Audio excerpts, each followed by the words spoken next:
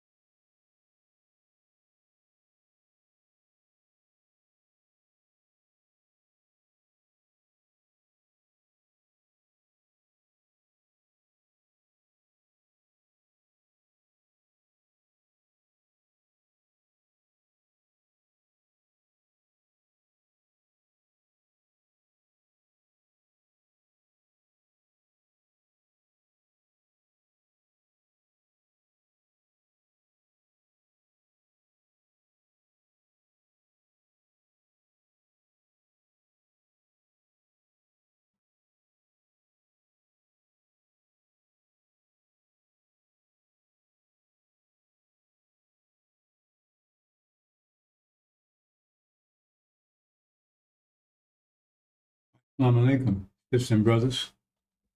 To my Rahim here. That's our covenant. We got 7 seals. Again, no one's ever stepped up to this challenge. They're well aware of it. Anyway, a special presentation here, brothers and sisters. Move on. The Levites. Those Levites.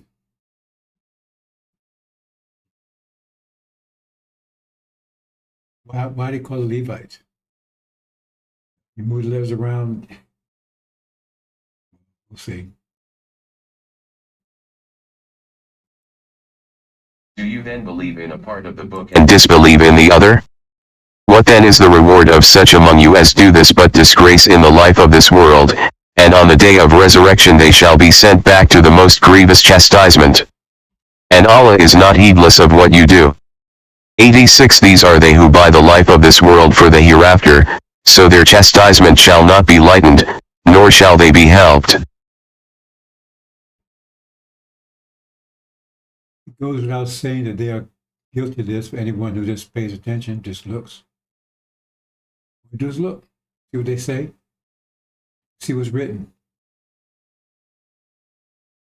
You want to believe in part of the book and disbelieve the other. Either disregard the whole thing, believe in the whole thing. Then mix it up and brag about it. Move on, brothers and sisters. A couple more things and then get to the main topic.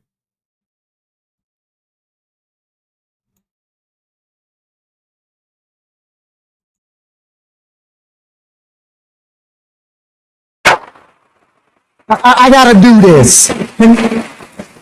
Do you mind? Yes, I'm gonna do something. I don't want to put my brother on the spot. See, this is this. This is something else. Love and faith transcends color.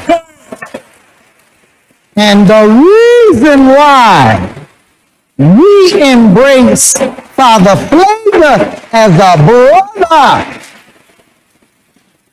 is because we find him on the battlefield of justice, being a true disciple of Jesus. And the last thing I'll say is you'll never call us racist. Yes, sir. Yes, sir. Because this day that we honor Yes, sir. Master Fard Muhammad, if you see an image of him, put his image up.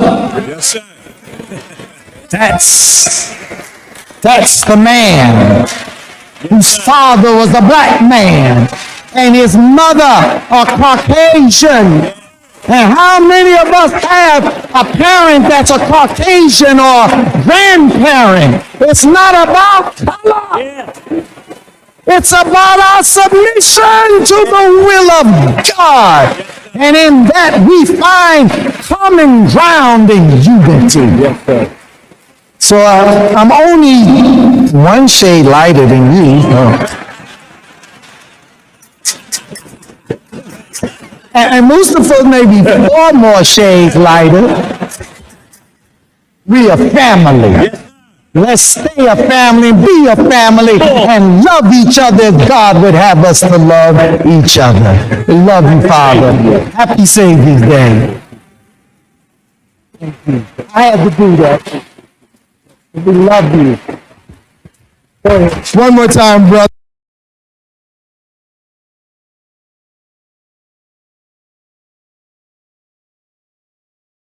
A total blasphemy. Elijah Muhammad's teaching, Master Muhammad's lessons, total blasphemy. They would not identify with that at all. They say just the opposite. He's my brother. Sad. We're going to talk about these Levites, brothers and sisters. 90% of scriptures or more is talking about the Levites. You don't realize that. They're talking about false Israel. No, 90% of it or more is about the Levites. They call them by different names. Sometimes refer to them as the children of Israel, because Israel is actual Jacob. Jacob is the tribe of Shabazz. They was grafted in, so you gotta be careful how the context we're talking about. When I say children of Israel, but Jacob is the us, Joseph. And how you know, anyway, it's still scripture, you have to figure it out. But along the way, Master, see, Dr. Shabazz had a disagreement about 50,000 years ago as to how, when they had a meeting, how it was going to deal with this period of energy deprivation. Now, the universe expands and contracts. There's nothing we can do about it. You know, God created it, this exists. That's why the God said, I am that I am. We are. That's it. By the creators, we exist. We always have exist. We'll always exist. There's no stopping it. There's no starting it. It's always been here. It's really a mind. I hate to even think about it. It overcomes you. When you understand that, you appreciate death. If there wasn't any death, ooh, it was a relief. Take a break. Because it never stops. You get people talking about, oh, I want to live forever. Really? Yeah, that's stupidity. You don't understand what they're talking about. If you could live forever, that means you would never have, you always been living on forever. That means they would never stop. There's no, and they had this, I used to watch this scientific thing called Doctor Who, back in the day, right? I used to watch scientific, science stuff, stuff like that. That's what got into the Injil. And I had this one thing about this king, he wanted to live forever. And this guy, he's called a Time Lord. He's like called Doctor Who, right? He's a Time Lord. He can go back and forth in time.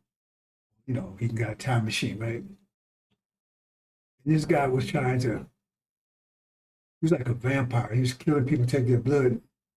He'd been a long time doing that. Just people, and he rejuvenated himself.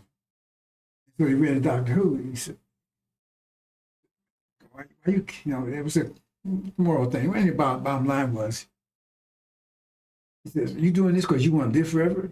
He said, you sure that's what you want? Yeah, I want to live forever. He said, can you do that for me? I said, yeah, I can fix it so you can live forever. Maybe he's a Time Lord. You sure? Yeah. So he did something to him to make the guy live, so he lived forever. And once the guy transformed, it hit him.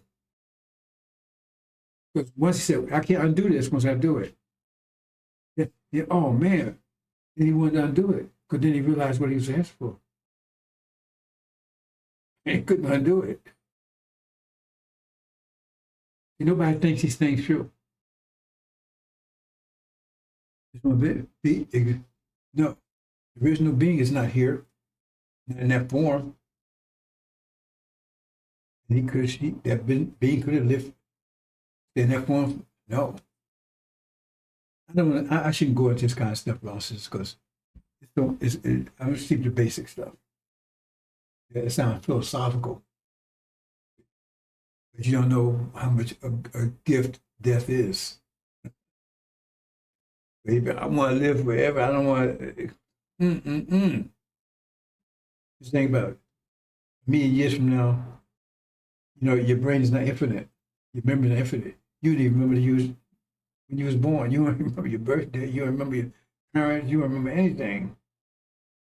1,000 years from now, you remember it. You already know who you were. You can't remember so much. Anyways, meaning wax philosophical, because some of you think that's philosophical. What you would think about is very important. So the Levites.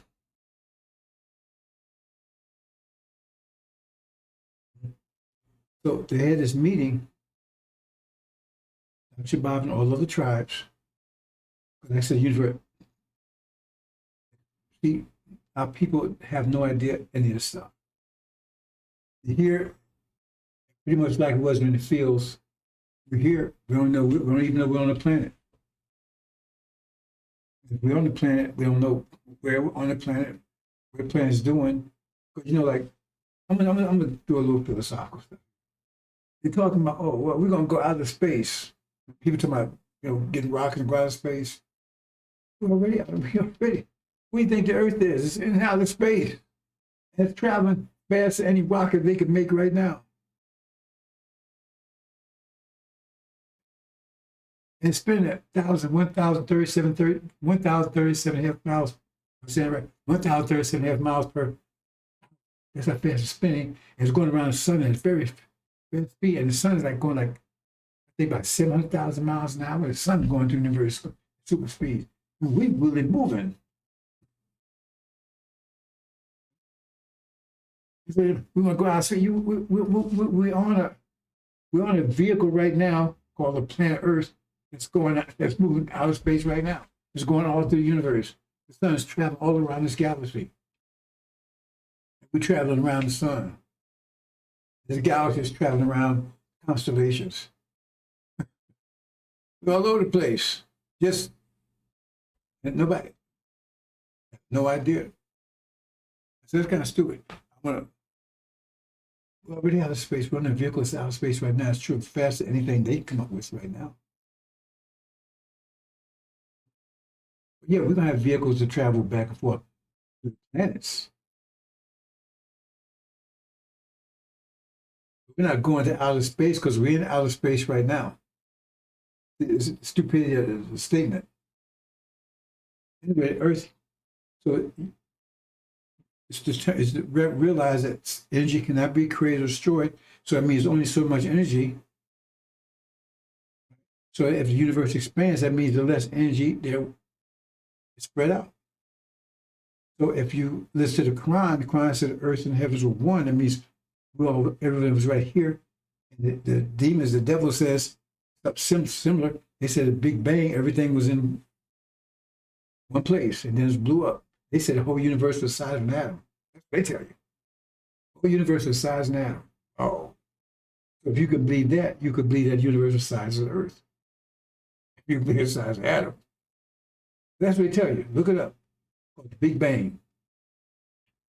Then it exploded.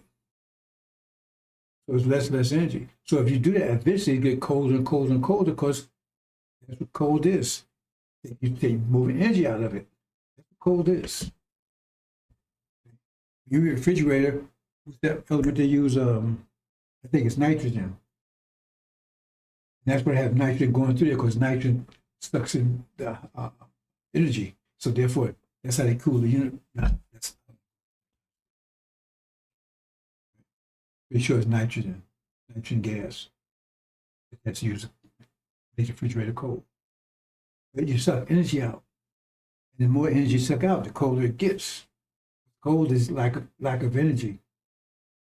So as the universe expands, there's less energy. So let's say you see the planet gets colder, you got ice caps now, you got deserts and everything because less energy. This is, well, as the universe expanding, it says it's going to get to a point where it's going to be the maximum expansion. It's going to be really bad during that time. It's really cold, have less energy.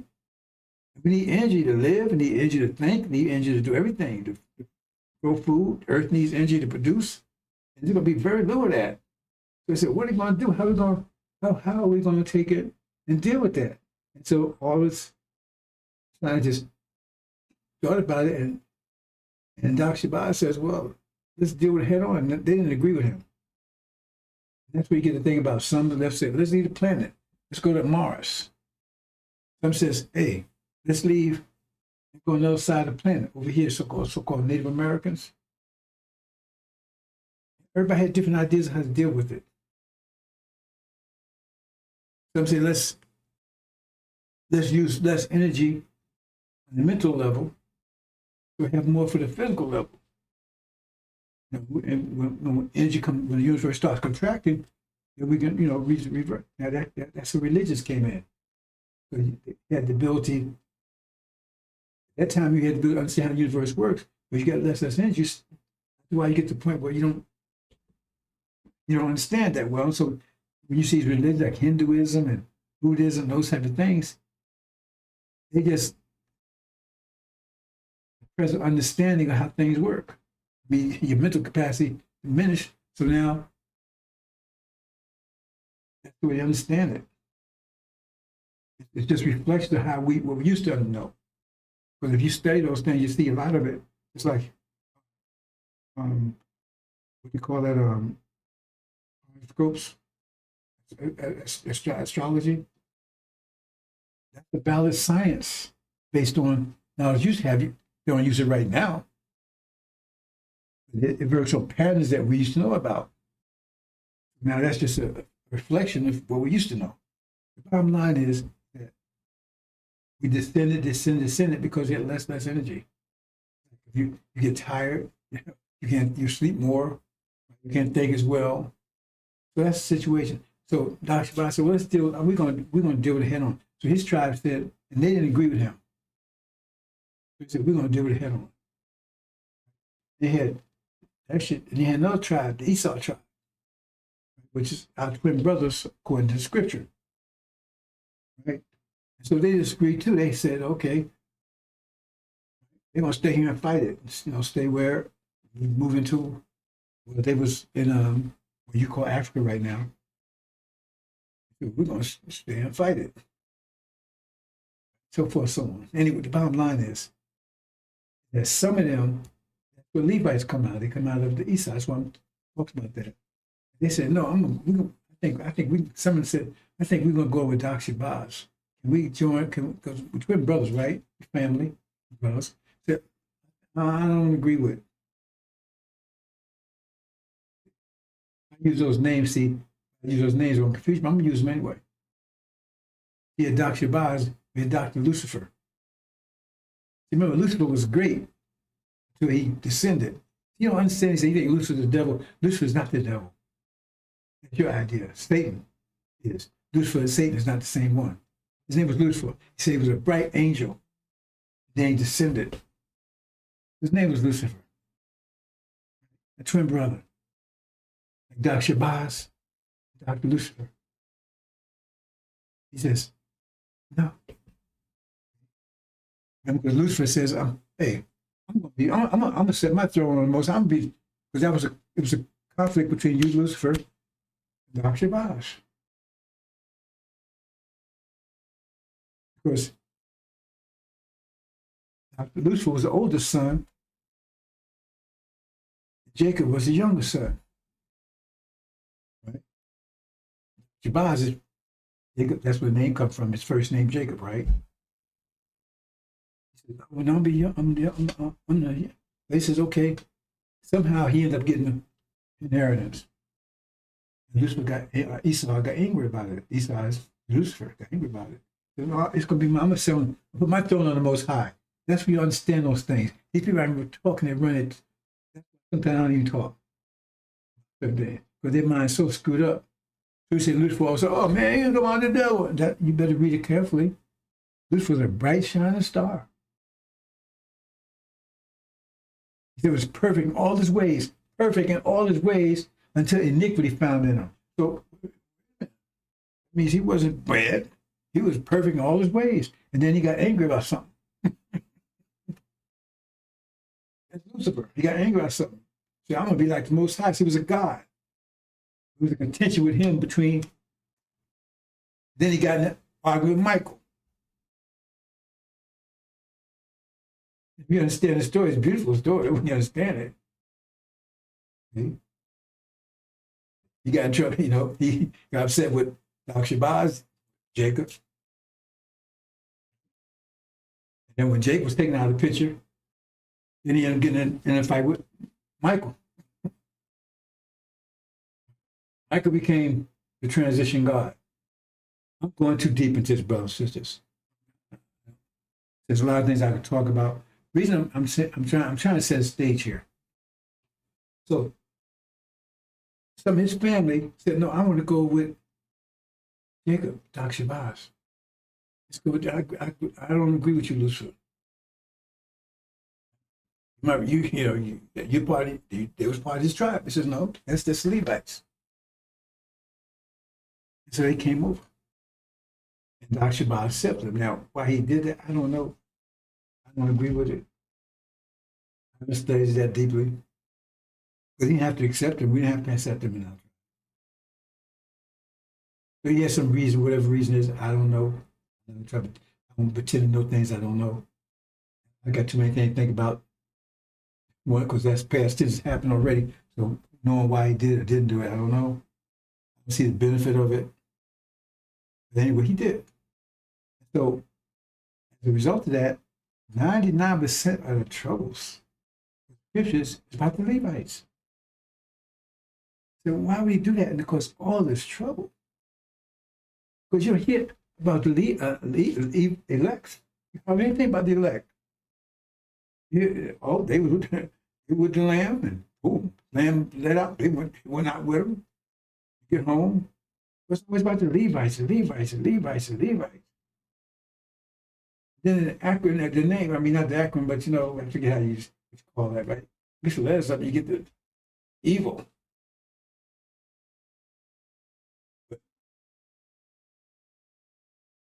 Kept in the tribe. And so once it was grafted in, it was treated like everyone else. One thing I think of, and I shouldn't even speak to it because I don't know for sure. And so, and it makes sense, but I can't say that's for sure. Right? It may be the Levite women that actually saved us during Farracon. We didn't know they was Levites or Shabazz. Maybe the ones that, maybe that's why he did it, because he said, maybe he looked in times of aid. It'd be part of that process. I don't know. Yes. At any rate, so you could see, and that's what we're going to talk about. What's going on with these Levites? Because we see that if it wasn't for the Levites, we've been out of here 2020. 16, 19, 2019, we're not right there. Boom, gone.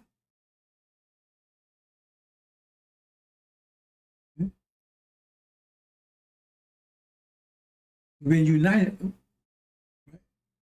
Wouldn't have, I mean, it probably wouldn't have needed Elijah, because remember, Elijah was a Levite. Because Elijah was sent to the Levites. He wasn't sent to the elect. He was sent to the Levites. So Muhammad came here for the Levites. You don't see any problem with the elect at all.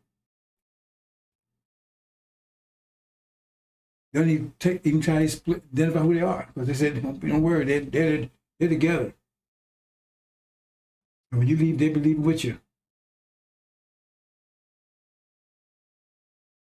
So the question is, what's with these Levites?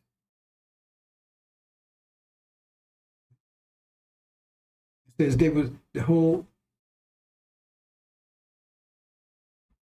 judgment was held up because of Levites. Destruction of my enemies was held up because of Levites. But the God says, hey, no, hold on. That's the only time you see in Scripture where a prophet, if you want to refer to Jonah as a prophet, and God got no argument about the Levites.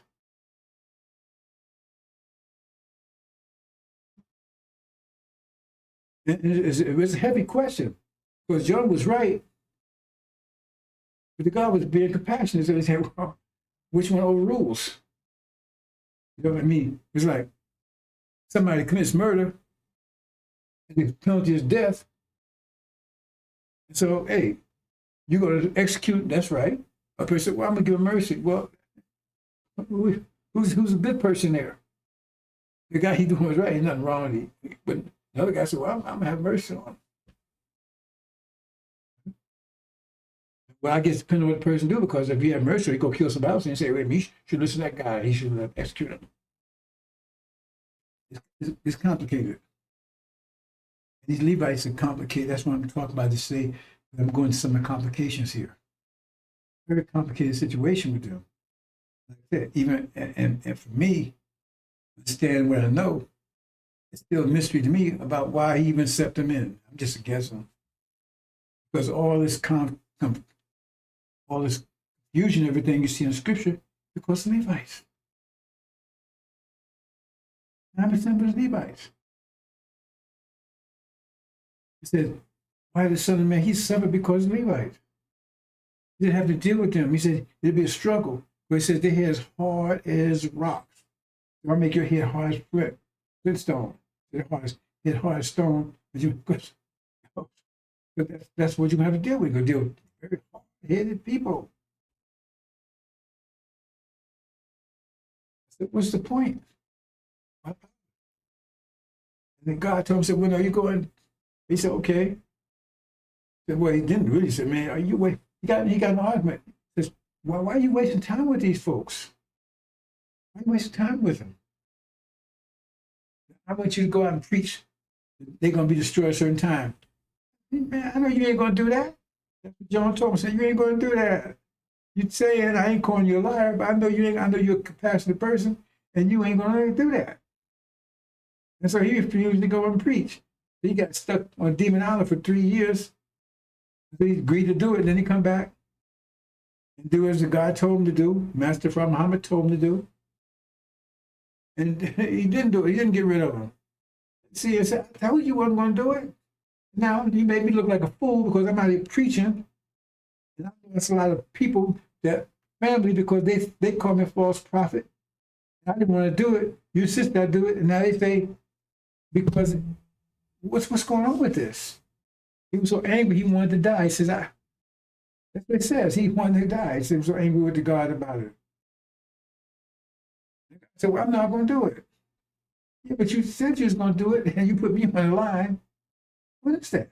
You know, same thing in scripture, like anything like that, the conversation, the interface between Jonah and God. You ain't say anything in scripture like nothing close. That's because of the Levites. His reason was they don't know the left hand from the right. That means they don't even can't even distinguish themselves from the demons. What's going on here?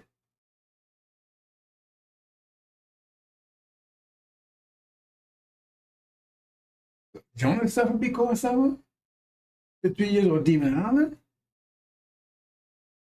He's right.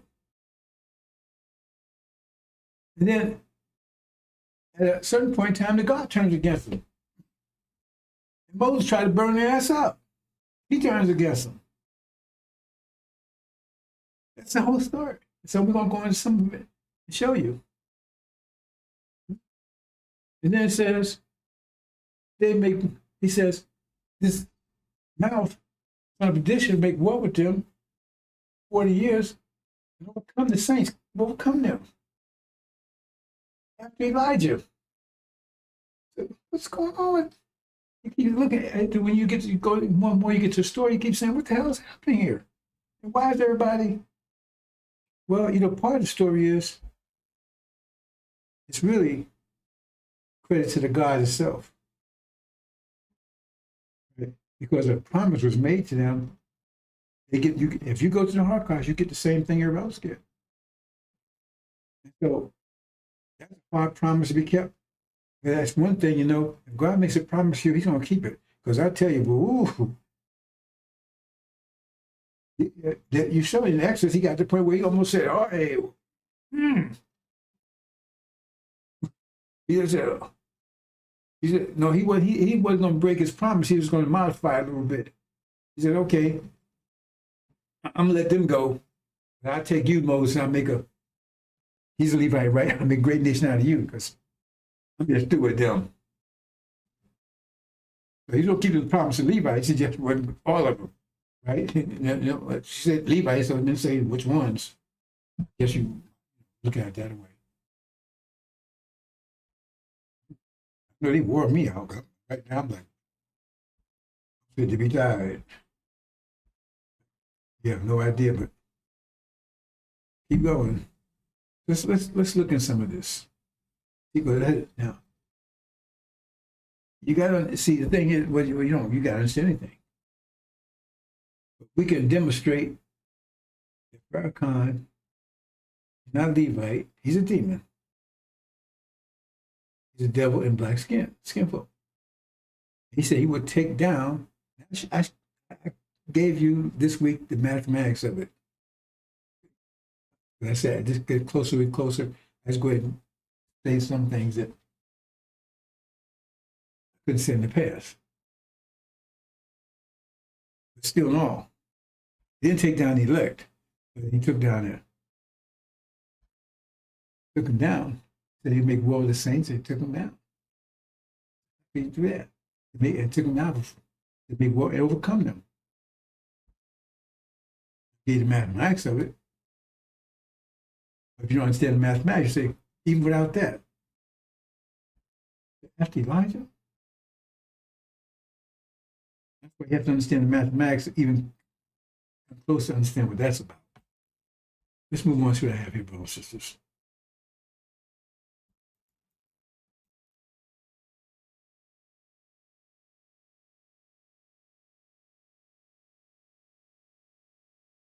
Now, he's a demon.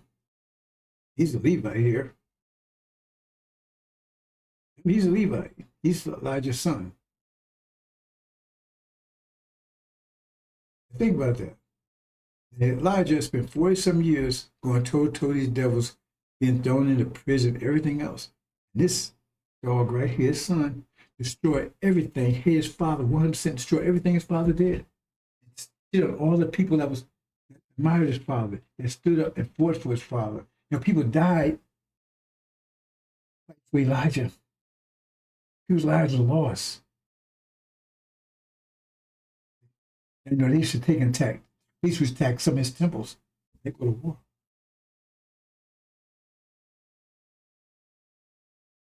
And they just took the money. He destroyed, like, he took the money and left us with nothing. Left all the beasts with nothing. That's the son. And the demon. Guess maybe that's a hint of from the left hand from the right. I don't know. Move on, brothers and sisters.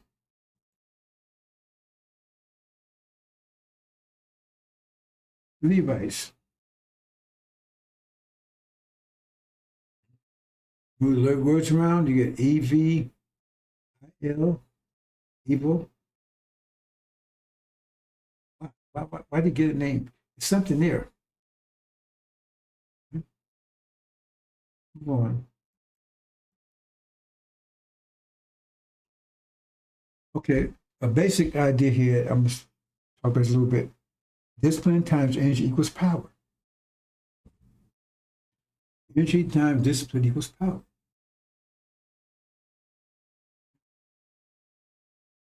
The Levites, they're powerless. They have little to no discipline. They have discipline by nature, but they're not exercising it. We'll talk about that a little bit later.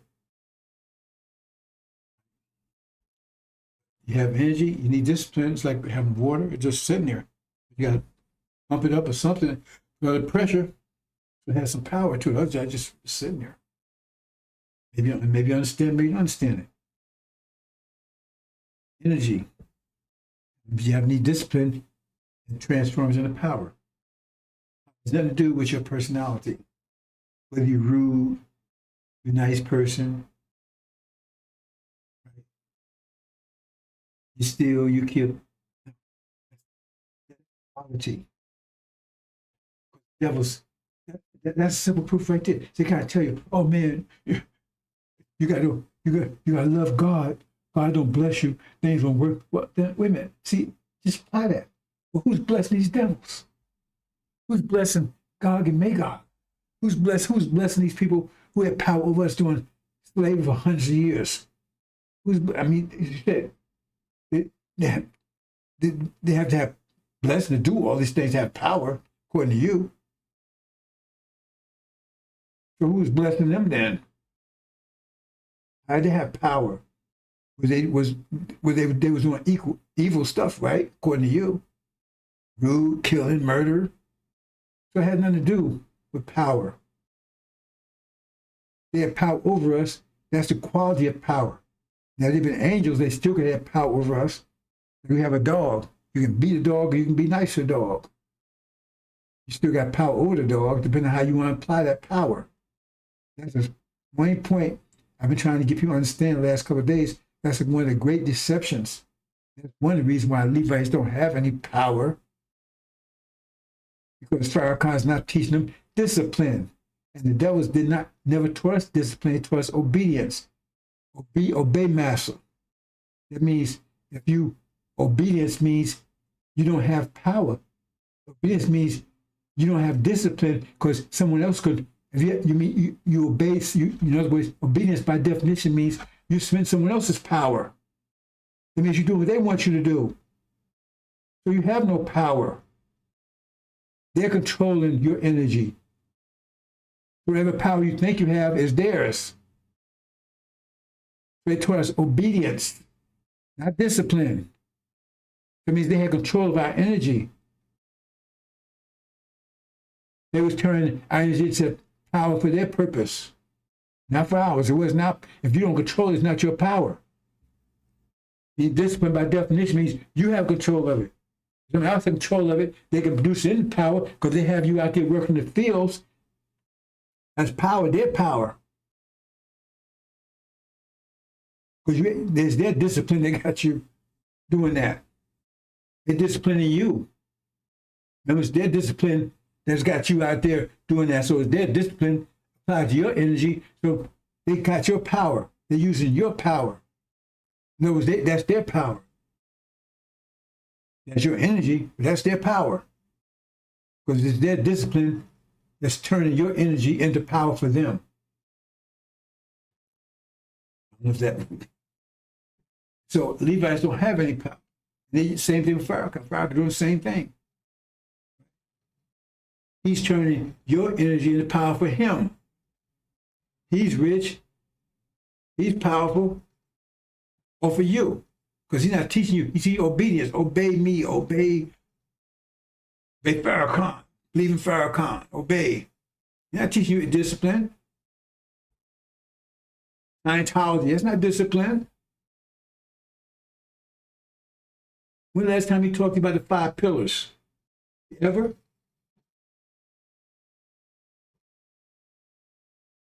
Even if he did, does he explain what they mean, how to use them? You don't have any power. That's it. Devils turn your energy into power for themselves. That's why you beat yourself. If you have power, how would you be beating yourself? How is that power if you beat yourself? What kind of power is that?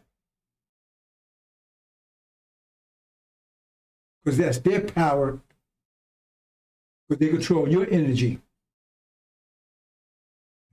Levites fall a total victim to that. And I get preaching. I'm making it much clearer now than ever before. It doesn't make a difference because it's still not moving them. So understand that.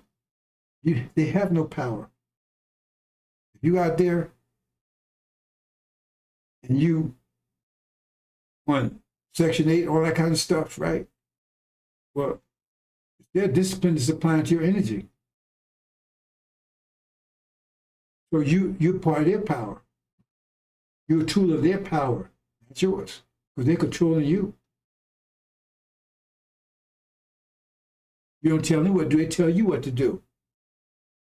They're telling you what to do that, right? That means you understand discipline because you're following it. Your discipline is obeying them. That means that's they have control. That's their power. So they use our energy to create power to have to go fight their wars and everything for them. Not for we don't have any power for ourselves. Why we have anything? So obedience. If you're not obedient, they put you in jail and enforce obedience upon you. You understand that? That's why we have to get out of here. I don't know if I can make it any clearer than that. Levites have no power, zero.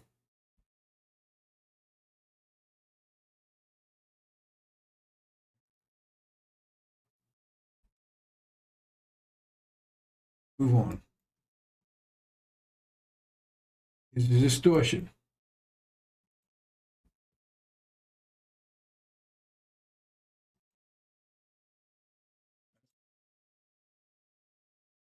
Well, I guess not.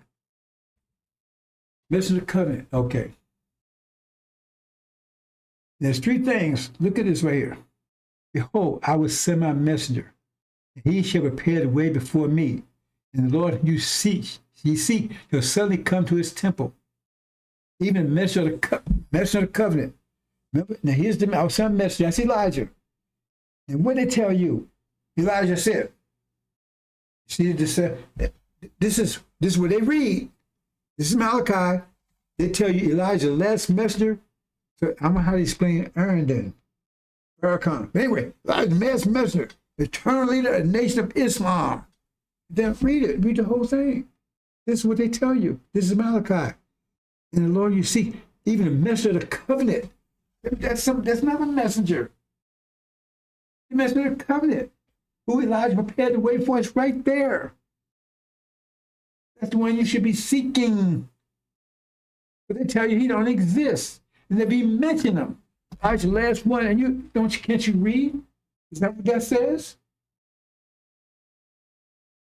They don't even mention. They don't say it's Aaron. They don't say it's Farracon. They would suddenly come to his temple. That means he would be someone that was associated with the messenger. Right?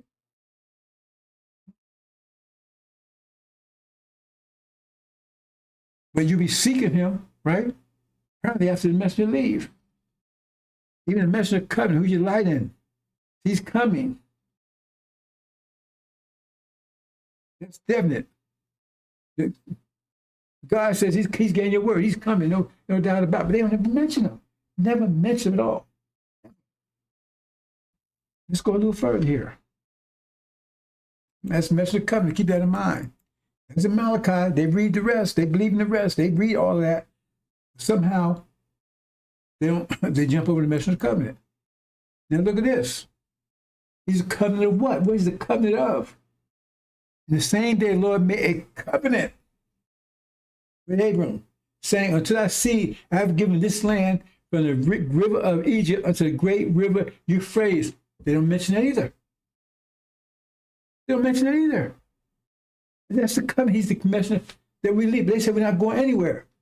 They don't mention the messenger covenant because they say Elijah's the last one. That's a lie right there.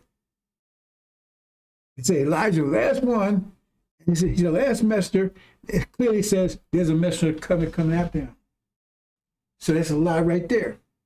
Secondly, there's a lie right here because he says he's the messenger covenant who they deny. Right? That's the covenant he's the covenant of. And they deny that too. Because he says we're leaving, and they said we're not going anywhere. Bad grammar for them. They're going nowhere. You see, they don't mention it either. And they tell you exactly where, Arabia. They don't mention it. They mention the rest of it. They don't mention this part. It's not like they never mention this part of the book. They mention this part. But they don't mention, they mention this verse, these verses, don't mention this part, this particular verse. They mention the Abrahamic vision, but they don't remember the covenant part. They don't mention it all. And they actually deny it, just like they deny the message of the covenant because they said Elijah's the last messenger. So they said there's no such thing as a message of the covenant. They denying that. Even God says he's coming. They calling God a liar there. He says he's coming. He says he's coming. He said, no, ain't nobody coming. Elijah's the last one. So they calling God a liar there, and they call God a liar here. But they say, we ain't going nowhere. This is Farracon. That wasn't Elijah. It's Farracon. Because Elijah said, we're leaving here. This is Farracon. Two places. That's what. Let's look at there. Now we know there's a messenger of the covenant, right? And what the covenant is. Now, who is this messenger of the covenant? Okay. They don't mention this either. Because you go to Exodus. Exodus tell you, because both of these, right? Yeah. Elijah come, that's in Malachi, give me the messenger. Right? Give me the messenger. And the messenger come, and it said the God came to him, right? And he raised up Elijah. Then there'll be a messenger cut. But also there's a person that's cursed by a curse in between. We'll talk about that all the time.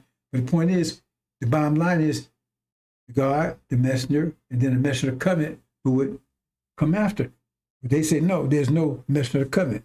There's nobody after Elijah. And that clearly says that's not true. You got that part, right? Then you go over and talk about the covenant. Then you got the covenant. And again, no covenant. We're going nowhere. So now you say what the covenant is. If you have the covenant, you have to have the messenger of the covenant. They say there's no covenant, there's no messenger of the covenant. Right? So then you want to know who the identity of the messenger of the covenant. You know, all these require what? God coming, a messenger, right? And then someone actually take us home. Okay, so who is that? Okay, here we go. We look at Exodus, and that gets the whole picture again. The God, they agree with. The messenger, they agree with. Both of them. I just told you. But they said then Aaron comes, and Aaron was against Aaron. He wasn't anointed. And then after him will come Joshua. And remember, we're talking about the covenant. So who's going to get us there? This messenger of covenant is supposed to get us back home. That's what the covenant is, right? He's the messenger of the covenant. Then show what the covenant is, but it'd be someone that gets home. But I said, we're not going anywhere, so he's not the messenger of the covenant. He never speaks the covenant. But this Joshua does. But they never, okay, again, they don't mention Joshua. They stop you at Aaron. They do not mention Joshua. In every case, who is Joshua? He's the messenger of the covenant. Because he's the one that gets you home. You see the pattern here? Is this by mistake? Because they talk about Moses, God, Aaron, then Joshua, where he's the messenger of the covenant. So now you know who the messenger of the covenant is. You know there is a messenger of the covenant. What the covenant is, who the identity of the messenger of the covenant. They don't, all that, no mention of Joshua, no mention of the messenger of the covenant, and no mention of the covenant, period. Yet it's right there. Those who believe in part of the book and discipline the other. Now, at the death of Moses, servant of the Lord, it came to pass that the Lord spake unto Joshua, son of Nun, Moses' minister, saying, Moses, my servant is dead. Who? Okay. My servant, and therefore arise, go over to Jordan and all thy people to the land which I give thee. You take them home. Even the children of Israel. That's why I said even the children of Israel, they talking about the Levites too. The children. That's right. Even to the children of Israel. That gave unto this people, right? Even so, it's two goose there. No people missed that part. They didn't mention any. They're all three connected. Why?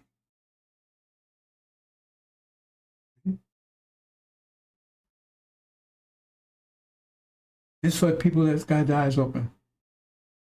Speaking the message of the covenant. Let's go on. Okay. Yeah. 1. And it shall come to pass, when all these things are come upon thee, the blessing and the curse, which I have set before thee, and thou shalt call them to mind among all the nations, whither the Lord thy God hath driven thee, to and shalt return unto the Lord thy God, and shalt obey his voice according to all that I command thee this day, thou and thy children, with all thine heart, and with all thy soul. 3. That then the Lord thy God will turn thy captivity, and have compassion upon thee, and will return and gather thee from all the nations, whither the Lord thy God hath scattered thee. For if any of thine be driven out unto the outmost parts of heaven, from thence will the Lord thy God gather thee, and from thence will he fetch thee. 5. And the Lord thy God will bring thee into the land which thy fathers possessed, and thou shalt possess it, and he will do thee good, and multiply thee above thy fathers.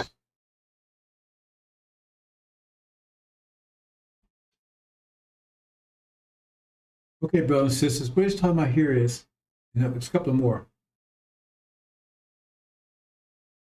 This is speaking to the Levites. We'll see in a minute. Because right now they have a decision to make. Choose this world's life as opposed to the hereafter. Choose life or death. Discipline, right? Or lack of discipline. This world is teaching them obedience. And remember, Farracon teaches obedience. We got to obey the devils. We got to be with them. We got to fight for them. Obedience or discipline. You're a good American, big nigger, a good American. That's Wallace's thing. That's Farracon's thing too. He loves you. He wants to stay here. Remember, they are brothers. We should be more like them. What you're faced with. Obedience or discipline. These are Levites. That's their question. Now, that's a hangover from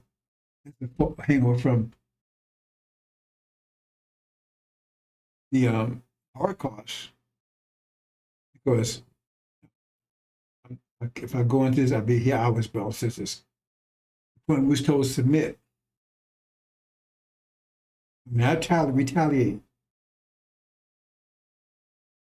That's knowledge we had going into servitude. Once we're in servitude, they wiped our brains clean, right? And took our minds away and gave us their minds. So we had no knowledge of that promise we made. We would submit. But the book they was giving them, that's how because the book was given them, you had the so-called Old Testament, so-called New Testament. See, these things the stuff I'm talking about now gets really complicated, but I got to move on, brothers. Since I can't keep on talking 1 + 1 = 2 stuff. Can't keep up, that's on you. But the thing is that the so-called New Testament teach you obedience. They did away with the law. That's what they say. They did away with the law. Obedience. Obedience, not discipline. And so they gave us Christianity. That's the mind they gave us. So we continue doing submission. Because it was required for us to do submission to stay in the situation, because the purpose of it is to transform us and endure that pressure, because in doing that pressure would cause us to transform from coal into diamond, so to speak. But there's another thing going on here. I might as well speak to it. Moving on, brothers and sisters. See, the devils, remember, we wanted to be transformed. That says, from angels to gods. Let us make man our likeness and our image, male and female. But it takes pressure to do that. To transform a coal to a diamond, it takes immense, strong, it's great pressure. When they say, I feel they call them, they make fake diamonds, then zircons, I forget what they call them. But they can do that. But you know how they do it? Is they're never as good as the real ones, because they put them in these what do they call it? It's super. What do they call those things? Hydro. It's like it's pressure, but they put this coal under intense pressure. They can cause it, well, it doesn't crumble. It turns to a diamond. It won't be as good as the original fake diamonds. That's how they make it. But it's some kind of hydro. I forget what they call it. But the thing is, we needed the hard costs. Fresh had been. Who's going to go to that? We wanted to make sure it worked. So we need to make sure there's enough pressure. We had to go to that. We'll take it all. We don't want to come out as a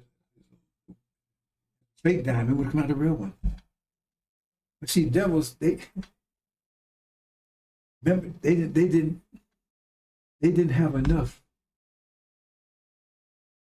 They couldn't produce enough pressure to do that. It gets a little complicated. So what we did was say, okay, we got to make them stronger. We want them to be put the maximum amount of pressure on us. See, for them, I mean, remember, the pressure will come in the form of power, the power they have over us. They didn't have that much power. So what happened was, that's why they was given the New Testament. Why were they given that? They would have no discipline. But that's what the whole so-called New Testament, do it the Lord. Why would you do that? Because by doing that, at the same time, you gave discipline to the Arabs. So they put them under intense pressure for 1,000 years, not like the Holocaust. That was all about. Put them under intense pressure for 1,000 years. That's what chapter 20 is all about. So at the end of 20, when's that right? Now they were strong enough. Now you give them discipline. Before that, see, they were strong, but they only had power over the middle. They didn't have enough power to control the whole planet. They didn't have power to control Europe and all that kind of thing. They didn't have enough power to control the whole planet. After being under the pressure of the Islamic Empire, remember they was given the Quran, they put them under intense pressure for 1,000 years. They were so strong because they transformed. They transformed. They had to make them transform into a stronger, more adverse. Because they didn't have all that racism and all that kind of stuff before then. So put them under intense pressure. They transformed into new systems, democracy, capitalism, very different systems. All those systems are based on enslavement and oppression. Very intense. That's what they did. So then, once they got it, then now they get disciplined. They was the most, now they had the power to control the whole planet. I've lost mercy on that one. That's why it was done like that. So, in the New Testament, that's what they do with the law. You want to put them under intense pressure of that, then they would have been constantly fighting with the Islamic Empire the whole time. It never transformed. It's like that's why the Sunnis, they never transformed either. They didn't submit. I hope you understand that. That's getting a little deeper mathematics here. They was given to us. So it had two purposes: to get them to be transformed into Magog, and then also to get that to us to reinforce our submission for 400 years. That's what it taught us. Obedience. That's the so-called New Testament. No law. Obedience. So that might be too complicated for you, brothers and sisters. I get a little too deep for you. That's what that was all about. I keep telling you, brothers and sisters, so much I can tell you, but there's no sense telling you about algebra and you can't figure out what 2 + 2 is 4. That's what happened. Everything's under our control, brothers and sisters. They're under control. Because they went in, they went on a certain level. They had power when they were under the Roman Empire. It wasn't enough. Their power was only extended over that side of the world. Once they went to 1,000 years, then you gave them discipline. Boom, now they control the whole planet. And it came in as one little island. Britain is an island nation. Can make up. So they should give credit to Prophet Muhammad because Prophet Muhammad made them. Wasn't transformed. He's the one that made them. So the bottom line here is what I'm talking right now, brothers and sisters. It tells you a whole different world. You ain't never heard anything like this before, but it fits right into what's going on because they can't explain why those things happen like that. It's mathematically correct. You go to mathematics, they can, or scripture or God's will. No, mathematics. We have control of the whole situation. That's why we gave them a scripture like that. They said, why would you give them scripture to have less discipline? Who's trying to make something happen? That's what it takes. Why you give them fire? Because it takes fire to do. Fire is good if you use it for the right purpose. But it's two reasons. Because them to be converted to a higher form, they can't go any further. They transform the highest form they can be.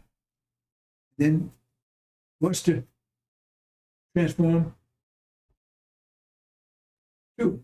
So it's two purposes. That's why. So it's but see, that's the dilemma they have right now. Because once you was given that, now you coming out of it. Now the question is, are you going to choose you're going to stay in submission, obedience, or are you going to go to discipline? Because a lot of you want to stay on, oh man, I got a job, man.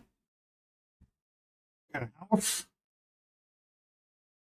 I got to just get along. I'm getting along with these devils, man. All I got to do is follow what I'm saying. Keep my nose clean. Work hard. American dream. That's obedience. That's not discipline. They have to teach you discipline here. Teach you obedience. Just obey. Obey America, their law. Which is obedience because it reflects their nature, not ours. And that's what your choice is. That's the choice the Levites have right now. You want Christianity? You want to obey? You want the American dream? That's why it says those who love this world's life, no point hereafter. So if you want this world's life, I'm going to give it to you. It's death because this world's coming to an end. Because the new world's going to destroy this one.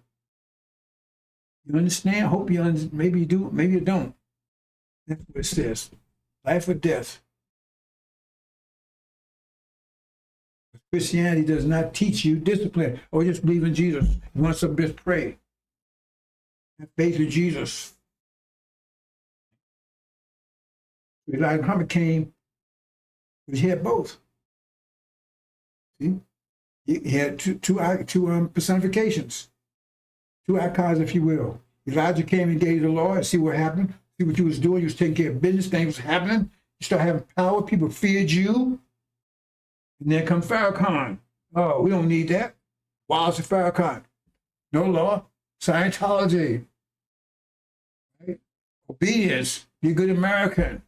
We fight for this country. We want to stay here. That's two choices. And so you had, and then Farracon came, and then Levites what? They chose to go with Farracon. You make war against them. How? You make war mentally. And they went over it. That's what was wrong with them.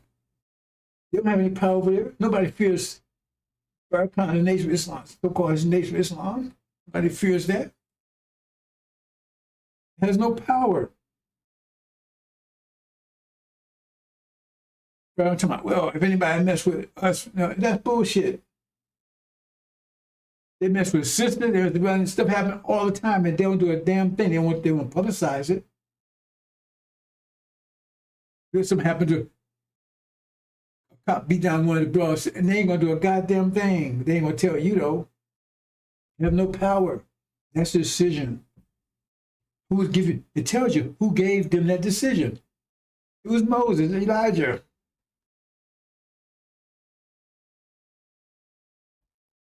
What do you want to do? Go here with Farracon. Go with Wallace. So you go here. Go here to the devils. They represent the same thing. One, brothers and sisters. That'd be all day if I keep it. Look at the next one here.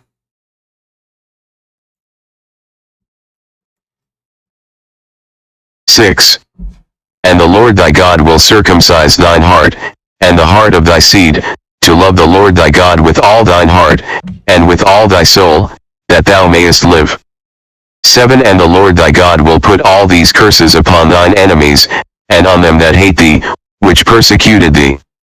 8. And thou shalt return and obey the voice of the Lord, and do all his commandments which I command thee this day. 9. And the Lord thy God will make thee plenteous in every work of thine hand, in the fruit of thy body, and in the fruit of thy cattle, and in the fruit of thy land, for good. For the Lord will again rejoice over thee for good, as he rejoiced over thy fathers. 10. If thou shalt hearken unto the voice of the Lord thy God, to keep his commandments and his statutes which are written in this book of the law, and if thou turn unto the Lord thy God with all thine heart, and with all thy soul.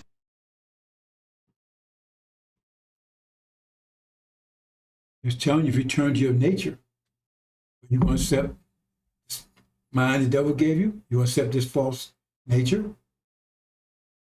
you want to act like a dog, you want to go along with that program. It says, they will lift you up, you cling to the earth. That means you cling to another nature. You don't accept your nature. You've given over. You got butt broken and you like it. Not your nature, but now felt good, so hey, that's the situation. Now let me say circumcise your heart. Think about what's circumcision. If I'm not circumcision, you move something off something. You take something that's not necessary to be there. It's there, but it has no function. It's just there. So the original thing, you don't do anything to that. So it's telling you there's nothing wrong with you. You just got something to put on your heart. You got to take it off. You can say you got a dirt on something, take dirt, you circumcise, take dirt off of it. Because the original's still there. There's nothing wrong with your heart. It's just you got something on it that you have removed. There's something they put on it. And that's why it says here, it says,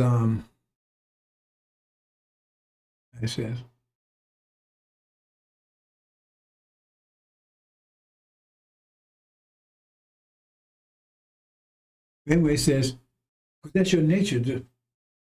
That's why it says, you will not return to get the knowledge of self.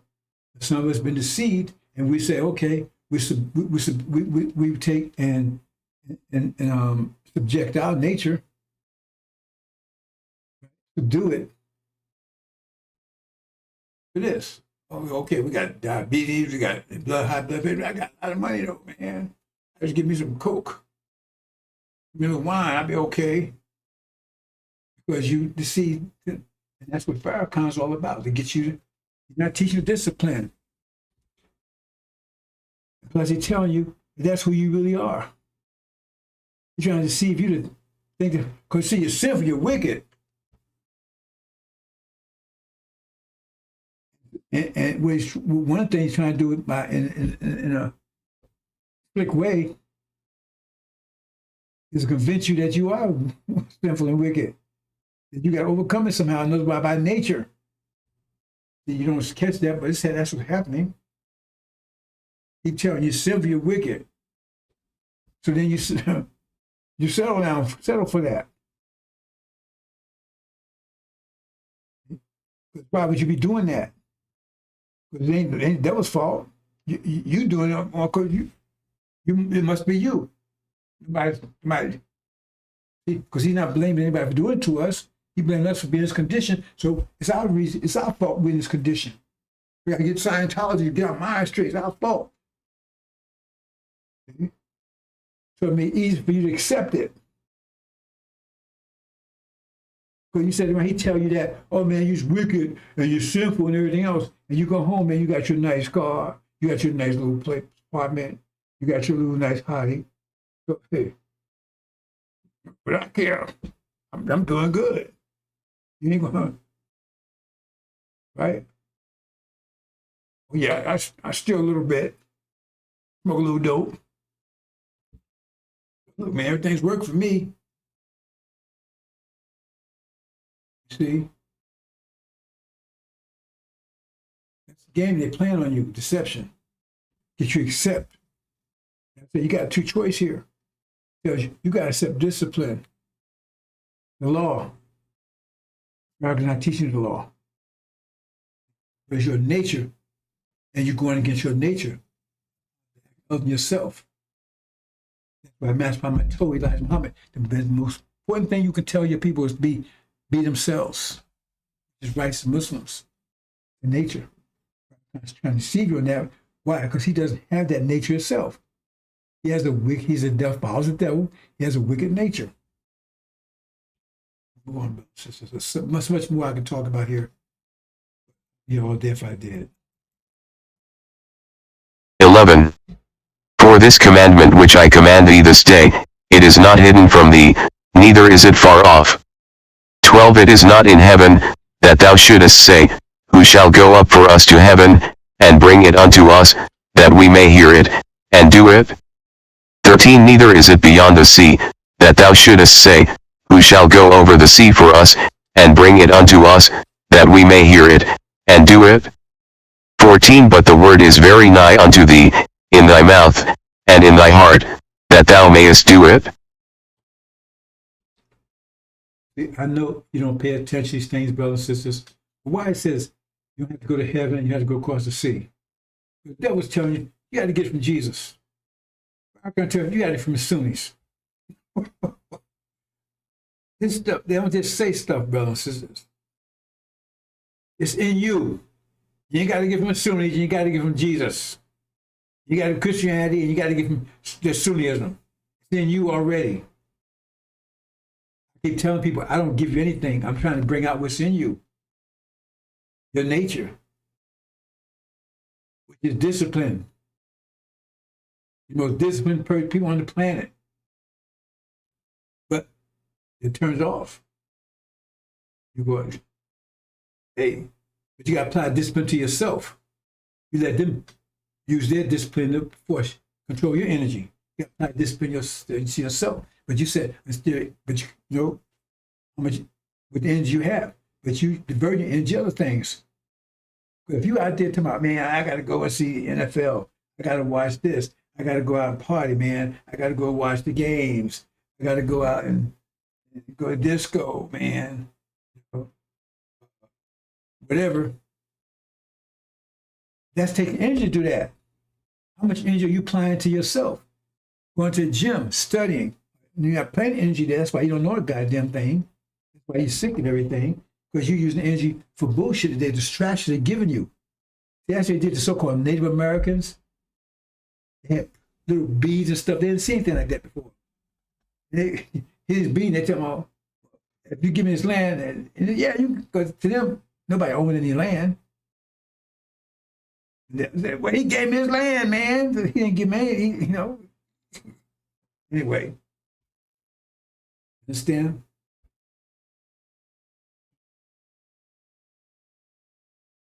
It got you.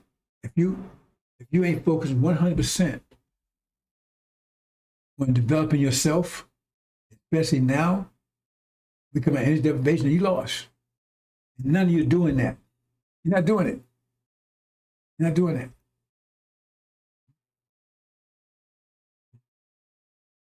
You know, I start to understand these things. That's why I even got the angel.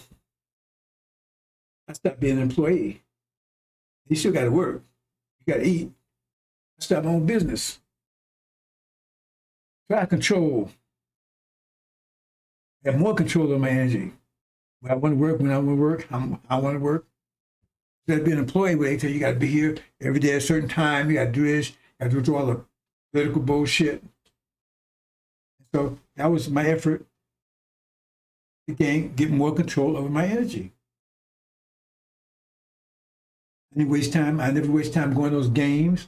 I never went to, well, I did go to a game once. Yeah, once. I watched a baseball game on TV a long time ago when I was a child. I went to one game once. It was a high school game. I don't know if it went because of a relative or something. I don't remember. I do remember going to some kind of high school or college football, no, a high school football game. So long, must have been 40 years ago. I don't watch on TV. I don't pay attention. I'm interested in that. Oh man, look at me, he's boring, man. All you do is read and think, exercise. Oh, that's bad. That's what they want you to think. I don't want you to think. See, they talk that stuff, right? But did you listen carefully? Oh man, he talking. Oh man, I saw the game. I saw this movie. They talk that stuff, and then you listen to them. They talk about he had his birthday party. You see what they really doing behind the scenes. Because you know they ain't studying the damn thing, because they get up, they don't know what the fuck they're talking about most of the time, all the time. But they don't invest in that. Everything I say, you can prove 100%. And I have to really just take it, downplay what I want to talk about because you can't keep up. Let's move on, brothers and sisters. That's what it takes, especially now. Because, like I said, right now, it's very little energy, so you need to focus all of it if you want to get out of here. 85%, no, 100%. But if you can't do that, then you lost, period. That's just the way it is. I didn't make it that way. That's the state we're in. That's the knowledge you need. It's like Noah. Noah didn't want to flood. Come back and tell you, it's going to flood coming. Okay, well, I have to do I have to react to it. We spent 900 years building a boat. This nature of his. And this messenger or the prophet or whatever, it just comes and tells you what it is. You decide what you want to do about it.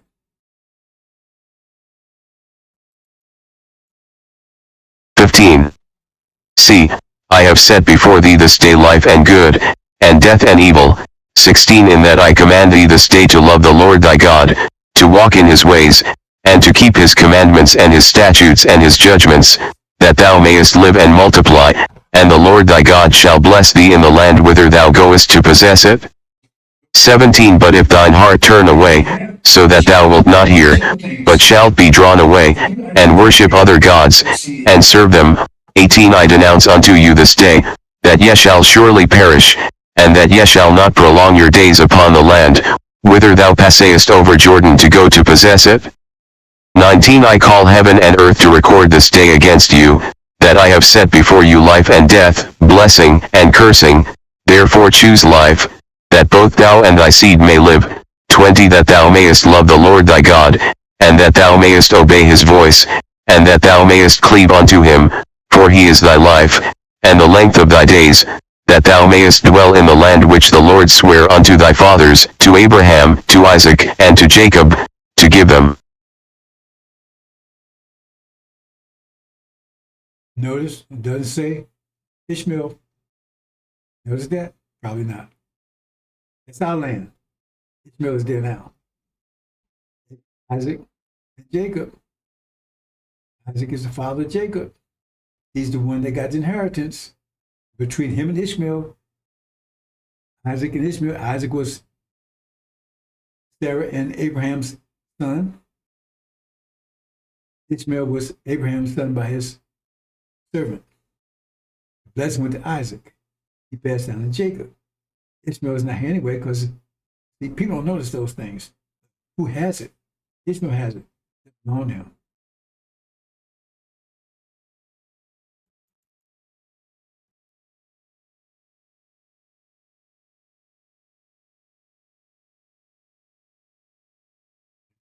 Here you go. The choice you got. It says he will be ruling and overcome the saints. He would overcome them. In addition, until the ancient days came, cast them down. Now, if you understand angel key, you see, NOI, they're the one in the valley decision, the valley, right? Between the waters and death. They're the ones in that. Now, the elect wasn't in that valley decision. It was them. What you going to do? You're going, what death? Law? Bullshit. Obedience to these devils or the law. Obedience to yourself. Obedience to the devils. This world's life. It's 100%. They tell you all. It's an all or nothing situation. You straddle the fence, you're going to lose. Hypocrites always lose because they lose in this world's life and here because they best half in one place, half in the other. That means they only get. But he's telling you, oh, just listen to him. He's a Messiah. Just believe in him. Just follow him. He's not teaching the law. If you go over there and you don't follow Elijah's law, they're not going to throw you out. It's not even a question. Elijah Muhammad threw your ass out. He only gave you first grade law. You might give me a high school law. Guaranteed. They teach you how, what he didn't give the science of the law. Muhammad just gave the law. He didn't give the science behind it, which is the 5 pillars. It's the tools. He didn't give you the tools either. It's the law. The tools and the science behind it. That's what you get from them. You have to master. Then the Injil, like the GPS, tell you how to use it with direction, it's like a steering wheel. You're not getting that from Farracon. He doesn't know any of that. Plus, he's a demon himself anyway. That's the choice. That's what's it. Choose life. Choose life. Choose the law. But that's your nature. Let that bird fly. I'm gonna be a chicken. Well, you get 8. You got wings. Why don't you use them? Yeah, the chicken. Why don't you fly away? You sit there on your ass. Next thing you're gonna be in the pot. You're gonna be chicken wings. You wings. Use them. Oh man, I'm gonna lay around here, man. I like little hens, man. Little hens. They know you chicken wings. All other birds, they get the hell up out of there.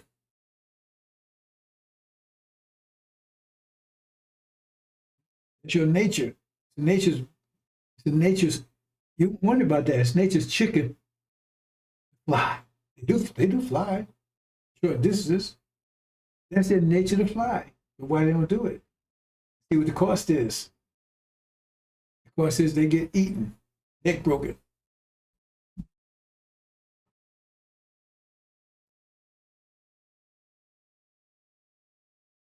Here we go. Here's some more. Let's get the Levites again. They don't read the story correctly. The reason is because they rejected Master Prophet Muhammad, at least they claim, but they claim it because they actually went after Elijah for 7 years, tried to kill him. After Master Prophet left. After Elijah left, they fall in Farracon. Denounce Elijah. All this purpose was to get them out of here safe and secure. But they do it to themselves. They fell on Elijah's and the Farracon spell. Now, because that's the choice, and they're not acting on that choice, they're going to have to go to tribulation. But for them, that's that tribulation is bad enough. But the point is that they go in panic mode. Because I'm a loss. People lost for lack of knowledge.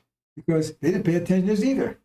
They didn't pay attention to Elijah, they went along, but when he wasn't around, that was it. That means they was pushmobiles. Otherwise, they wouldn't have fell for that. They pushed them. He's not pushing them, they just roll back. They go back down the hill. So, true mom been preaching them 30-some years, asked for nothing, not a dime, just constantly putting his life online, put everything online. Sacrifice. This is how you look at it. I didn't have to do this. I didn't explain, I'm not getting a reward out of it. I gave up a mini mansion and home business and everything else. In fact, I'm working hard now than I was working when I was looking at it the other day. I said, damn, studying this stuff, putting the stuff together, putting several hours every day, putting a presentation together, make sure everything is right. That's a lot of work that I did when I had my own business. And they don't get it. Like I said, they don't move. So therefore, when the time comes, when shit hit the fan, a lot of them die. They're in panic mode. That's what it tells you here. In panic mode. Because I'm already telling them abomination desolation going on, but telling them for 2 years. So they haven't paid attention. So therefore, if they was paying attention, It says when they see it, it's too damn late. When they realize it, they understand. After they realize it all, you gotta be careful these words. They say when you see something, you think like some of the eyes. How can you see with your eyes by this desolation unless you see it on TV or something? You ain't see it that way because it's happening right now, and no one's telling you that's what it is. Abomination desolation is happening ever since October 7th. So if you reacted then or acted now, you would be in a situation that you're about to be in right here, because this situation is occurring because you didn't pay attention. And so when you realized it, it was too damn late. Here's the three things here, right? When you see abomination of desolation, look up abomination. The uprise will put down with great cruelty.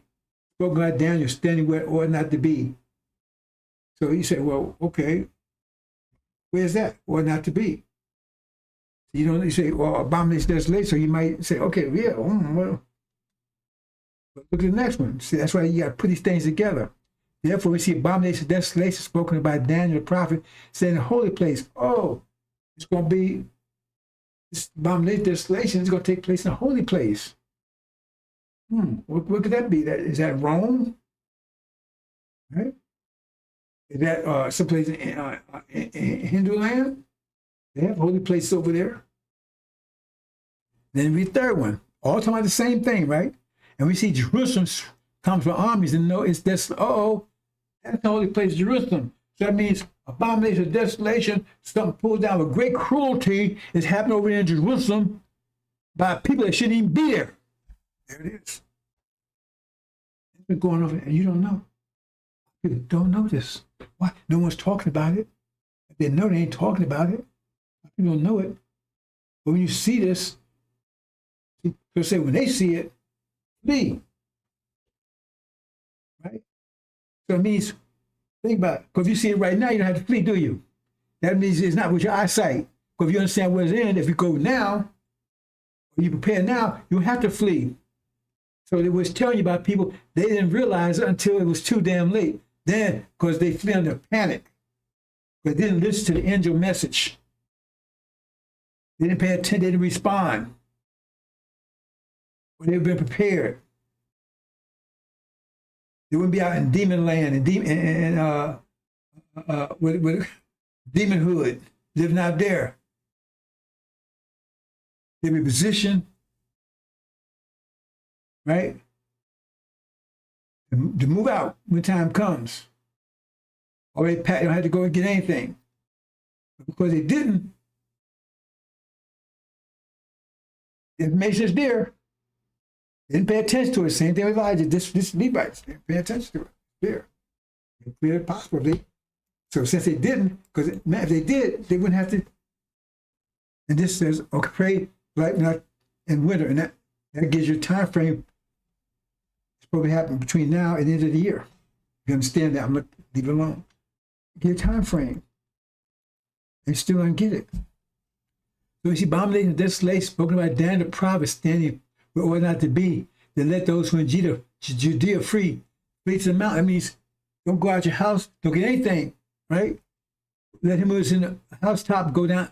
Let him who is on the housetop not go down to the house, nor enter, take anything out of his house. Let him who is in the field not go back to his clothes, right? That means you don't go and get your bed, you leave, you run. That means you didn't see it. Because if you see it now, you wouldn't have to do that. You didn't realize it. When you realized it, you was under fire. But it's too late. Now, what if you were under fire, but you still don't realize it? That means you're dead. So you go back in the house, doing those things, you're dead. If you don't read this stuff correctly, that situation. So look at the next one.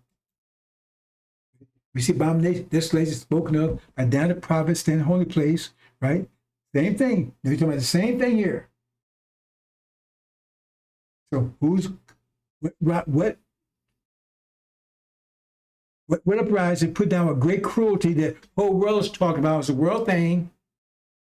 I mean, in a holy place, Jerusalem, happening right now, and no one's talking about it. Farracon,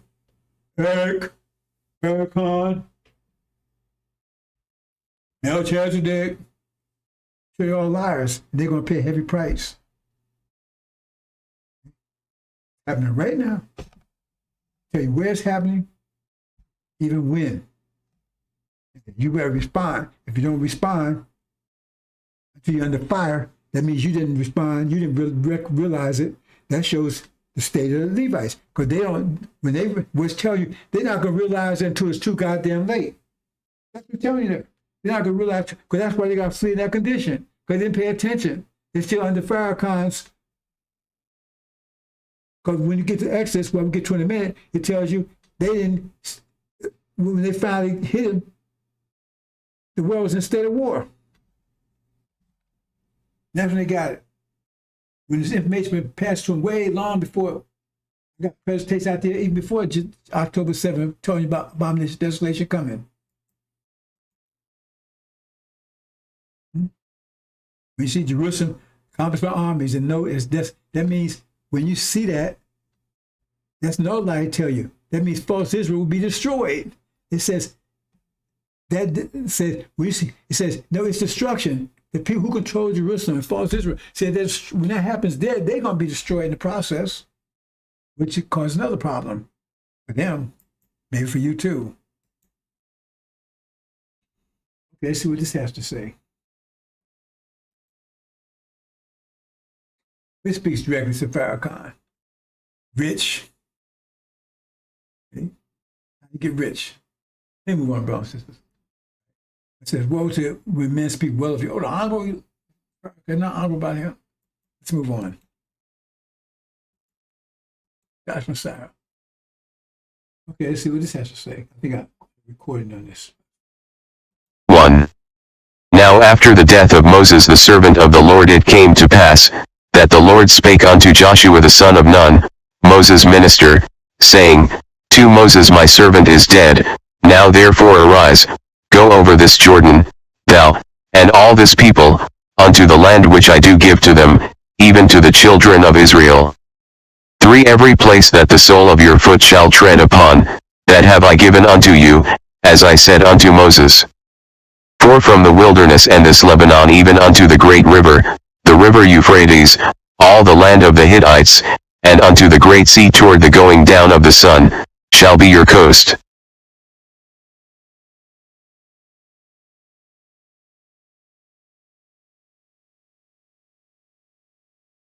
Now this is the Messiah they're talking about. Now after the death of Moses, servant of the Lord came to pass, the Lord spake unto Joshua. Not Eli, not Aaron. Why? Why pass over Aaron? God says Aaron. They never speak to Joshua at all. Never mention Joshua. Saying, Moses, my servant, is dead. Now therefore arise and go over this Jordan. Taking the promised land. Pharaoh said, we're not going anywhere. He's talking to him. He's not talking to Aaron. Because Aaron's already no good. He's already taken down. See? That's why I don't speak about Aaron. That's Farracon. Go over this Jordan and all that this people until the land which I gave them, even the children of Israel again. That's why I say even children of Israel like that. Talking about the Levites too. Talking about the elect here. Every place I sow that foot shall tread upon that I've given to you. And not talking to Moses, talking about Joshua. I said unto Moses, from the wilderness of Lebanon, even to the great river Euphrates again. Let's look on. Let's go on. 5. No man shall be able to stand before you all the days of your life, as I was with Moses, so I will be with you. I will not leave you nor forsake you. 6. Be strong and of good courage, for to this people you shall divide as an inheritance the land which I swore to their fathers to give them. 7. Only be strong and very courageous, that you may observe to do according to all the law which Moses my servant commanded you. Do not turn from it to the right hand or to the left, that you may prosper wherever you go.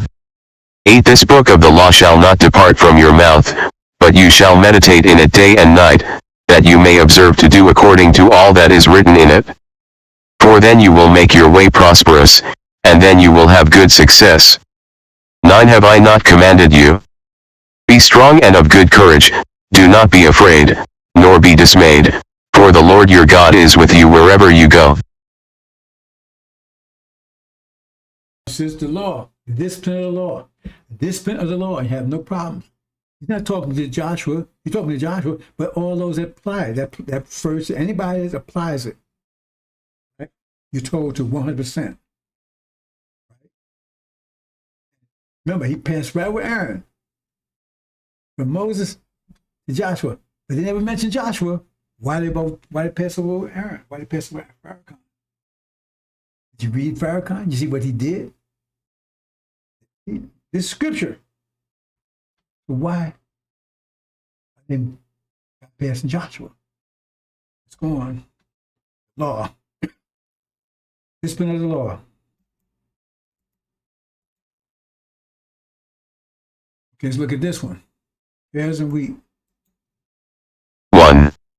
The Lord shewed me, and, behold, 2 baskets of figs were set before the temple of the Lord, after that Nebuchadrezzar king of Babylon had carried away captive Jeconiah the son of Jehoiakim king of Judah, and the princes of Judah, with the carpenters and smiths, from Jerusalem, and had brought them to Babylon. 1 basket had very good figs, even like the figs that are first ripe, and the other basket had very naughty figs, which could not be eaten, they were so bad. 3 Then said the Lord unto me, What seest thou, Jeremiah? And I said, Figs, the good figs, very good, and the evil, very evil, that cannot be eaten, they are so evil. About the saints and the demons. Right?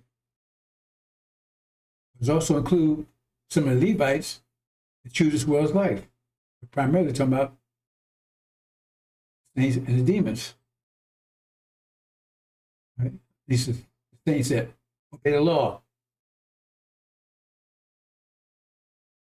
The ones that obey the law.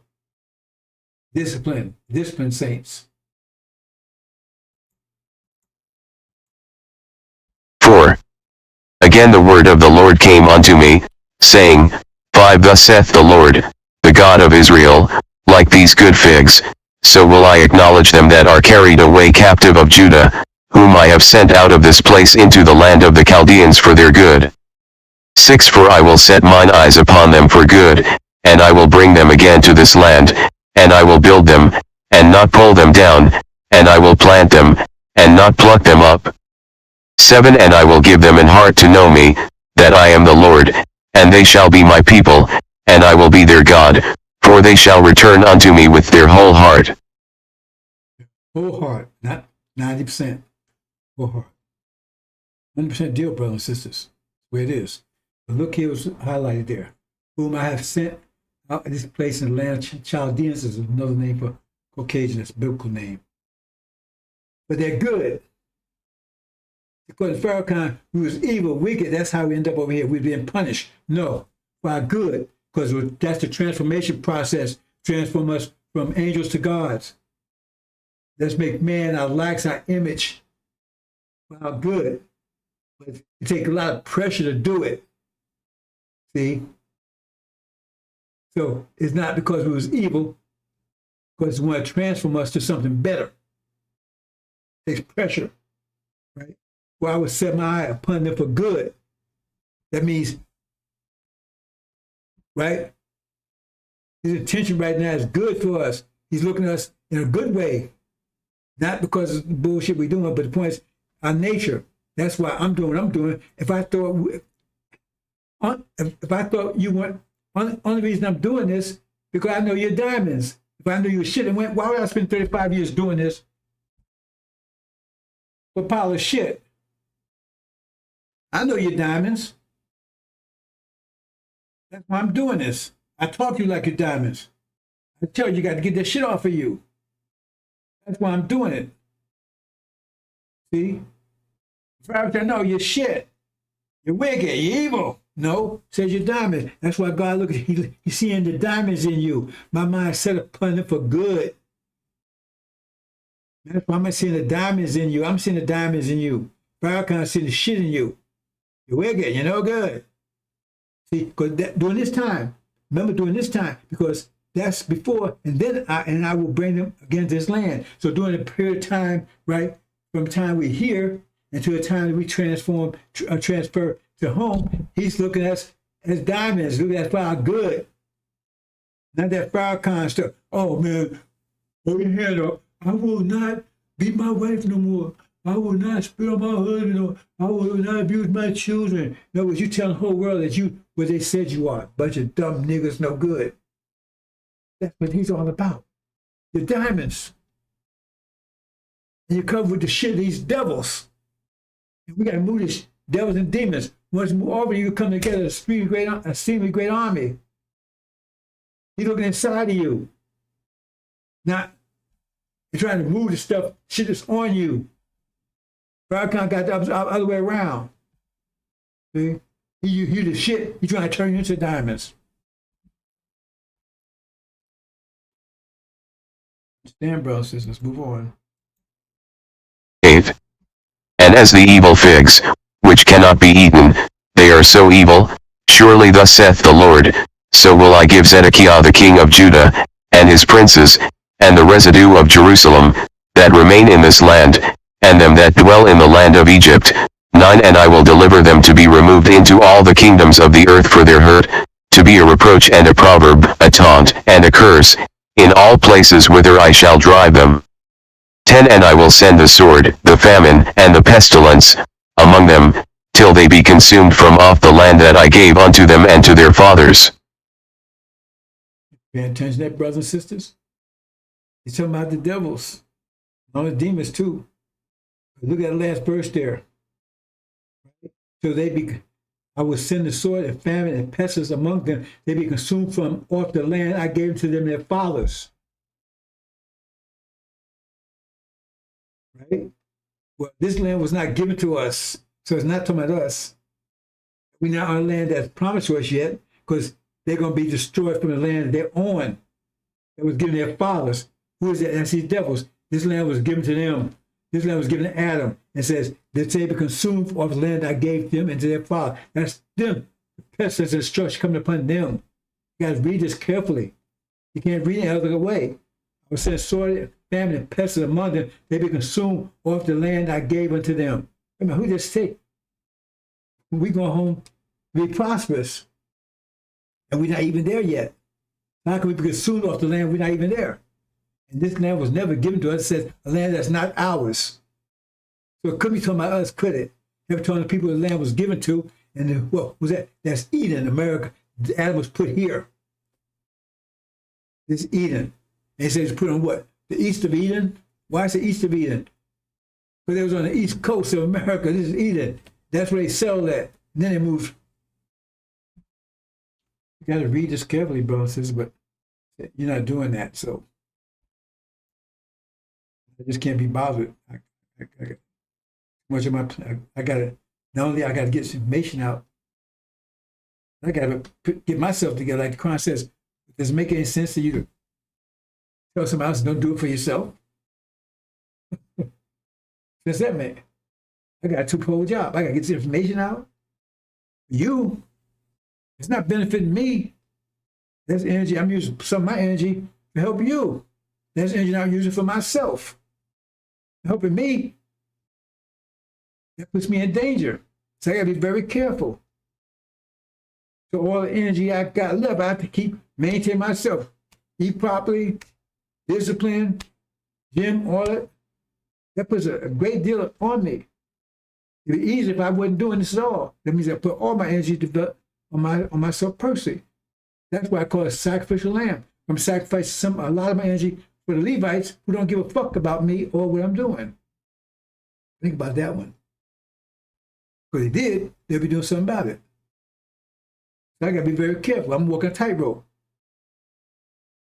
Because I mess around and put too much energy over there. I lose some of myself. Next thing I got a problem. There's something recently I hurt myself because I'm giving energy to them. That's on me. I understand the science behind it. It's a sacrifice because I'm not asking for a reward for it. Nobody's paying me for that. That's energy I'm giving, studying so much. I already got it. I'm studying and putting this stuff together for who? Not for me, for them. That means I'm investing energy in them. I could be investing in myself. So I got to make sure I maintain a minimum of myself to keep myself out of trouble, keep myself from hurting myself, right? Keep myself balanced. I got to maintain a minimum. Now I get the rest of them, because otherwise it make any sense for them to mess around and I'm all messed up in the wheelchair and everything else.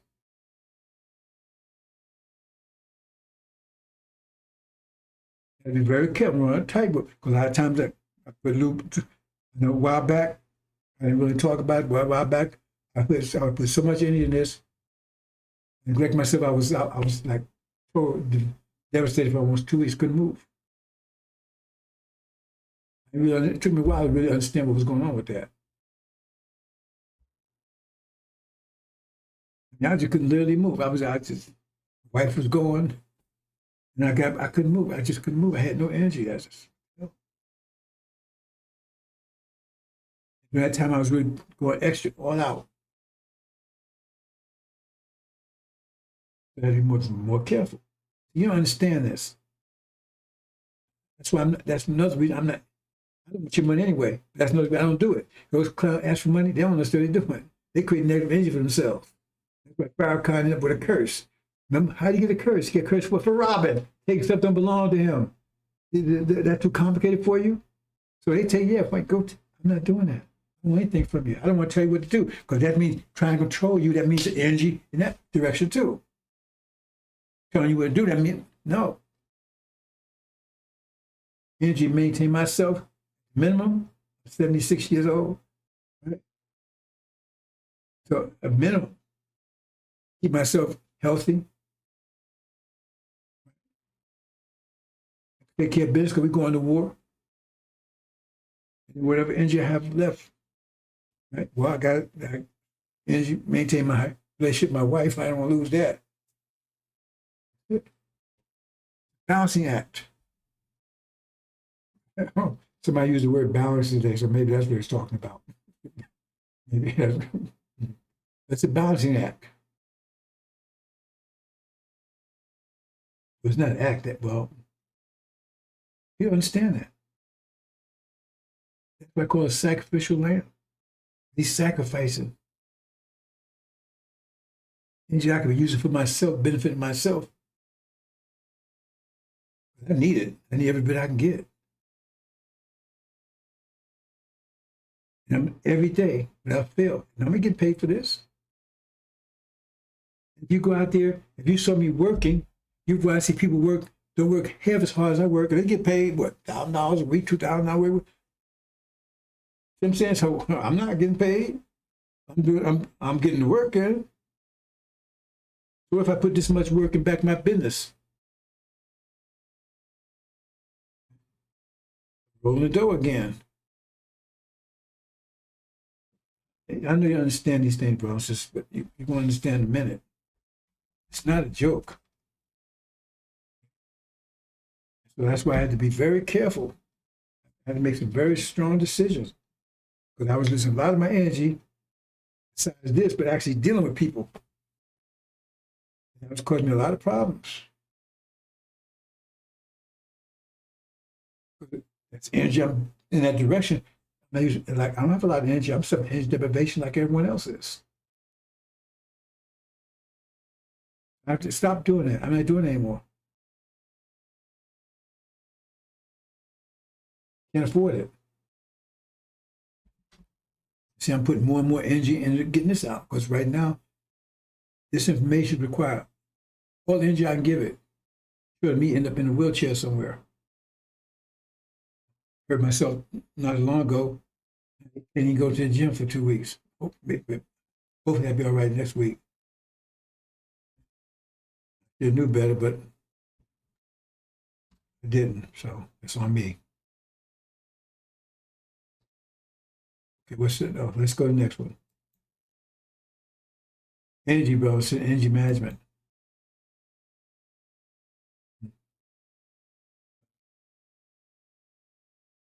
Bypass. I talked about this yesterday. Look at my presentation yesterday, if you will. And Look at this. Okay, and this is going to take a while, brother, sister. I got some some videos. Listen to this Aaron Farracon in his own voice.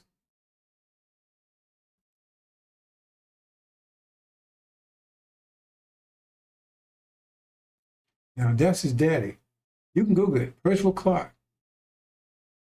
Now, they want to lie to you. Tell one drop of black blood make you black. Bullshit. I make you black. It don't make you original.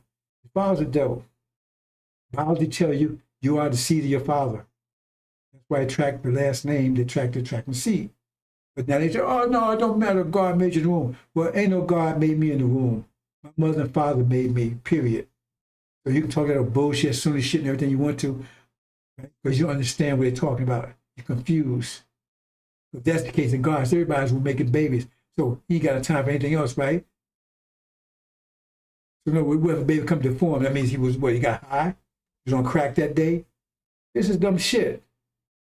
Ain't no God, nobody's womb making no baby. So that's how he gets around the fact his father's the devil. Oh, it don't matter. God made us in the womb. If that's the case, then why you got a mother plane? What do you need it for? Just don't make no more devils. If you stop making devils back in the 30s, there would be no devils around now, would it? Well, God wakes you up in the morning. Oh, really? And no God woke me up in the morning. If my alarm clock woke me up in the morning, if it don't work, I don't really get up. Sometimes I mess up and don't wake up. If that's the case, what you need a plane for? Just don't wake up the devils. It's just bullshit. Anyway, that's his daddy. See the resemblance? That's his daddy. But biology tells you if his father's a devil, he's a devil, period. Black-faced devil, but a devil nonetheless. Okay, listen to this, brothers and sisters. When the messenger listened, his jaws tightened, and then he looked and he said, yes, he's getting the fame. So that when he turns hypocrite on me, the whole world will see him. I'm telling you what he said. I died at the table. I mean, it was like he had taken a spark and drove it right through my heart. I couldn't understand why he said it. I didn't know why he would say something like that to me. I was faithful to him in my own way, I thought. I was obedient to him in my own way, I thought. Why would he say that to me? It is because he knew tomorrow better than I knew yesterday. And I lived through yesterday and don't know what tomorrow is, but that man saw tomorrow. He was the most perfect guy that ever could come to a people, brother and sister. But we blew it, man, because we so hateful of our black selves that we didn't believe that God would dare take a black man and not only make him a messenger, but more than a messenger, deposit in the man himself and make a God out of him for you and me. Now listen, brother, I'm not playing here. That man Elijah Muhammad is the most profound individual you will ever meet. I don't give a duck on if you live to be a million.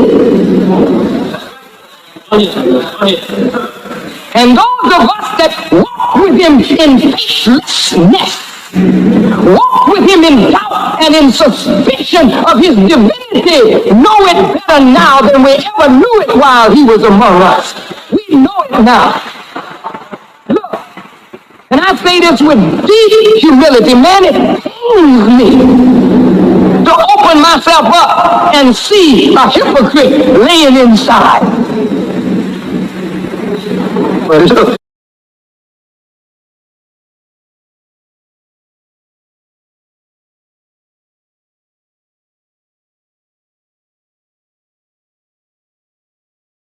In his own words, says Elijah Muhammad said he'd be his worst hypocrite for the whole world to see.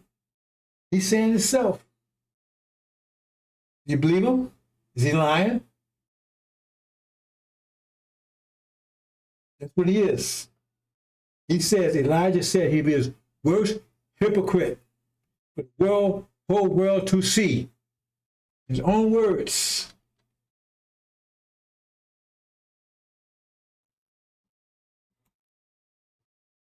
Second.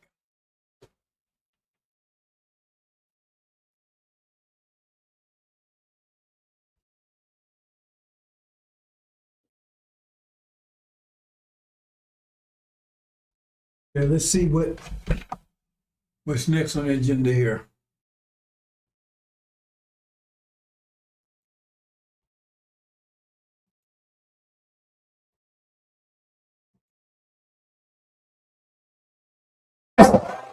When the Muslims were alive, I'll say it again. When the Muslims were alive, you as hell now on both sides. Yes, sir, brother. Yes, you are. Both sides.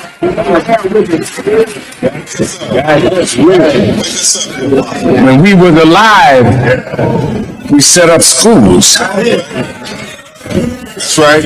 When we were alive, we had supermarkets. We owned buildings. We owned farmlands.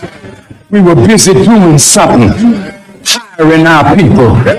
Well, I'm telling the Muslims, damn it, if you don't come alive, you will die like you are. And I will say, thank you, Allah, because if they're not doing nothing on top of the earth, let the worms eat their ass.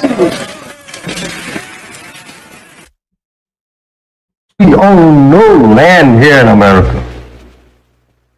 Out of all the 50 states now that America's on, she has not as yet offered to her 22 million free slaves who served their father for 300 years enslavishly. Not even the teeniest state in the Union. She has not offered a slave nothing to go upon. While Israel was offered something to leave Egypt with, a few gold pieces. They was help to get out of Egypt. But we have been let loose like cattle. Not even having any chance whatsoever to go away from our slave masters to our own. And they would not carry us back to our people. Let us remember these things. Almighty God, Allah taught us that our fathers wanted to go back to their people. And they was put off on the shores of North America. And this ship, Jesus, that John Hawkins brought our parents here on.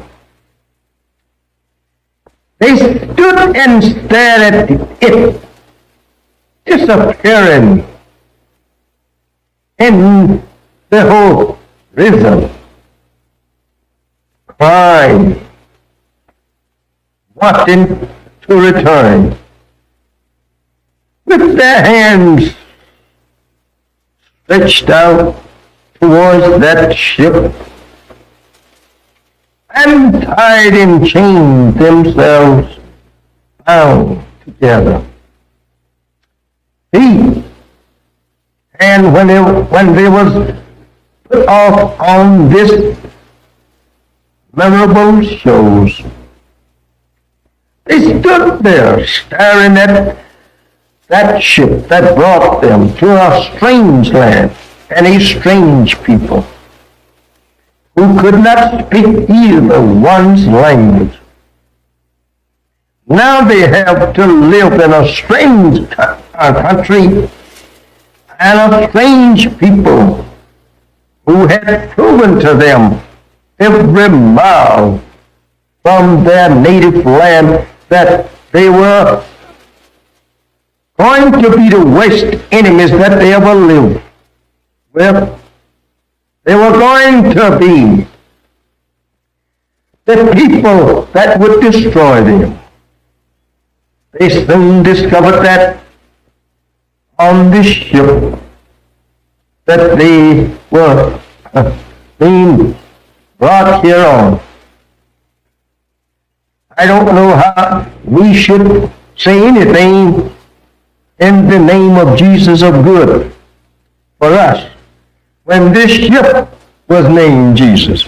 This is how that we have always been deceived by the white man, trying to use Jesus, the name Jesus, to lull us off in a mental sleep, thinking that we are on our way to heaven.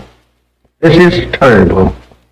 My beloved brothers and sisters, this is very hard for us to even to accept today. Imagine our parents standing crying to return to their native land and people, and you here today crying to stay with the very enemy that brought our fathers in subjection to their will. You are now turning your face from your own native land, turning it back towards our own prison house and our own enemies who have destroyed us and seeks to further destroy us. How do you feel? How do you feel? Not wanting to return to your people. They are trying to make love with the very people that destroyed you and your parents. How do you feel? Acting so. And even today, they are beating and shooting you down throughout the country. There is no justice here for you and me. Why should not you want to be separated and be returned to your own? I ask you that question. Think over your parents on the eastern shore of North America, crying and praying to God to be returned to their own 400 years ago. How would they like, or you like to see them rise up in the judgment condemning you for being such fools as now want to live in the land that absolutely enslaved them and killed them and beat them for 300 long years here. They would condemn you as being fools for not wanting to be separated and go to your own, build up a nation for yourself. The white man say you are free. Remember that.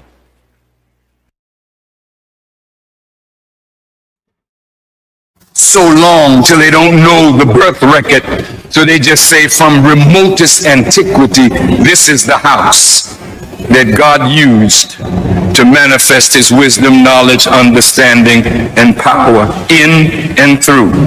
Where is he now? Wherever he want to be.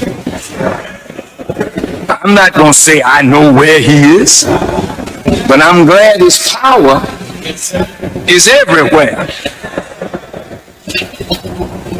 I think I know where he is. I don't want to say it because I could be wrong. But he's wherever he wishes to be. Are we to pray and worship Master Farrad Muhammad? You don't worship the flesh of any man, because the flesh is going to die.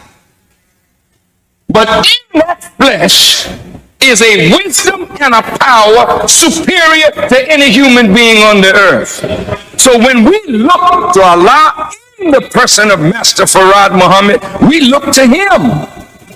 And when he ain't no longer here, the power is going to be here. Honorable Elijah Muhammad said he would live a minimum of 400 years, but 400 years ain't no time. He'll be gone. But before he goes, the foundation of what he lays will never be erased from the planet. That's a God. He prays. He prays. He don't pray to himself. You don't say, surely I have turned myself to me.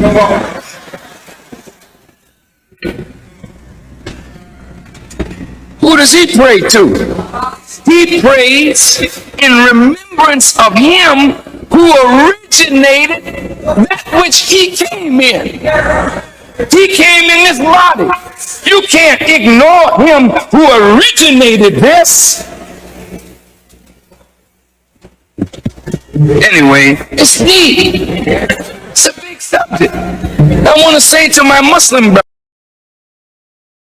brothers, beloved brothers and sisters, one of the greatest practices in all the religions is prayer. The form and style of prayer varies from faith to faith, but prayer is universal. There is no religious community that does not pray. No prophet of God that did not pray. Abraham prayed.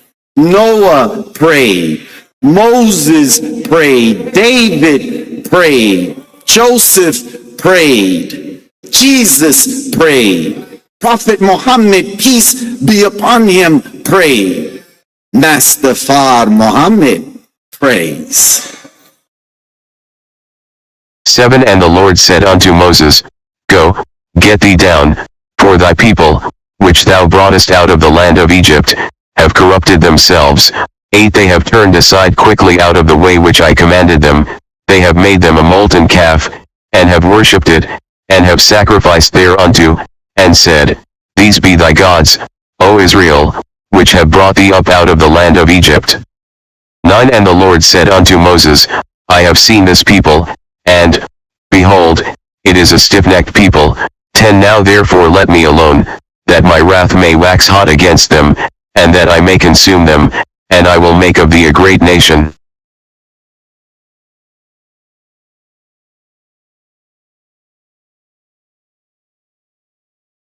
Sisters, let's back up a little bit. First of all, hypocrite. Elijah Muhammad take his worst hypocrite. His own mouth. Then he goes in, he hopes the worm. He pray a lot, worm eat your ass. And see, what's that about? See, he said, when Musa was alive, he neglected to tell you he's the one that killed the Nation of Islam. Him and Wallace. He was every bit a part of it. I was right there. I was there. Right? I witnessed him and Wallace together killed the Nation of Islam. He didn't stand up for the believers. They took the money. They liquidated everything, took the money and ran. When Musa was alive, you killed him. Then after you ran out, money, then you come back like the old buzz that you are, eat the flesh of what was left behind. That's exactly what happened there. See? Now, he said both sides. He's talking about the males and the females. He's talking to the people that's with him. That's been wiping his ass, putting steaks on his table, putting big old $2,000 suits on him, $5,000 rings on his finger. And most of his sisters, because they're pimp, because he can't get the males to do anything. And sisters doing fundraisers. But Musa was alive. See, he's angry because he's a multi-millionaire. He's angry because they ain't doing enough for him, I guess. But maybe the devil's telling him they ain't working. You got to work hard as Farracon because he's an agent. He's an FBI agent. So is his son, so-called Supreme Captain. You understand? So I would eat your ass. Really? He's telling the people that follow him. But that's how you feel about them. He's got anger on his face, but then when it comes to the devils, oh, he loves them. He don't want to see us help to them. I pray Allah will help them. But he pray Allah will eat your ass. The same ones, y'all got your head up his ass, kissing his ass, wipe his ass for him. Y'all think that brown stuff is honey? And that's what he think about you. I pray Allah will eat your ass. But the devils, because he's one of them, he's a black-faced devil, he got nothing but blessings and love and joy for them. He want Allah to help them, save them. Then, now Master Muhammad prays. A lot of Muhammad said, Master Muhammad is a God. Gods don't pray to anybody. He never said that Master Muhammad was praying to anybody. He pays back and forth, reciting history 6 to 8 hours every night. He didn't pray to anybody. Gods don't pray. He says God's a man. He can't be anything other than a man. But God says, no, you can't pray to flesh. So that means Master Muhammad is praying to something that's not flesh. He don't give it a name. In fact, he don't even go, he goes further than that. He says, you got to pray to a memory. This is Farracon's own words now. And then his puppet, his dummy, come right behind him and says, Master Muhammad prays. No, he doesn't. I don't pray either. I make salats. I do not pray. You understand where prayer comes from? We get back to tuning in again when we need to pray. If you got the guy's address, like you got the phone, call him up. Like I said, a lot of the stuff that we do right now is an echo of what it used to be when we had great abilities. Gods don't pray. And definitely don't pray to some mystery. Said nothing. Can't pray to anything that's flesh. And what he praying to, like Muhammad made very clear. No spooks or spirits. So Master Muhammad praying to a spook or spirit. So why should we pray to Master Muhammad then? Should pray to who he's praying to. It's one words. Then here. Now, here, this is Exodus. And what this says here. God tell Moses to get back down there. Instead of Moses, go get thee down to that people, but I had brought them out of the land, right? They have corrupted themselves with Farracon. They have turned aside quickly out of the way. I command. That means they're not following Elijah Muhammad's teachers, they're not following Master Muhammad. That's what it says, Exodus. So you believe the scripture? Right? They have made a molten calf, which even said that's talking about Sunnism, and worship and sacrifice, right? So he got angry, and this guy angry. Now therefore leave me alone, that my wrath may wax hot against them. I may consume them and make of thee a great nation. He got to the point where it says, forget about those with Farracon. You're a Levite, I'm gonna make a nation out of you. I focus my promise to you. You know it. Elijah Levite. So promise still kept. So I'm gonna make a great nation out of you. Forget about it. He got angry with him. I told you, the God turned against him. They told Moses, get down there, went crazy. They ain't following they're not following the lessons. They ain't following who taught them. They have turned aside quickly. They did. They followed Wallace and Farracon quickly, turned away quickly out of the way which I commanded them. You believe this? No. This is Exodus. They say Exodus is correct.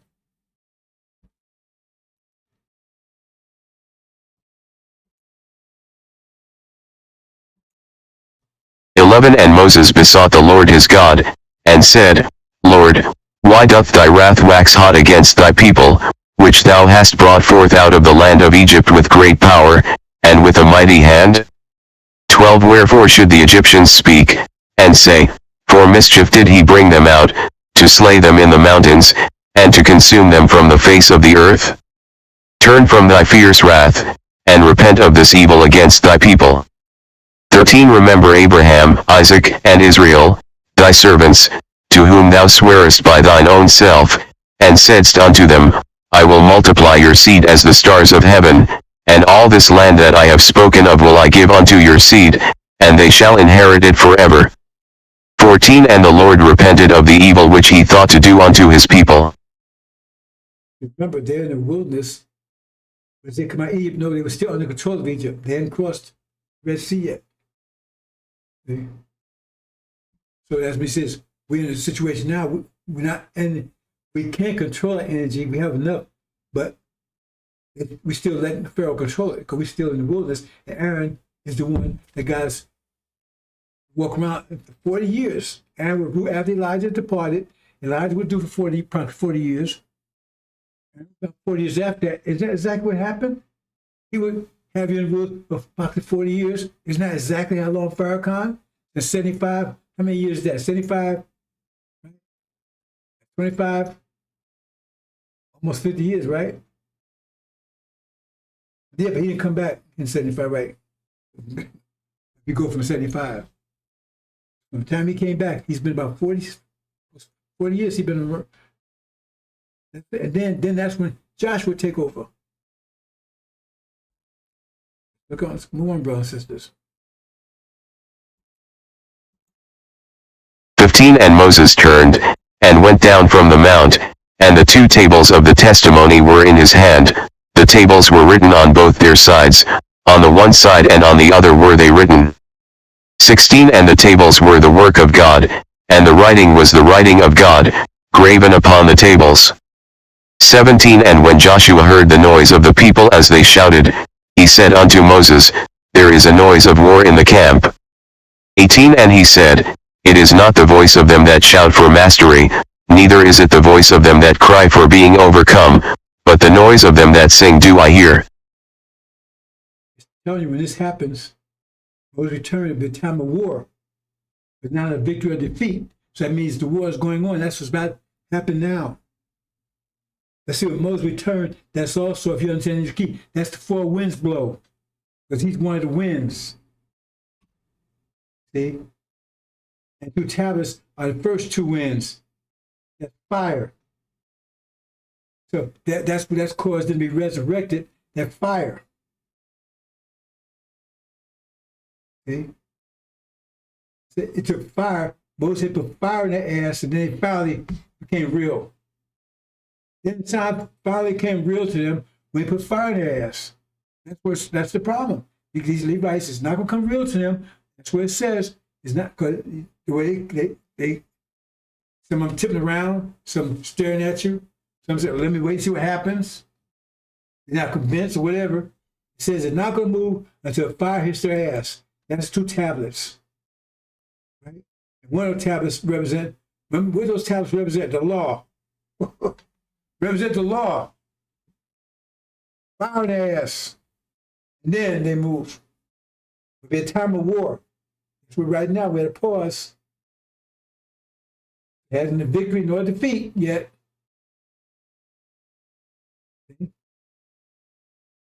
Joshua's with them. They're together.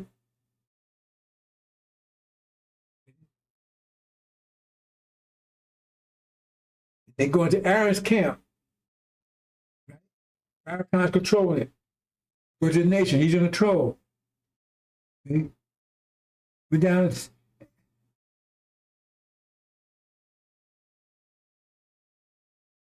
It doesn't say it here. Anyway, that's where you go.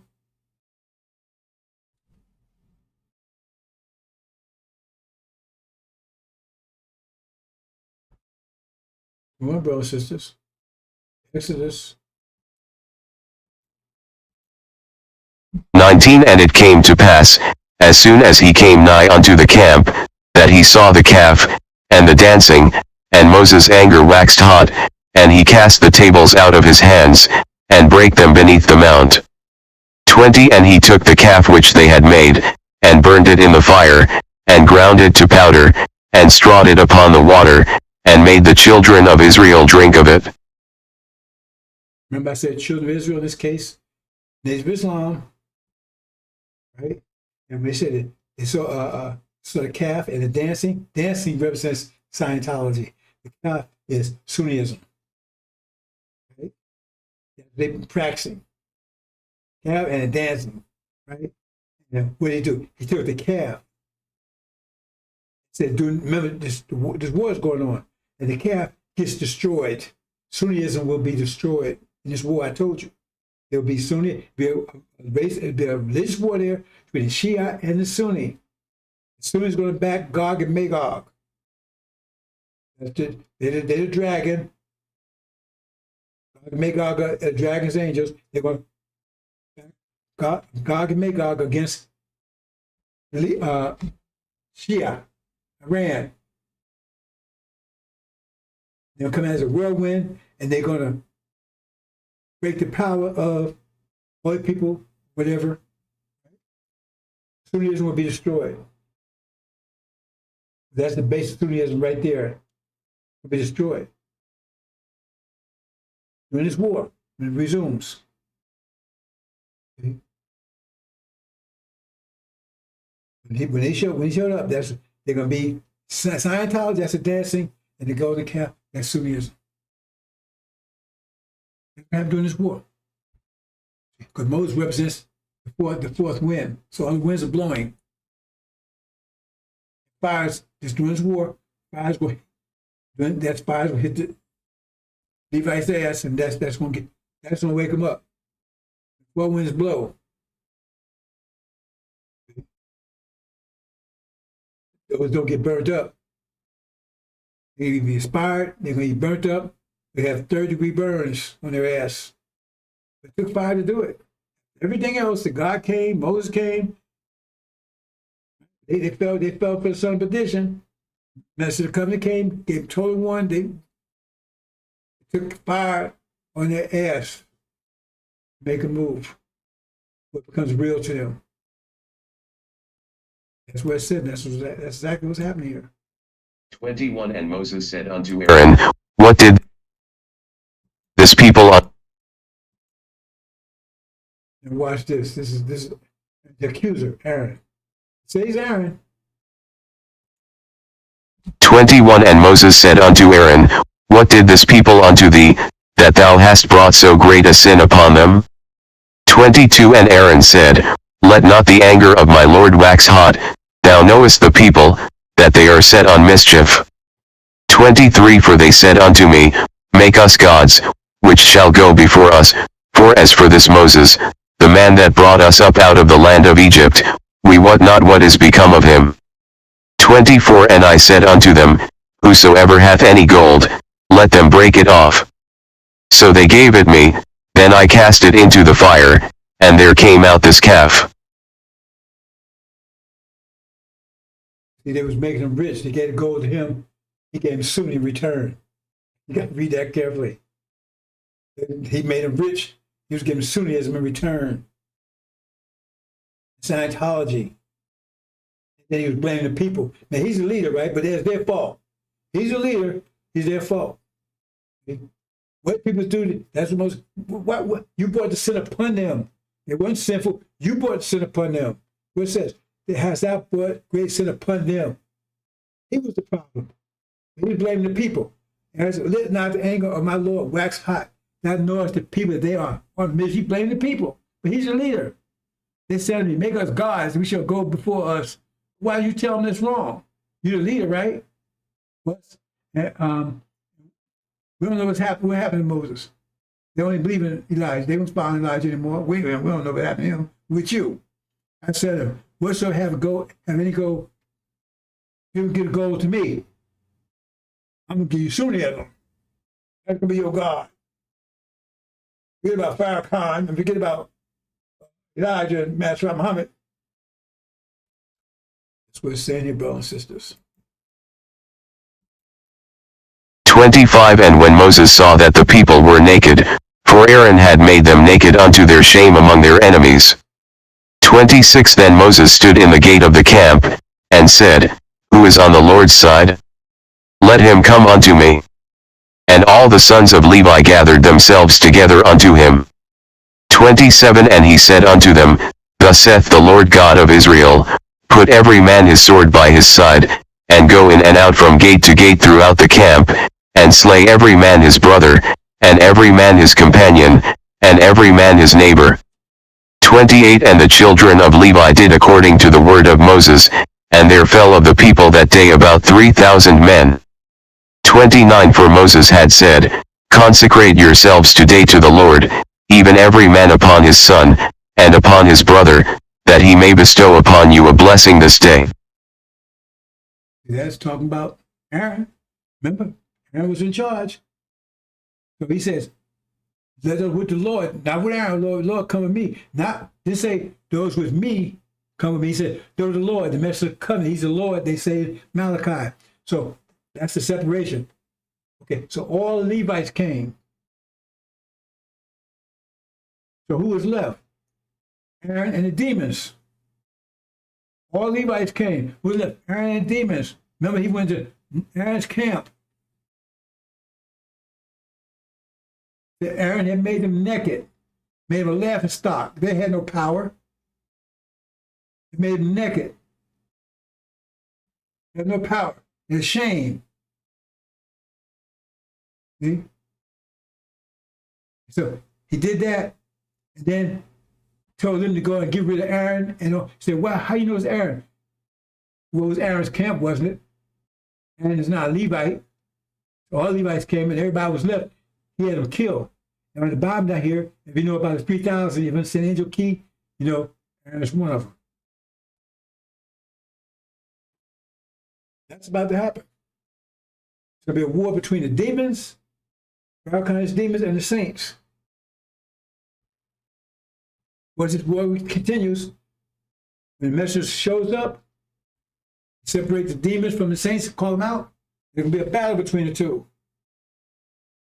The demons will be cast out. It says when his thrones are cast down, whose thrones? Farracon, his laborers or whatever. See? So Aaron and his followers.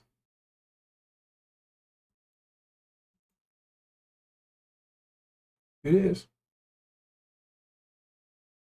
They're at the gate of the camp.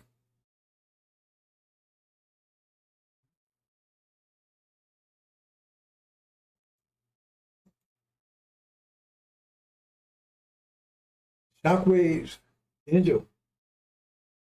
The blow Farracon away. It's great light. But when all falls away in a minute, people sitting dark, seeing a great light.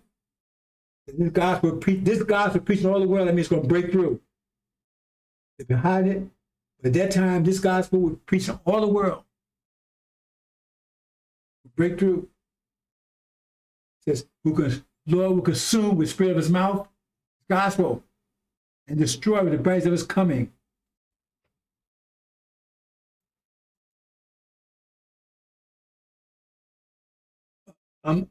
I think I talked a little about seasons, then we'll close, brothers and sisters.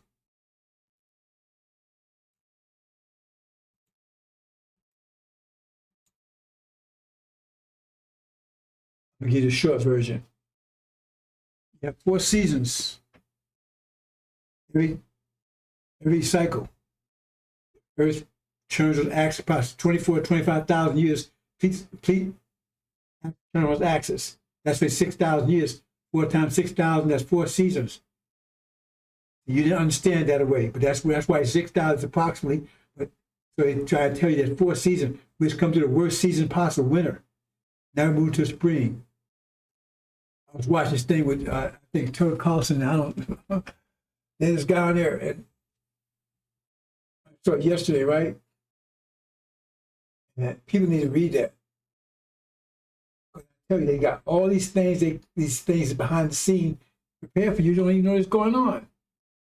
Weather was one of them. Music is another one. He's talking about the ones he knew about weather. That's another story. Anyway, winter.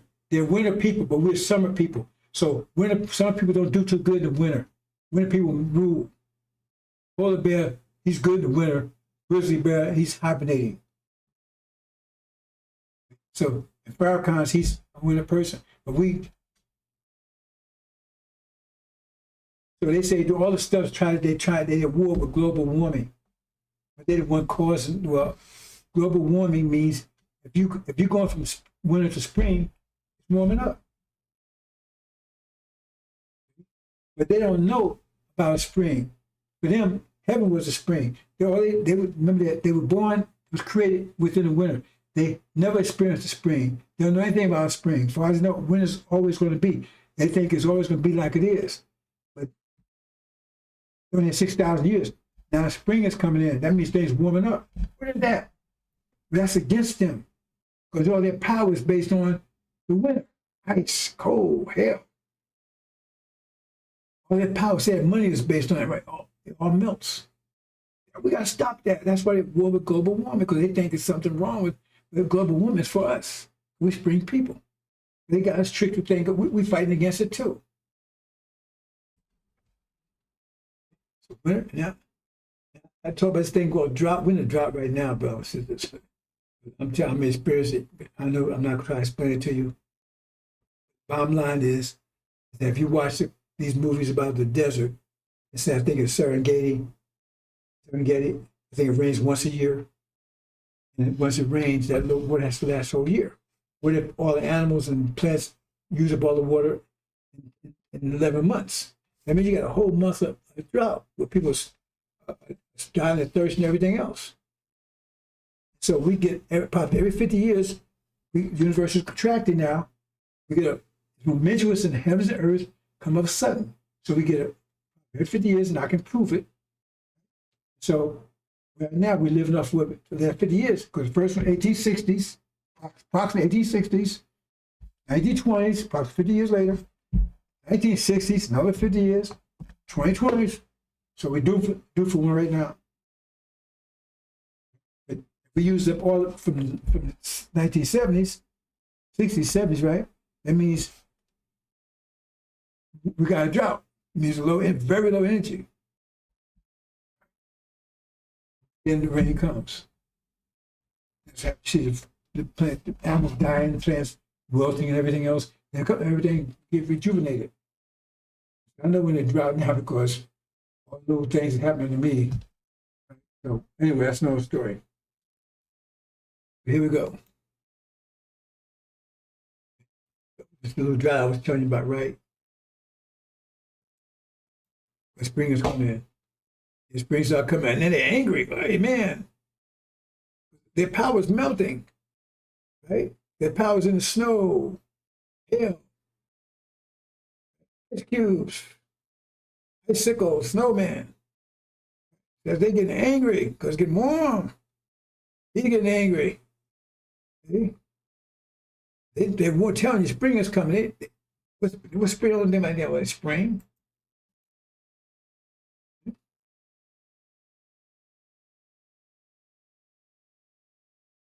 Wipes them away. Here comes spring. When it comes, there's no trace of winter there. Or winter people. Farracon, all the devils will be gone. There's no trace. No trace. What's coming in spring? You're going to experience it a few more days, brothers and sisters. Very soon. What's this? I believe that America can be beautiful. How can America be made beautiful? Now, family, listen. My brother Imam Waterford and I have had disagreement. But his followers and mine have never given each other as much as a bloody nose.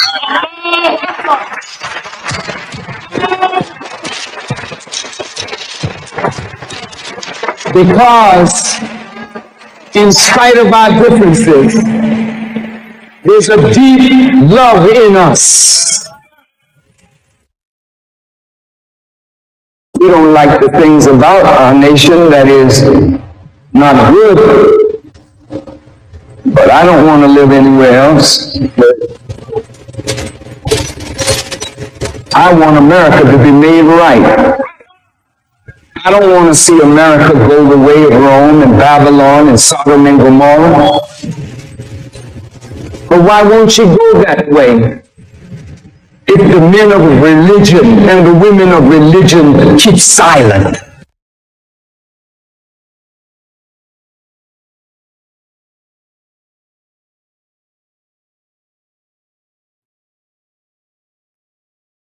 His own words, brothers and sisters. You don't want to go anywhere. You want to stay here. Muhammad said, "You fools want to stay here. This place is about to be closed down. He wants to stay here." And why he has so much love for the devils? He wants to have them, but he wanted the worms to eat your ass. He prayed a lot of worms to eat your ass. But for the devils, who beat us, tortured us, killed us, murdered us, terrorized us. Oh, what's going to happen to them? I want to go any place. I want to stay here. I love them. Wasn't helping them. But for you, I pray Allah won't eat your ass. It's a demon. His own words.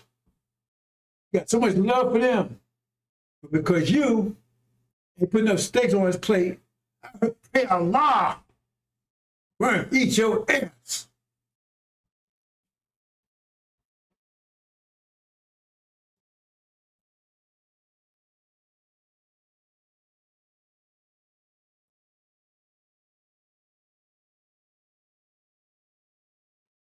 Become the cast of fools that they'll be pleading in a minute. Oh, you're going to see, if you survive, you're going to see some of the worst torment you ever seen in your life. It says, going to be the most grievous chastisement. All these clowns. Some of the agents, demons, or whatever. I mean, you can have some pity for the demons, not for Farracon. But they demons, they devils. I mean, I'm not really pity, you understand what I'm saying? Right? But they're doing their thing. They're demons. These clowns here,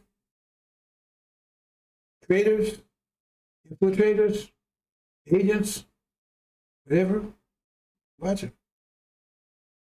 So, Son of Man. Look at American flag, Sunniism, and Elijah Muhammad's Islam. So, Son of Man. Confusing our people. That's why I said some people were lost for lack of knowledge. Paid a heavy price. Yes. What a fool. These clowns. People be a doctor. He should know biology. Because Farracon admits his father's the devil. He's gone a long time ago. There's a demon. These fools, these are two stone cold idiots. He's their teacher, so I guess don't fall far from the tree. Oh boy, look at this clown. See, they know they don't know what the fuck they're talking about. They know it. I know it. They know. They're out there just lying. Trying to be the big man. Got a little Facebook thing. See, look at him, he's trying to style. They got to do the truth. He's with Elijah. Okay, then explain to us what's going on right now. What is it about? You should be seeking the message of the covenant. What about that? What happened, brothers and sisters? Or they're gonna put on a big bag. No one's gonna listen. Shut the fuck up. No one's gonna listen. What? It says when they say the most grievous chastisement, they don't say it for no reason. Examples we made of these.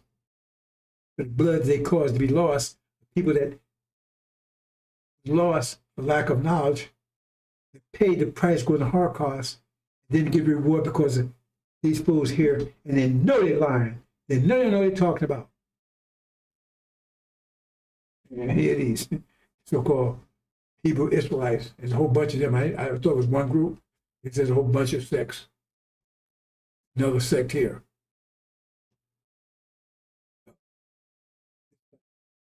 Actually working children. COVID. I knew him too, not personally, but I told you I was a foreman at Palm Speak newspaper, midnight foreman. And in the morning they would come in to pick up the papers. He was a truck driver. Could we print our own papers? They come to pick up the papers. That's why I knew I had seen him from somewhere. I knew him personally, but I met him. This fool here. Eric, I guess that's what his name is. Eric X. What a fool. Yeah. He looked like a clown. No idea what you're talking about. God is going to attack Israel. That's Christianity stuff. It's wrong. This clown. You're a reparation man. He said he's a son of man. Let it cry. Oh, this Melchizedek. He's the God. Total clown. This is not funny. People's lives, we went through all this hell. Our people's lives depend on y'all after y'all bullshit. See, that's gonna tell people. And I tell people that you claim you have something to do with this message. And if you ain't doing it right, you fall right in that category with them. They don't seem to understand that. If you're out there playing with it and you're getting it wrong, you're in the same category as them. They tell you can't get one thing wrong. Well, I'm just over a little bit. No, ain't no little bit. It's black and white. Then they'll tell you it's black and white. Like a plane. You miss a plane by one 10/20th of a second, you still missed it. Just man, 1/20, you still miss it. You either on it or you're off it. I can't get people to understand that. And you don't play with it. 100%. I worked with 35 years. I get some things wrong every now and then. And you see where I correct it immediately. See it. I'm not gonna blame you, that's my fault. I can say, yeah, well, because you're distracting me. Well, that's still my fault. Because I allow you to distract me. I shut you out. I haven't had a problem. Like ex-wife. Total hell. I mean, it was hell. She put me to grief. I mean, I wanted to commit suicide. So I told her, I don't blame you for that. She probably walked out. And I said, I don't blame you for what I went through. Because I saw who you was, and I stayed there. So that's my fault. I can't blame you for that. That's who you were. I stayed. That's my fault. I'm not going to blame you. I'm going to speak bad about her. This way, an example. I never speak bad of her to the children. But it's my fault. Like I said, you can't. What? Nobody can ride your back unless you bend over. So if I'm having problems with people that I'm dealing with, or anyway, it's my fault because I allow it to happen. And I can walk away. And if I'm tied down, like the devils, right? We had no choice. That's what we made sure we had no choice. So we could see. I shouldn't speak to that. One of the reasons why we were brought here instead of letting this happen someplace else, so we had no way to escape. But we had a way to escape. And we can't blame the devils for what they did to us. We said, well, you could have got from under it. Why didn't you leave? You couldn't. So it's all on them. It's a little too deep for you right there. I probably should have went there. Boy, look at this. All this here. This is blocking that light. You're going to pay a price for it. With grievous chastisement. Yeah, they're born under legion, they fall under spell. That's Elijah.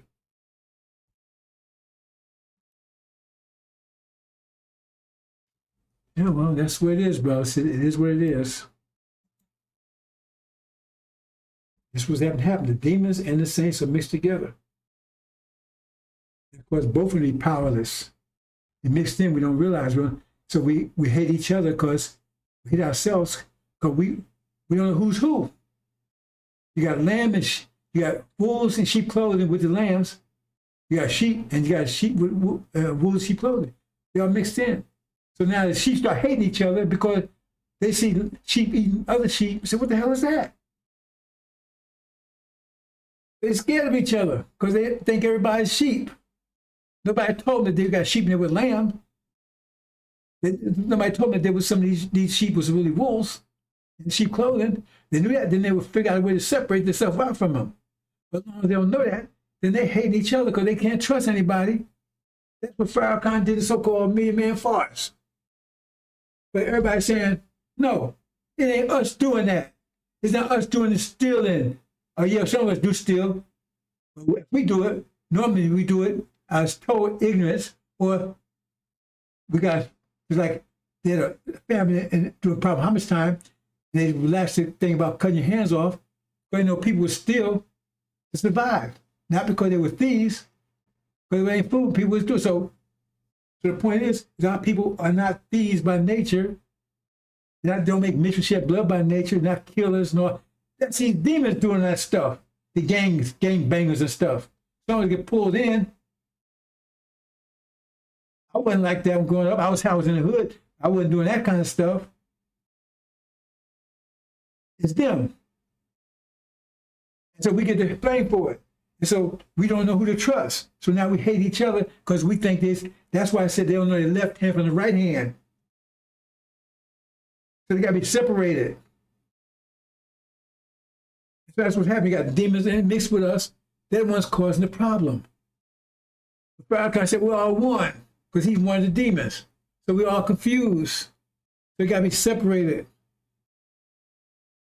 He got you saying, yeah, you one of them. See, where's your hair? I know.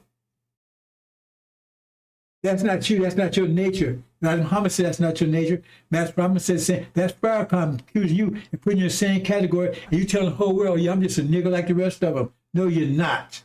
You're a diamond. This is what Suleiman has to do. Separate them out. And both becomes an army. This army is going to stay in and fight integration, fight for America. This one's going to fight to get the hell out of here. Happening, brothers and sisters. Then this is finally America's talking about the goat and Daniel, the ram with two horns. America and Britain, God can make God. Right? And ram is coming and says, feet not touching land, and it's coming from the west. That's got to be over the Pacific Ocean. And it's got to be China, India, because they have coastline. They have to cross any land, go straight to the water to America's coastline. And that's why America will be finally finished. The goat said the goat was terribly angry at the ram. And stumbled it. China and India will be roaming the streets of America in the next few months. That's right. America being destroying it. That's what destroyed it. When they rolled in, that's when at the same time when it's NOI, Levites, that make it to tribulation, that's when they will arrive at the West Coast. That says they represent the Red Army, Red Sea, separate, Red China, right? Separate, let them through, closing the Pharaoh's army. That's what it's talking about, brothers and sisters. Leave it there, I think that's it. Then the accuser, right? They hold us underwater. He's blaming us for being underwater. That's what I said. Accused by brethren cast down. He ain't blaming them because he's one of them.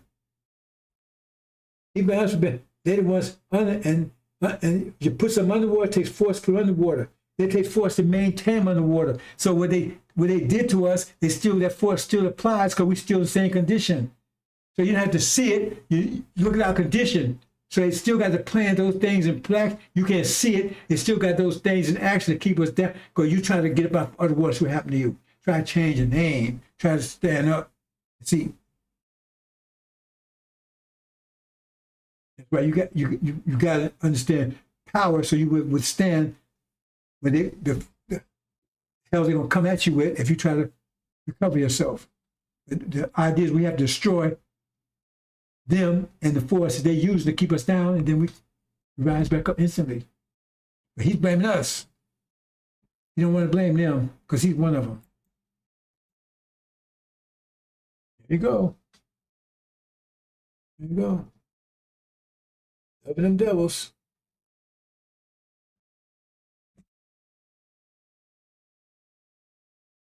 And that's his daddy.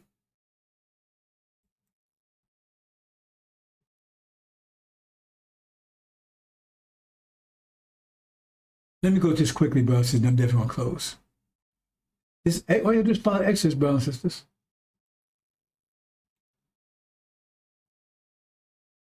God came. He wouldn't be a God and have power, so he came and said, see, I got power. I can destroy civilization. Raise Elijah. Elijah asked for a spokesman, which God was against, so if he wasn't anointed.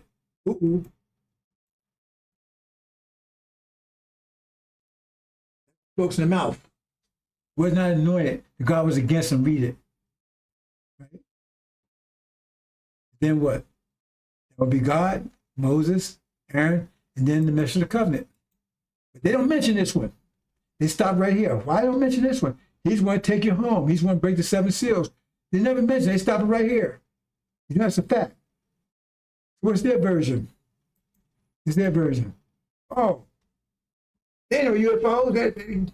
Because they know UFOs. The Master Muhammad's not a god, is he? He's just somebody that came here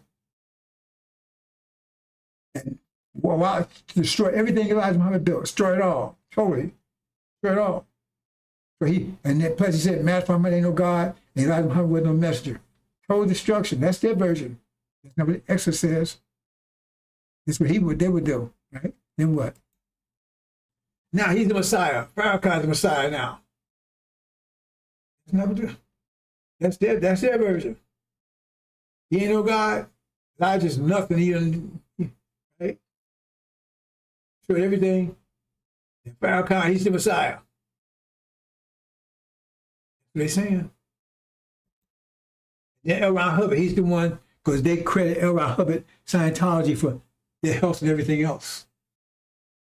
That's why he healed them through Scientology, not through Islam. Go in and check if you think I'm lying. What? Sunnism, remember the golden calf?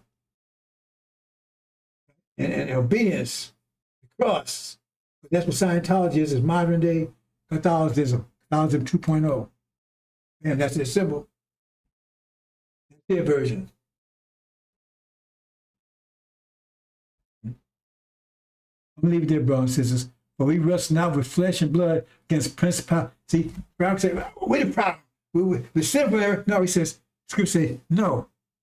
It's him and the demons. It's people that's causing it, not our nature. No, we unrest, but this fool last week said, oh, the principalities and powerful men, that's this. What's up? Oh.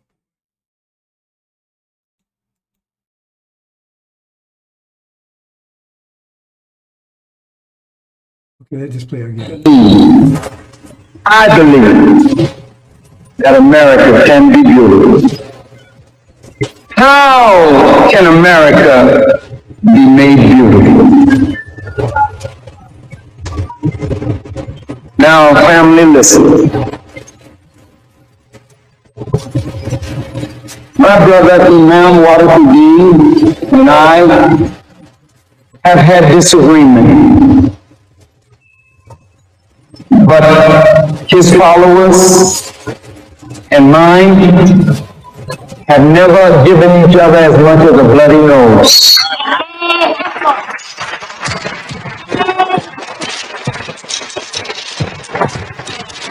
Because in spite of our differences, there's a deep love in us. We don't like the things about our nation that is not good, but I don't want to live anywhere else. I want America to be made right. I don't want to see America go the way of Rome and Babylon and Sodom and Gomorrah. But why won't you go that way? If the men of religion and the women of religion keep silent.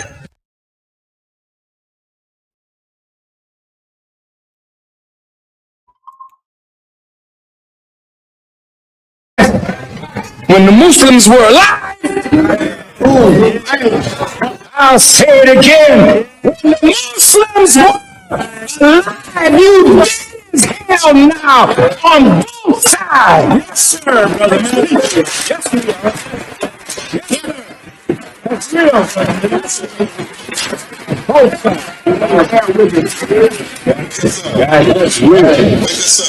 When we were alive, we set up schools. That's right. When we were alive, we had supermarkets. We owned buildings. We owned farmlands. We were busy doing something, hiring our people. Well, I'm telling the Muslims, damn it, if you don't come alive, you will die like you are. And I will say, thank you a lie, because if they're not doing nothing on the earth, let the worms eat their ass.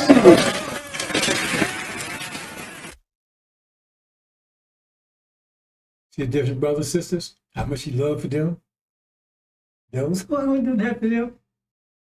But for you, I pray a lot of worm eat your ass. It's your Farracon.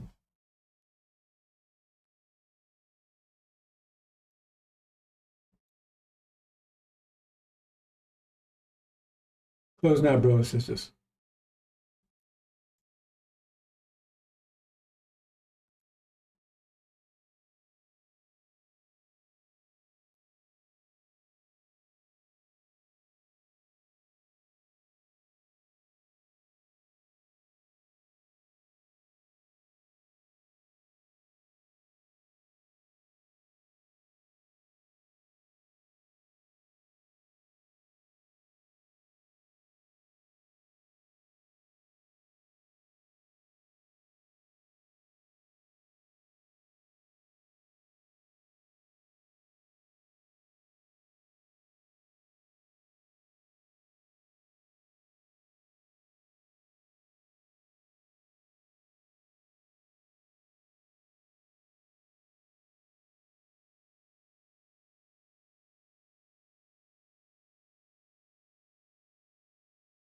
We have a lot of that going on, so we're taking care of our farmers. We can't let our farmers not have anybody,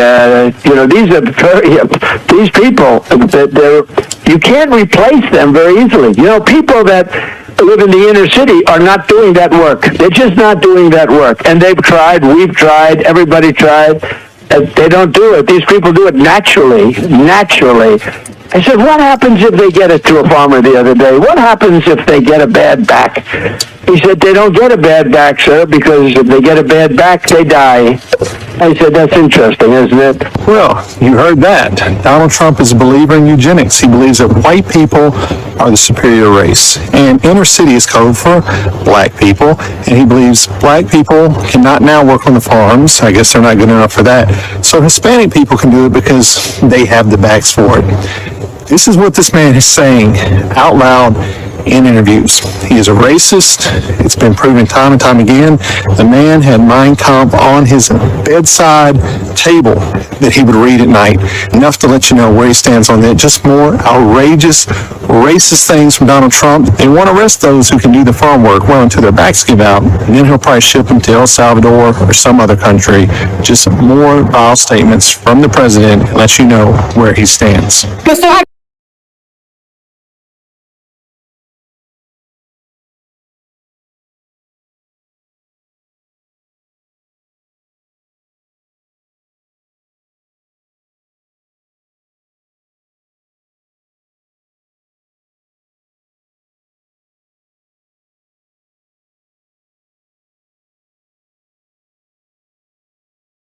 When they were arresting people for praying outside of abortion clinics. I mean, I do think the UK, and I say this as, someone who is half English, I think it's like reached, or it is quickly reaching a point where democratic reforms are going to be pretty tough because of the demographic change.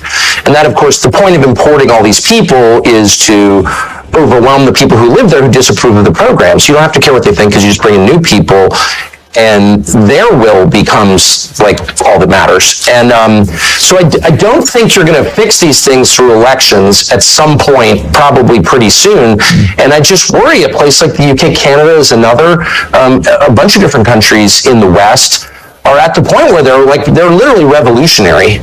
They are poised for revolution. And as someone who really doesn't support revolution and hates violence and hates civil war above all, I'm worried about that. I mean, I don't see how this is fixed. Starmer, who's, he's just an instrument of larger forces, but he's a poisonous character, obviously, who's really hurt your country. He's in there for, 4 more years? And so you wonder, people are going to start to get really radical in a scary way. I think this is going to happen. And the people in charge don't seem to care. Well, you're already seeing it. You are seeing the anger beginning to manifest itself. And I completely understand the anger. I don't, like you, I abhor any form of violence. But I do understand the anger when you have, Keir Starmer campaign. I'm going to smash the gangs that allow these little boats to come over the channel, delivering tens of thousands of people illegally into the country.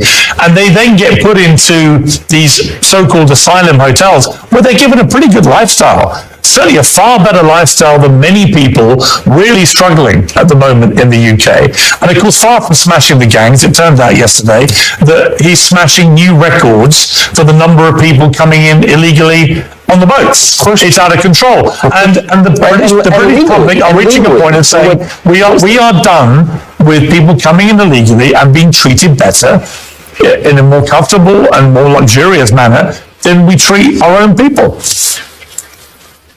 Well, the whole point is to humiliate and degrade the indigenous population of the British Isles, the white population. I mean, that's the whole point. And are they really going to do something about it? What would that be exactly? I'm reaching a point of saying we are done with people coming in illegally and being treated better in a more comfortable and more luxurious manner than we treat our own people. Well, the whole point is to humiliate and degrade the indigenous population of the British Isles, the white population. I mean, that's the whole point. And are they really going to do something about it? What would that be exactly? You'd really have to force a lot of people to go back to their countries of origin, millions of people, and you need to do it really soon. And are they actually willing to do that? I don't know, but these are existential questions that we have been browbeat into ignoring for decades. But the question is, like, is Ireland Ireland? If it's majority non-Irish, oh, shut up, they're Irish. No, they're actually not Irish. Same with the UK, same with England, Scotland, Wales. Like, it's all changing so fast. Nothing like this has ever happened in all of history, except when, say, the Mongols swept across the steppe and raped everybody. Like, that was true demographic change on this scale. But even that wasn't as profound as what we're seeing in every white country around the world. I would say the West, but Australia and New Zealand also. So, like, what is that? Now, my brain is not big enough to understand what that is. I have a lot of theories about it, but I don't know if they're true. All I know is what the numbers are, and that's real, and no one feels that he can say it. Everyone's like, oh, well, if that were happening in China or India or Malaysia or Senegal, it doesn't matter. You'd be like, what the hell is that? Like, the population's totally different. Look at graduation. Pick, King's College Law School, and look at the graduation picture for the last 30 years. Who's in it? Just, like, let your eyes tell you the truth for once. Like, this is a total change in population. Is it better? Is it worse? Can't have that conversation. Who's pushing this? Does the population want it? The population clearly doesn't want it. There's no polling that's meaningful on the subject. I mean, there's no referendum on it. You don't get to decide. You've got no voice in it, other than you get to go to jail if you complain loudly enough about it. What is this? I think it's the biggest and darkest thing that has happened in the last 1,000 years, for sure.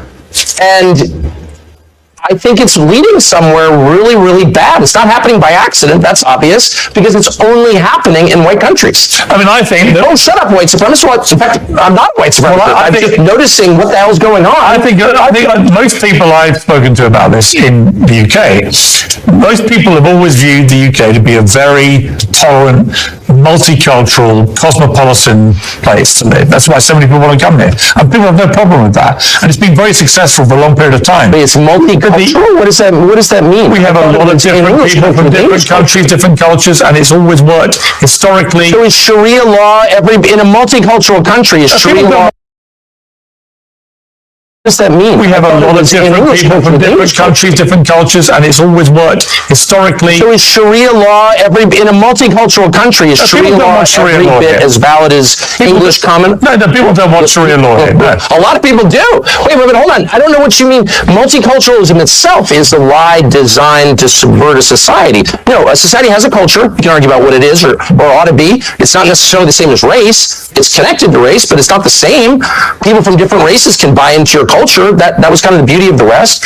But a multicultural society is not sustainable. There's your society is about one culture will dominate. Hang on, surely the United States of America, given the very way it was created, is the epitome of a multicultural society. And my point I was going to make to you was... It's absolutely not. No. It's a multiracial society. Yeah. though it was not actually a multiracial society up until pretty recent. It's just like 90% white for most of its existence, but whatever.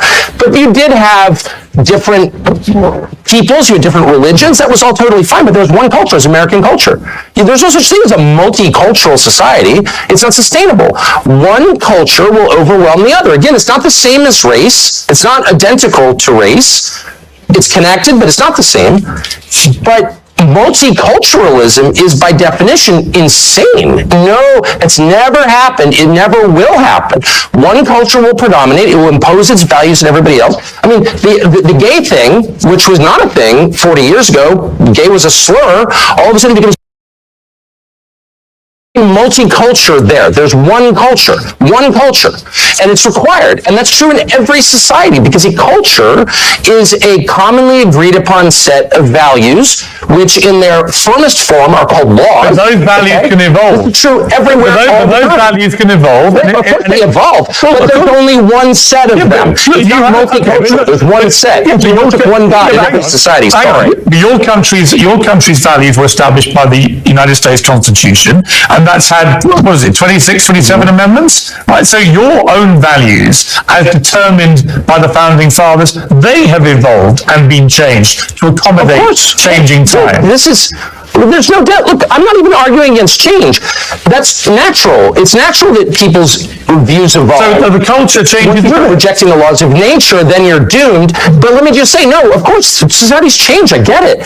All I'm saying, I'm making a very discrete, specific point, which is multiculturalism as an idea is laughably stupid. It has never worked. We never had it anywhere, and it never will exist, because it's contrary to human nature.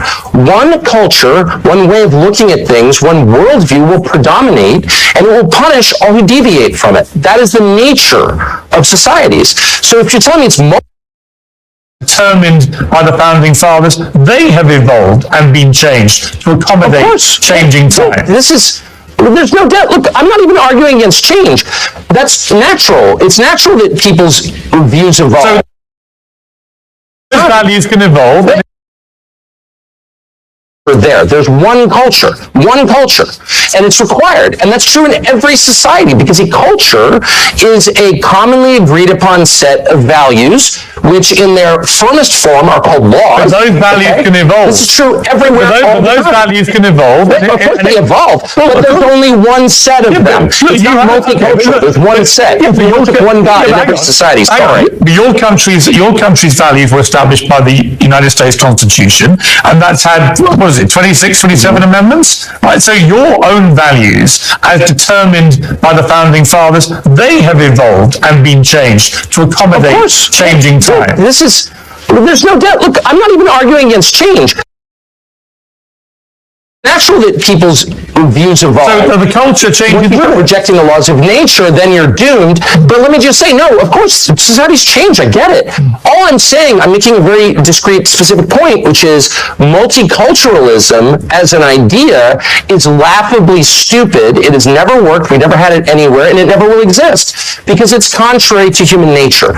One culture, one way of looking at things, one worldview will predominate, and it will punish all who deviate from it. That is the nature of societies. So if you're telling me it's multicultural, we can all live and have radically different values, that's just not true. It's never been true, it never will be true. So you're having one worldview predominate over another and dominate and suppress all dissent. That's just what it is. I would point to the United States of America and the United Kingdom as two shining examples, albeit not completely without their flaws, the shining examples of places that are deemed by the rest of certainly feel that about my country. Well, I certainly think that inherent in Christianity is the notion of tolerance, and that draws from a core Christian concept, which is free will. You cannot force someone to convert. There's never been conversion by the sword in Christianity. People decide to believe in it. And so that is central to the religion, therefore it's been central to the society. Western civilization is Christian civilization, and so we call that tolerance. It's a respect for your inherent God-given right to make a choice about what you believe. Okay, so of course, that's always been a feature. My only point is, a society has a commonly agreed upon set of beliefs, rules, and laws that are the definition of the society itself. That's what society is.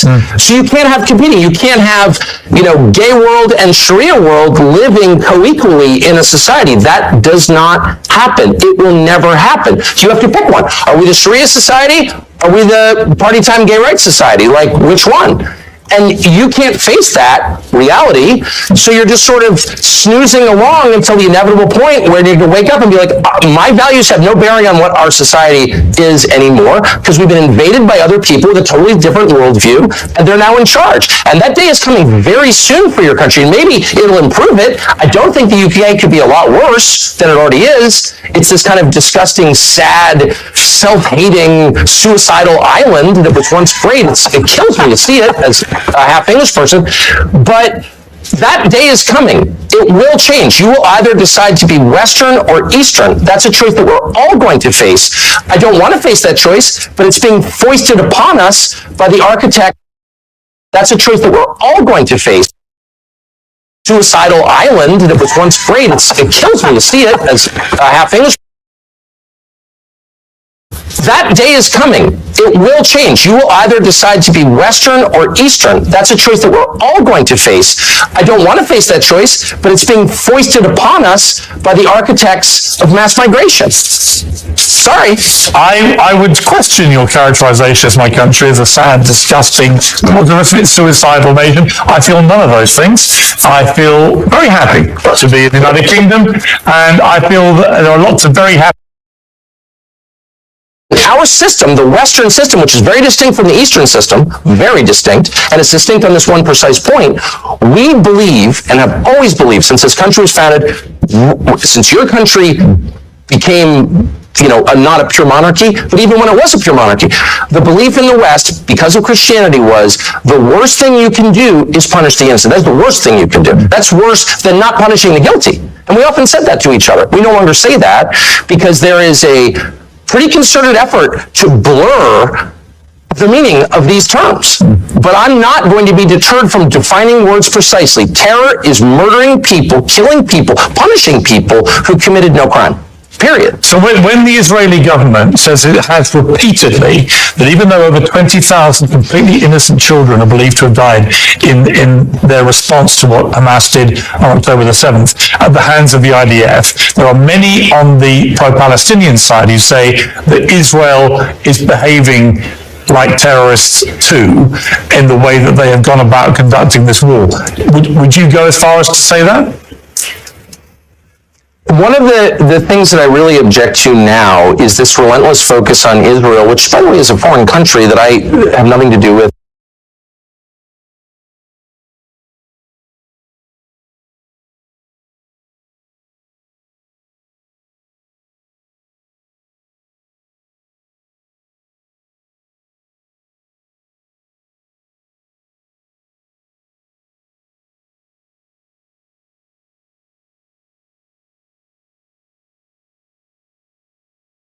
We've done this before.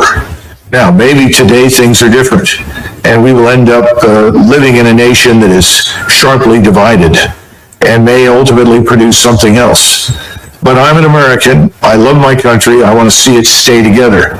I'm interested in social cohesion, which means that I think our laws, customs, and culture have to be dominant. We can accept some diversity on the edges, but not fundamental division. I think we're in a state of fundamental division. So when I bring up Sharia law, I've sat in many discussions with many people that said, well, I don't care what people look like, but I do care about Sharia law, and I don't want that practiced anywhere near my family or in my country. And that's something you should be aware of. So the notion that someone can come here and say, well, that's part of my religion and we're going to abide by Sharia law, they're going to find serious resistance and opposition in the country.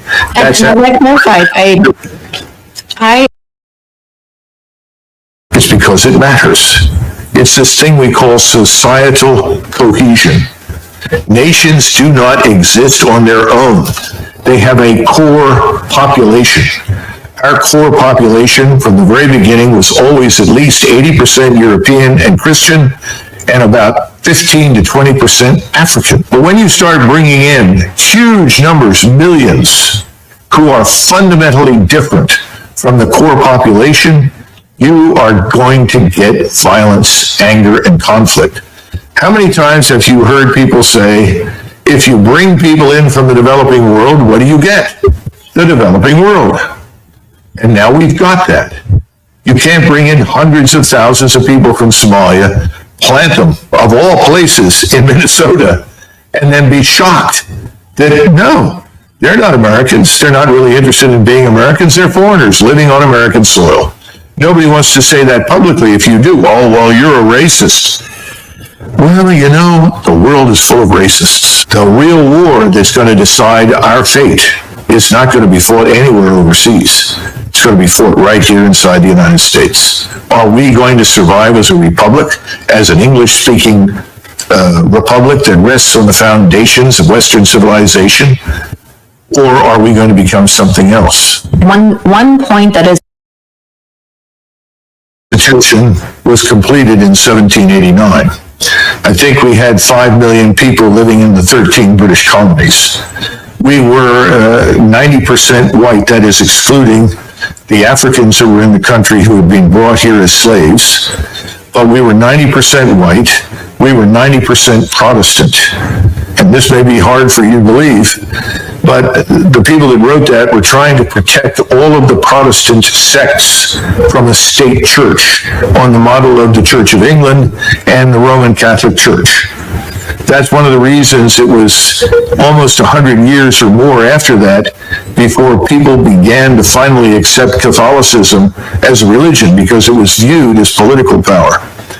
My point to you is the Constitution is outdated. The way we are governed is outdated. It has to be re-examined. Nobody in 1789 imagined that anybody would come to the United States except another lunatic, religious fanatical Protestant who hated the Church of England. That's what people feared. That's what they thought of. The Constitution that we have does many good things, but I would argue that the Bill of Rights is ultimately more important. The Bill of Rights is vital and essential, and that needs to be defended. But the Constitution and the way we govern and the things that we're doing, it's out of date. It doesn't fit our needs. And that's back to my comment on something given has no value. You have to earn it. And we haven't made anybody earn their place in this country. I'm talking about people like me that have been here forever. My first ancestor stepped off the boat in 1681. So we've got to get back to some notion of national service, because national service promotes national integration. It addresses some of these problems that you're discussing. Now, I know that you may not want to conform and may not want to be as I am, but I'm an American and nobody questions that. Nobody ever will. If you don't want to stand out and be questioned, then I suggest that you change your appearance, because I don't think it's life or death for you to wear what you wear. I think this conversation It's not fun, because it's leading to violence that could have otherwise been avoided. You see, every great nation, every large nation can always accept some number of people into its ranks that are different from them. It's always been the case.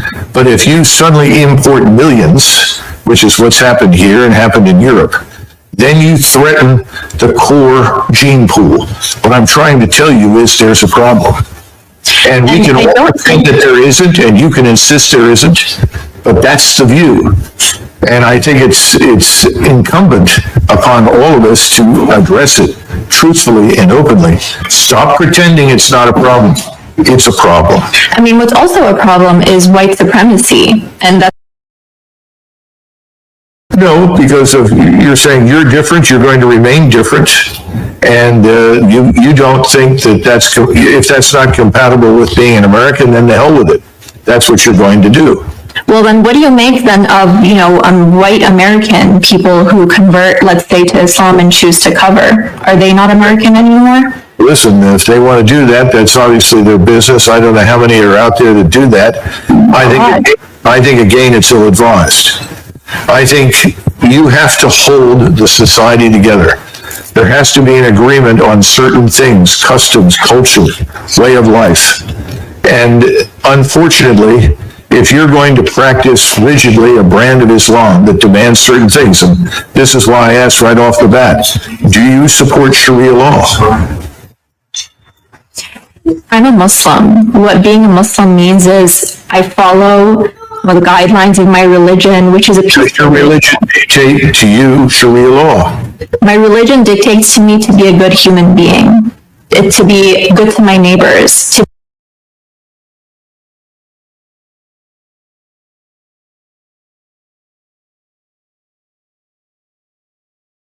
that the most powerful force in today's Republican Party is represented by what Charlie Kirk said. It is this drive to make America a white Christian nation. I got to tell you, this is what they say privately. This is not what they say publicly. This is what Charlie Kirk said publicly. And Joe, again, one of the reasons I wanted to have you on, because you know these people very, very well. Yeah. You said it yourself. You were one of the strongest voices. You were one of the folks who understood the incendiary language when you were in Congress, when you had your radio show, and how people loved when you did it. And then when you chose to apologize for that and turn away from it, oh my God, they literally have just tried to destroy you because of that. Yeah, again, you know the deal, Roland, right? I came out publicly against Trump 7 years. For 7 years, I put up with death threats on a regular basis. Nobody is welcome in that party unless you bow down to what this force is, this MAGA force. And again, look, there have been some people on the left who've celebrated Charlie Kirk's murder. Shame on them, be better people, but this is much worse, Roland, what my former friends are doing on the right, because they are turning this into a holy war. When you say we declare war on the left because of what some 22-year-old young guy did in Utah, and then you declare war on the whole left, that's a lot worse than celebrating Charlie Kirk's murder, because that's dishonest, but that's also inciting hate and violence. And Roland, look, Trump's an idiot. So yeah, Trump says the left, the problem in the country is the left. J.D. Vance is not an idiot. What did J.D. Vance say today, right? He was subbing for Charlie Kirk on his radio show, and he spent the entire show going after the left, going after them, they, them. Man, Democrats need to wake up, Roland. This is a really serious deal by my former colleagues. The stuff that I hear privately from them right now, Roland, for the last 5 days, I mean, they want to go to war. This is a holy war.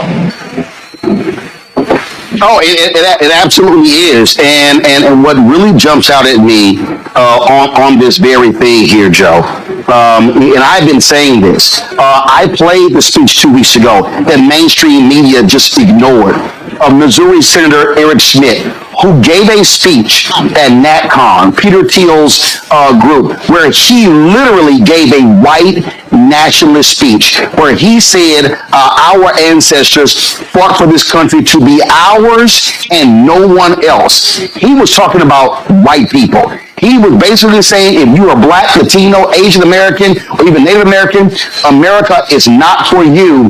And folks just ignored it. And so people need to understand, again, what they're saying, why they're saying it. And yes, there are many evangelicals, any very conservative white Christians who are pushing this as well. And you nailed it. They want a holy war. They want a race war. They want this to be a white country. It is clear as day. And Roland, really important point, Charlie Kirk at only 31, the impact he had because he was one of the most successful pushers of this white Christian nationalistic idea. And so I think that's why all of his defenders are out there so strenuously denying he said anything divisive, because they know if you really go through Charlie Kirk's public record, everything he said about people of color and black women and Muslims and gays and transgenders, if people took the time to go through all of that, and that was put out for average people to see, they'd be blown away by it. That's why his defenders are like supercharged right now. They don't want that record to be seen. Today, you mentioned, and I mentioned as well, Vice President J.D. Vance sitting to do his show. And listen to this man just blatantly lie, Joe. Play it. I read a story in The Nation magazine about my dear friend Charlie Kirk. Now, The Nation isn't a fringe blog. It's a well-funded, well-respected magazine whose publishing history goes back to the American Civil War. George Soros' Open Society Foundation funds this magazine, as does the Ford Foundation and many other wealthy titans of the American progressive movement. The writer accuses Charlie of saying, and I quote, "Black women do not have brain processing power to be taken seriously." But if you go and watch the clip, the very clip she links to, you realize he never said anything like that. He never uttered those words. He made an argument against affirmative action as a policy. He criticized a specific Supreme Court justice as an individual. He never said anything about black women as a group. He made an argument for judging people of all races and backgrounds by their own individual merits. Bullshit. Okay, Joe, this is actually what he said. No, Roland, that's utter bullshit. In fact, you know, if we would have said 3 weeks ago, Blake, if we would have said that Joy Reid and Michelle Obama and Sheila Jackson Lee and Ketanji Brown Jackson were affirmative action picks, we would have been called racist. But now they're coming out and they're saying it for us. They're coming out and they're saying, I'm only here because of affirmative action. Yeah, we know. You do not have the brain processing power to otherwise be taken really seriously. You had to go steal a white person's slot to go be taken somewhat seriously. Play cut 52. But I rise today as a clear recipient of affirmative action, and particularly in higher education. I may have been admitted on affirmative action, both in terms of being a woman and a woman of color. All right, Joe, he literally said it. Not only that, Vance lied. Soros does not fund the nation. So he sat there and flat out lied. And Roland, remind me, what's J.D. Vance's job? He's the vice president, and yet he had time today to do a radio show for a former right-wing podcaster. I mean, look what they're not even, Roland, they're not even subtle about it, what this White House is doing. They believe, man, the path to victory is fear, hate, and division. And that's what they're putting out there. That was Charlie Kirk literally going after 4 accomplished black women by saying they didn't have the brain power to get where they got. This is what he believed. And this is what MAGA believes. And that, again, Roland, broken record, that's why Charlie Kirk was so damn successful. Why he had such a big audience. Yeah, and not only that, you take Nick Fuentes, who's to the right of Charlie Kirk. The night of or the day after Kirk was shot and killed, Fuentes had 200,000 people watching him live. And so what you have this fervor. And so when I listen to Trump and Vance and all these people talk about, how the left, they're indoctrinating. No, and you know this very well, the indoctrination.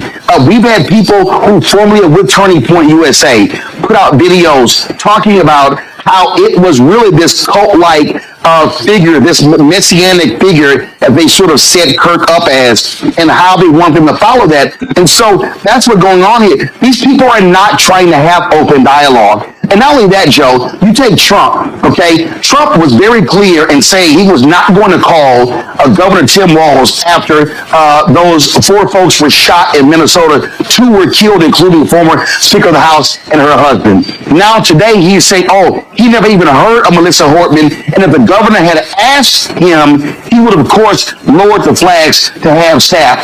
I'm sorry, he's also lying. He knew about her. He knew about the shooting, but he was so arrogant that he said, oh, 2 Democrats, a Democrat Speaker of the House shot and killed? Yeah, I don't care, but lower the flags to have staff with Charlie Kirk. Flies body on Air Force 2. Do a memorial service at the Community Center. Do another one at the Arizona Cardinals Stadium. Give him the Medal of Freedom. And I'm telling you, they're going to give him a state funeral. That's what you're seeing right now.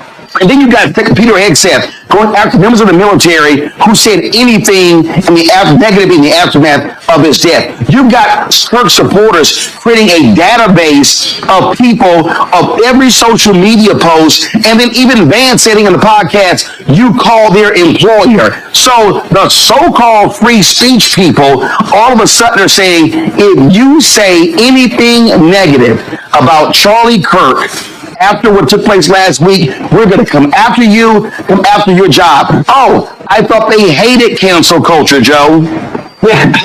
Roland, I remember back in my right-wing radio days, I would come on every day, and there was always some story about some leftist group on a college campus that couldn't handle speech that made them uncomfortable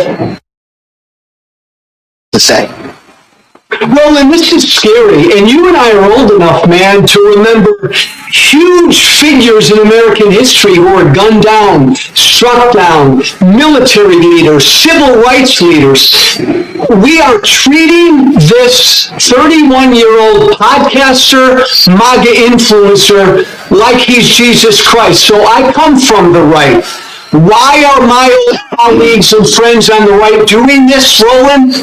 Because the right wants a religious war. Let's just call it. They want a civil war. They want a holy war. That's why they're putting him up to be some Jesus-like martyr. Absolutely. I mean, Glenn Beck literally came out and said he was a civil rights leader. Oh my God, stop it. Stop it. I've seen people say, I've seen a lot of these videos, I'm leaving my church because my pastor did not mention him. This was a Christian warrior. And let's just be clear.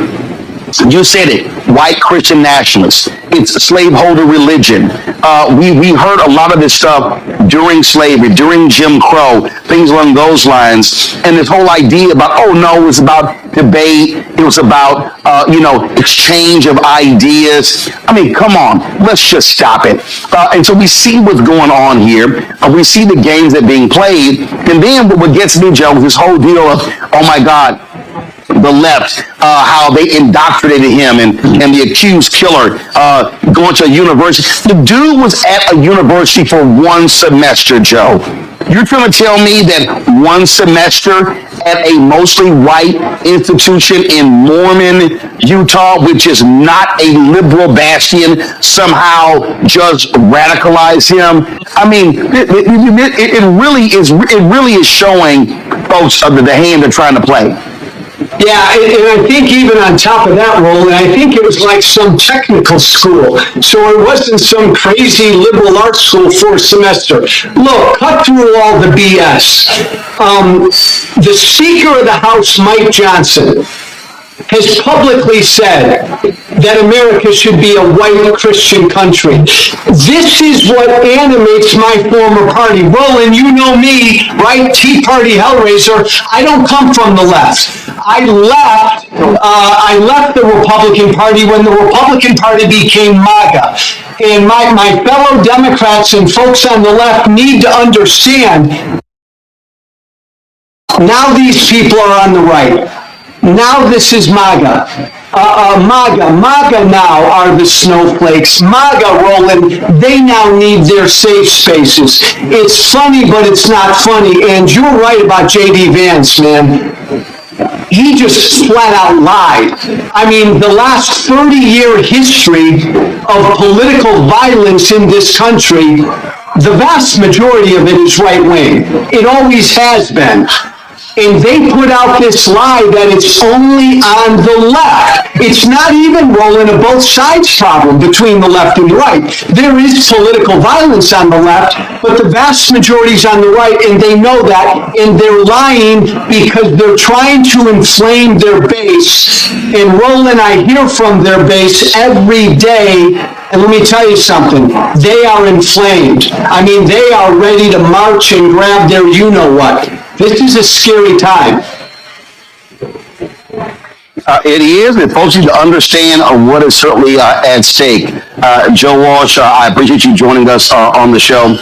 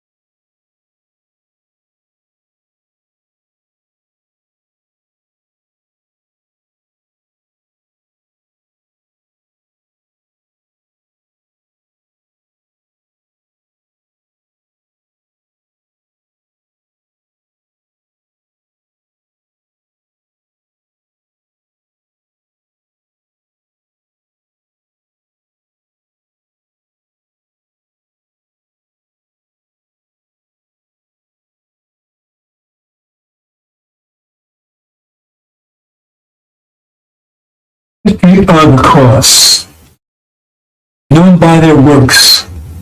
What's the history of the cross? Behind the history of the cross, murder, rape, destruction, deception, enslavement,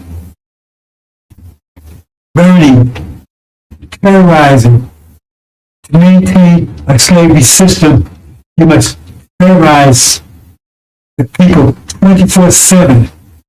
They terrorize people from Africa and America for 400 years. Constant terror, 24/7, rape, murder. In the name of Jesus. This is Christians, not Buddhists, not Hindus.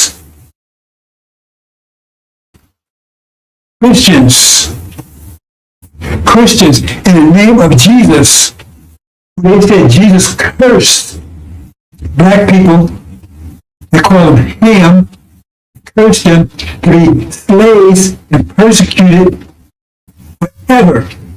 In the name of Jesus, raped our women incessantly, pissed in our mouths, made us eat shit. And they took and tried to clean up, I get, well, not clean up, but make it look more attractive, I guess, by calling it chitlins. It's after slavery, of course, after so-called slavery. Because what they do was not slavery. Look up slavery. Look up slavery. It does include murder, rape, terror. This is a Holocaust. And then now they try to downplay it. Oh, that was 40 years ago. No, it wasn't 40 years ago. I don't think it was a million years ago. It was 20 years ago. It lasted for 400 years. It's enduring today. They took everything away from the slaves. Everything. Their name, their culture, their families, their religion, their minds, everything. Fed their children to alligators as alligator bait. And then they talk about what's going on in Gaza, when they did 1,000 times worse. What's going on in Gaza now is simply just a miniature version of what they did. What they did was far worse than what's going on in Gaza. Gaza's bad. It was genocide. What they did was far worse and much longer. That's a legacy of Christianity. Murder, rape, disease. They wiped out the native population. The genocide and disease. Smallpox blankets. Knowing there was full of disease. Herpes, syphilis. Gonorrhea from seafood animals. So-called common cold was not common. It didn't exist here on this side of the world until they brought it here. Murder, rape. When it was written out women, there was a cross hanging from their neck. And again, they taught that there was God's will.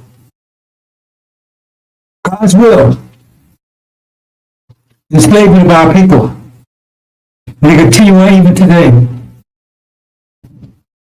That's the legacy of Christianity, the cross. So where's your rap sheet? Every time they arrest our people, your rap sheet. What's your rap sheet? Are you going to judge people for murder when you're guilty of murder beyond imagination for hundreds of years? Hundreds of years. Theft. He stole his land. He murdered his people. And you question the native people here. When the braves would go out hunting, you would come into the camps like cowards and kill women and snatch the children's brains out on the hooves of your horses. This is the legacy of Christianity. That's the legacy of it. The question is,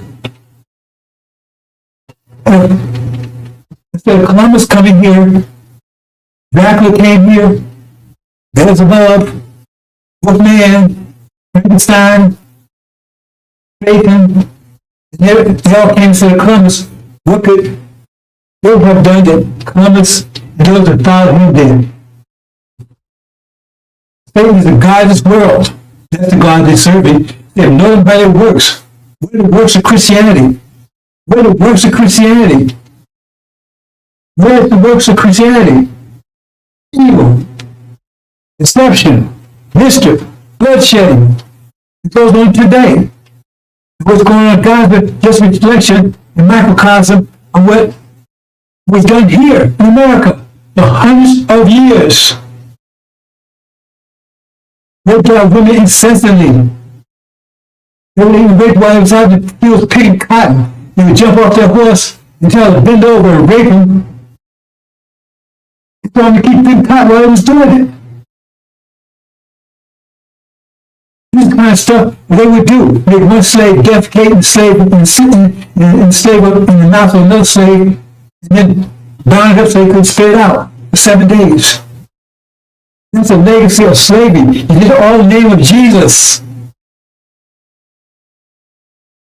There's a legacy of slavery. Legacy of slavery. 40 years plus. Legacy of Christianity. Legacy of the cross. That's the legacy. That's the true legacy. So whose works are those? Who are you serving? Who are you serving?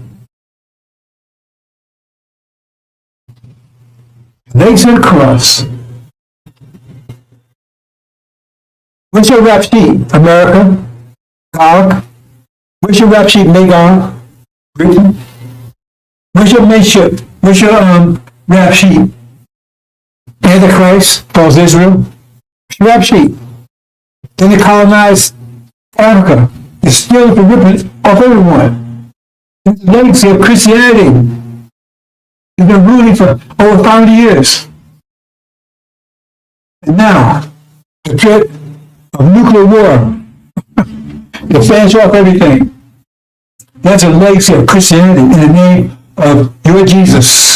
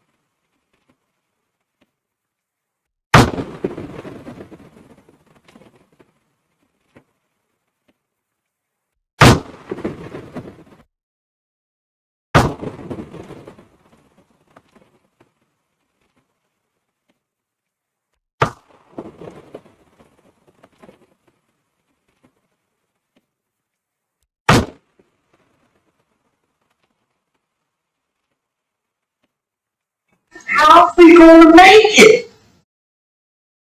Sure, you ain't talking about us packing our bags and going westward or going out there in the land. Ain't no cities, no towns, no infrastructure out there. Sure, you ain't talking about that, are you? We ain't going back to Africa. No. Your land. Our sweat, our tears, our blood has earned us the right to the land. What God wants you to do is come out of their way. Come out of their pagan holiday. When you should be honoring Jesus, you are bunny rabbits. Inviting your children to pay eggs for some Easter. Come out of her. Get the Santa Claus of your house and a tree that is the way of the pagans. Come out of her. St. Valentine's Day. What the heck is that? Excuse me. Of a name, come out of a religion, come out of a culture, come out of a way of life, come out of an educational system. People, and they will put up all the shows of North and they should. Jesus, the homes.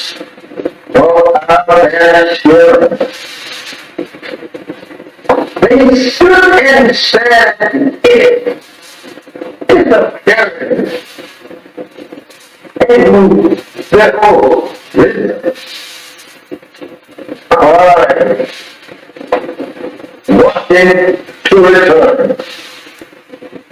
With their hands stretched out towards that ship.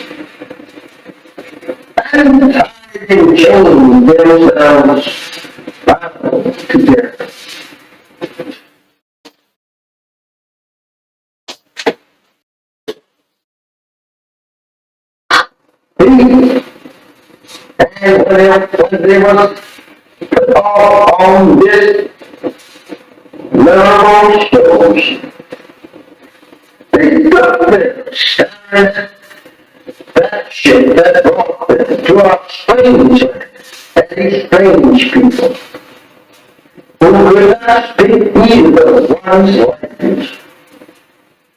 Now they have to live in a strange country, and strange people who have proven to them every mile from their native land that they love. Going to be the West Indies that they ever lived with. They were going to be the people that were destroyed. They soon discovered that all this ship that they were being brought here. I don't know how we should say anything in the name of Jesus of good for us. When this ship was named Jesus, this is how that we have always been deceived by the white man. Trying to use Jesus, the name Jesus, to our off in a mental sleep, thinking that we are our way to heaven. This is perfect. My brother, this is very hard for us to people to accept today. Imagine our parents standing in front to return to that native land and people and you yesterday. Trying to save the best minutes that brought our fathers in subjection to that will. You and I, turning away from your ordinary plan and turning it back towards our prison house and our home. And it who have destroyed us and seeks to destroy us. How do you feel? How do you feel? Not wanting to return to your peace. They're trying to make love with the very people that destroyed you and your parents. Do you feel? I didn't say. And even today, they are beating and shooting you down throughout the country. There is no justice here for you and me. Why did not you want to be separated and be returned to the Lord? I think that push. They go to your parents on the eastern shore of North crying and praying to God to be returned to that arm 400 years ago. How you like to see them rise up in the judgment, condemned for being such fools as now. To live in the land that absolutely enslaved them and killed them and beat them for 300 long years here. They would condemn you as fools for not wanting to be separated and go to your arm, to the nation, for your son. The white man said you were free. Remember that.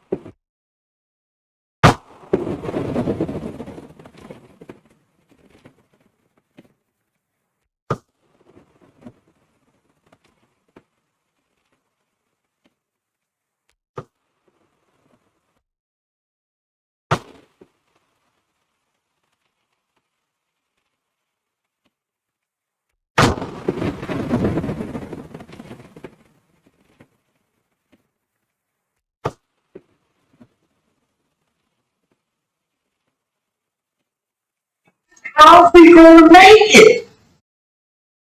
Sure, you ain't talking about us packing our bags and going westward or going out there in the land. Ain't no cities, no towns, no infrastructure out there. Sure, you ain't talking about. No. We ain't going back to Africa. No. This is your land. Our sweat, our tears, our blood has earned us the right to the land. What God wants you to do is come out of their way. Come out of their pagan holidays where you should be honoring Jesus. You are buying bunny rabbits and inviting your children to pay eggs for some Easter. Come out of it. Get the Santa Claus of your house and a tree that is the way of the pagans. Come out of St. Valentine's Day. What is that? Excuse me. Come out of a name. Come out of a religion. Come out of a culture. Come out of the way of life. Come out of the educational system. People. When they were put on all the shores of North America. And they should. Jesus, none of homes, no out their spirit. They stood and said, it is a parent. In the old wisdom, I wanted to return with the hands stretched out towards that ship, and tidings showed themselves bound together.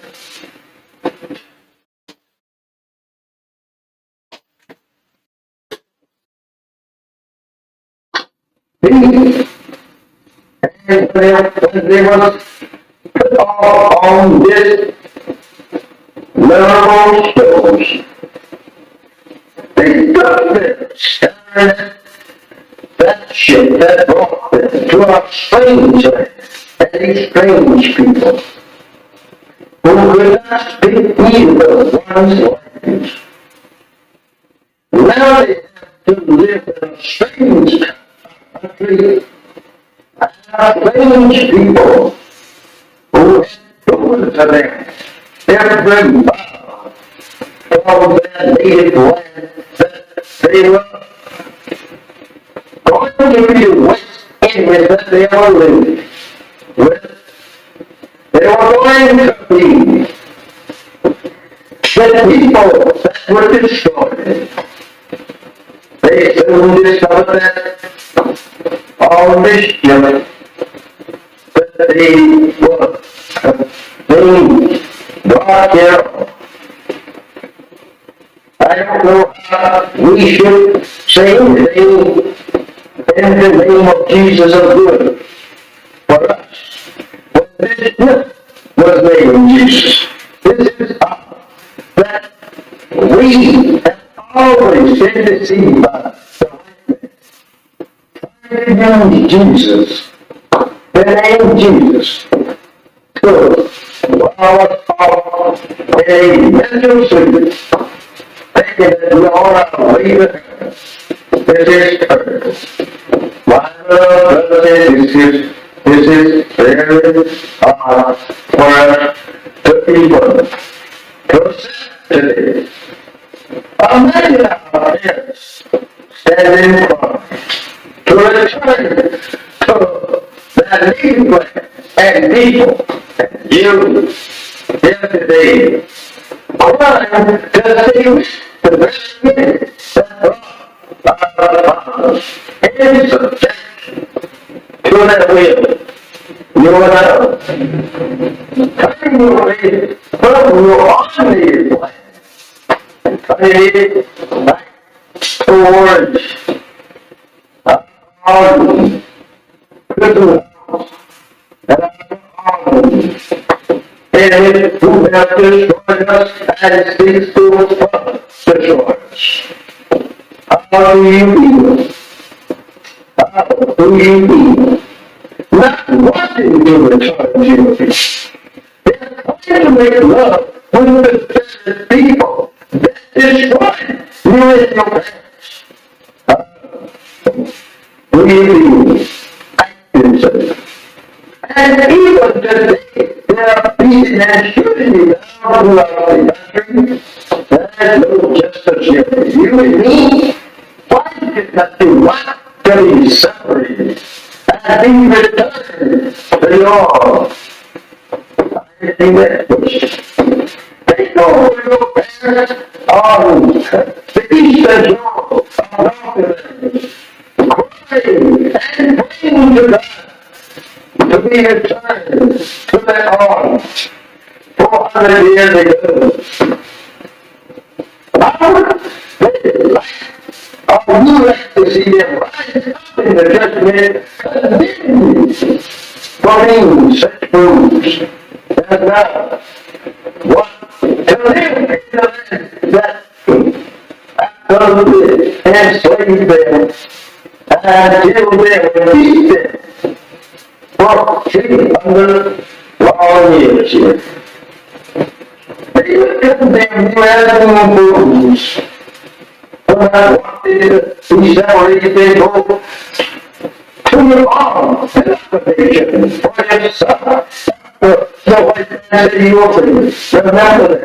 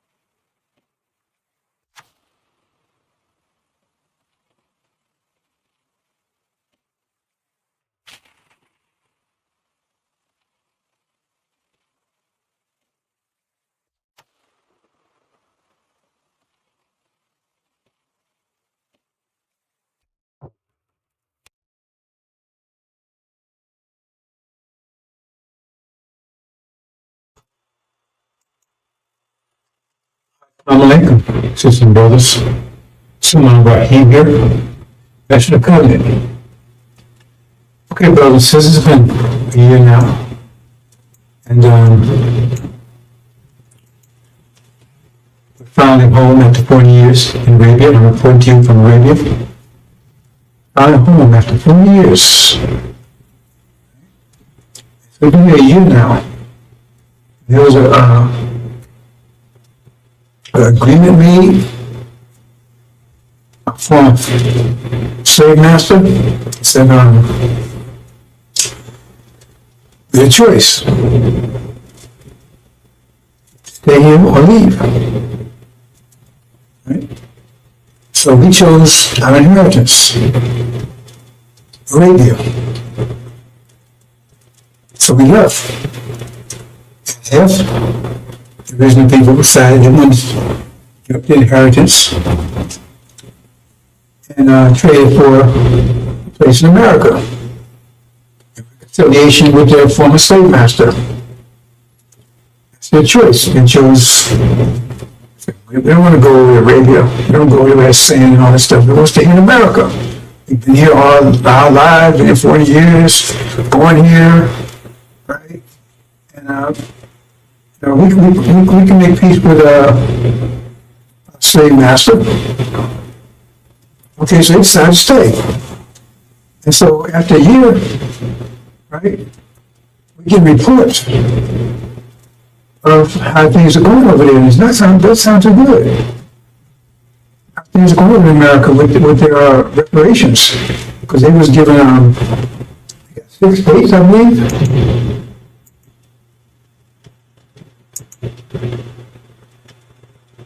Yeah, see, yeah. They got those 6 states right there. That's what Farracon told them. They was following this in Farracon. Farracon promised them. They stay there, 6 states, right, their own land, and they can make reconciliation with former slave master. They're not devils. They're human beings. They just had a rough, they were just,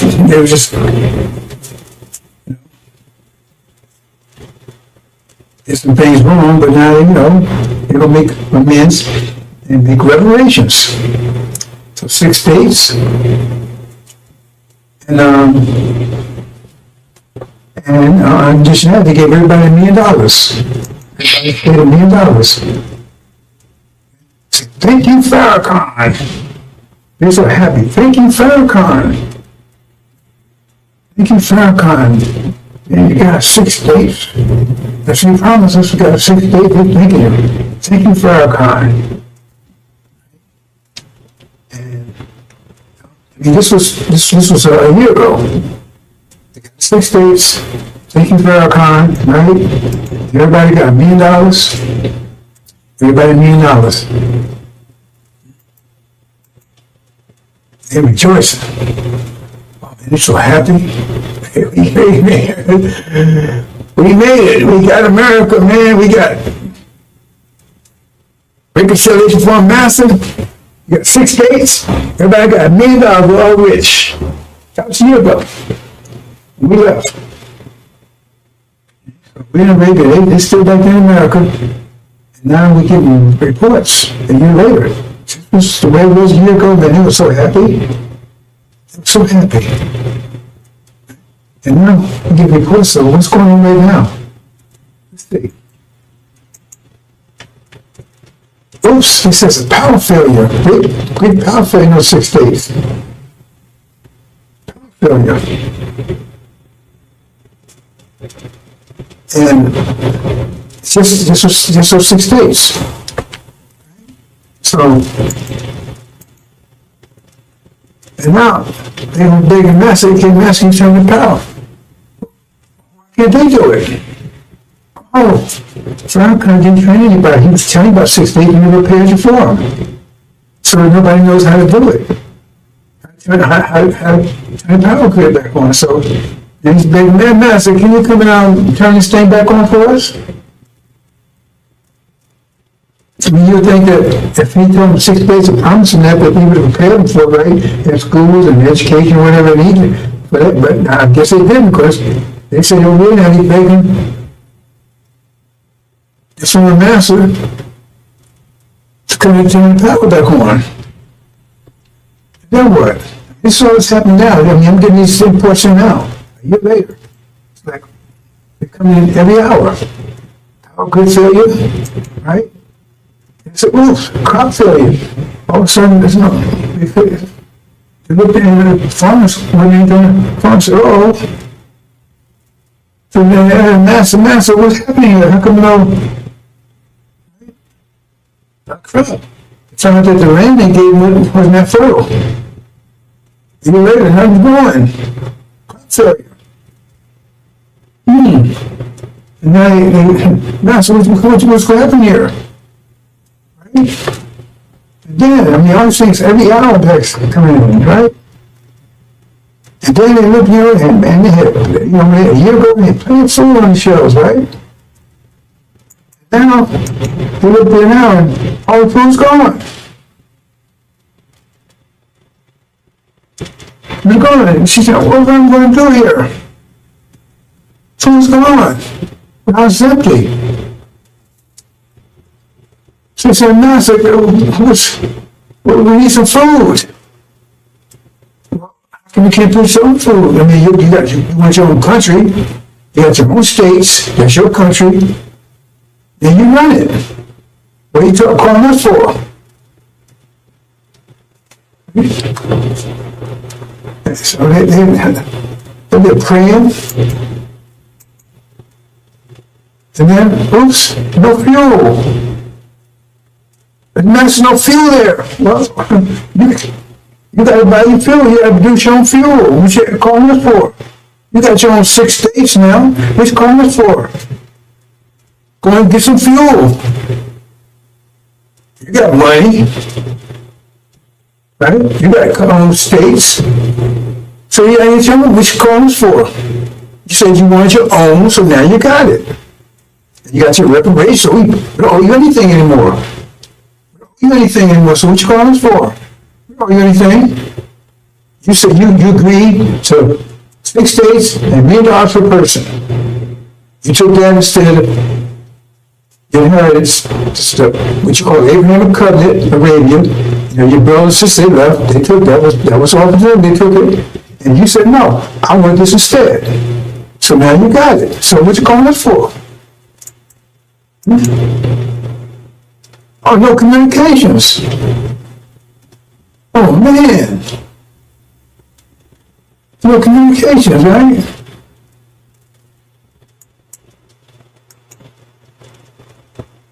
No medical facilities.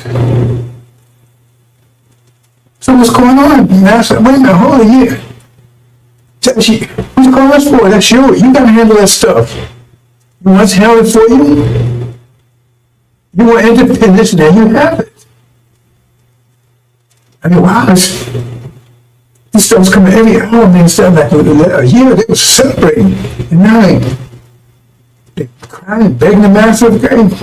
We got all these problems here. I said, wait a minute, that's your solution comes about your problems. You have to work those out. No transportation, I mean, no planes on nowhere. By flying planes and drive trucks and boats and stuff, and you go and get this stuff. What you got this for? You wanted this, you got it. So go ahead and get to train your own pilots, build your own planes, build your own boats, and right? You see what I'm saying? Transportation, build your own trucks. What you got this for? The master, you said you wanted 6 states, you got it. You want $1 million per person. That was the reparations. So now if you never pay people to take care of this, how's that our problem? You're independent now. You're really free now. Oops, no fuel, the gas station's empty. I can't drive, eh? No gas. Yes, wow. All this stuff happened like for a year. Everything was great, and all of a sudden everything ran out. So guess what happened? Everything was good when they got it, and it ran out. They had to replace it, the fuel, get the farms going. So they was left with that stuff. The factories full, houses full, then you have to keep, they thought that was just going, I guess they thought it was just going to be there, just by itself. They didn't prepare for it. See? And they ain't trained any engineers and scientists and architects and stuff. They didn't train anybody. So Farracon, he told you he don't get this for you, but he don't pay you for it. He didn't get anybody to handle this stuff. So what was that all about? So then he asked the master, hey, don't call on me. You was here, you had it when you was here with me. You said you want independence, you want to have reparations, so you gave it to you. Well, call on your brothers over there. They left, they handled their own business. You said you want to stay here. Right? Don't have any professionals or technicians, scientists, doctors, none of that. See? That's what, because if you're going to set reparation, you should be paying for that, right? So if he was telling you about reparation, you should be paying for it. If he said, God said that's where he's going to get you, so God told him he's going to get that for you, then he should, like when God told Noah there was a flood coming, told him to build an ark, so he started building an ark. And so you should start preparing for the 6 states, and the reparations, apparently you didn't. So now, it does look, hold it. We want total separation, we don't want you to call us no more. We don't want you to call us no more. Because you're wearing us. You run your own country, you got your own land, right? You got money, $1 million, all this stuff, right? So now we got to protect your money and everything too? No, you have to create your own money. You have to do all these things, your own wealth, not ours. Right? So we're going to cut you off from that too. That's all economics. So they're going to tell all the people, all the white folks, right? All the black folks, now all the black folks is either in Arabia or in those 6 states. That's the solution. It'd be one way or the other. There couldn't be no integration, that kind of stuff. That's the deal. You said one or the other. So all the black folks are here, and no integration, that kind of stuff. Right? Was it one or the other? So they're there. So they said, okay, right? So they just said, we want to take our money because we don't know what y'all doing over here. You have your own money, you have for your own wealth. So they do is they tell all the white folks, say, protect your money. Right? Transfer your money into gold. Transfer all your dollars into gold. Now remember, they gave everybody $1 million apiece. So everybody got $1 million apiece, right? They transfer it to gold. And then what happens is that what they do is they start just printing money. Which is not printing money. You understand what that means? It's inflation. Because if you got $1 million of gold, $1 million ounces of gold, say $1 million ounces of gold, understand this, and you got 1 million certificates, then you say each certificate is worth 1 ounce. If you got 1 million ounce, each certificate is worth 1 ounce. Understand that? You got 1 million ounces of gold, and you got 1 million certificates. Each one of those certificates is worth 1 million. If you want to say trade with the certificates, each one of the certificates is worth 1 ounce of gold. But if you take and print, say you got 1 million ounces of gold, you got 1 million certificates. But say you print twice as many certificates, you got 2 million. Well, then each certificate is only worth 50 cents now. But you got to connect that to the gold. When you print 4 times, then each one is worth $0.25. So the more you print, the less they worth because those certificates have to equal what the gold is. See, so the more you print money, the less, right? The less they're worth.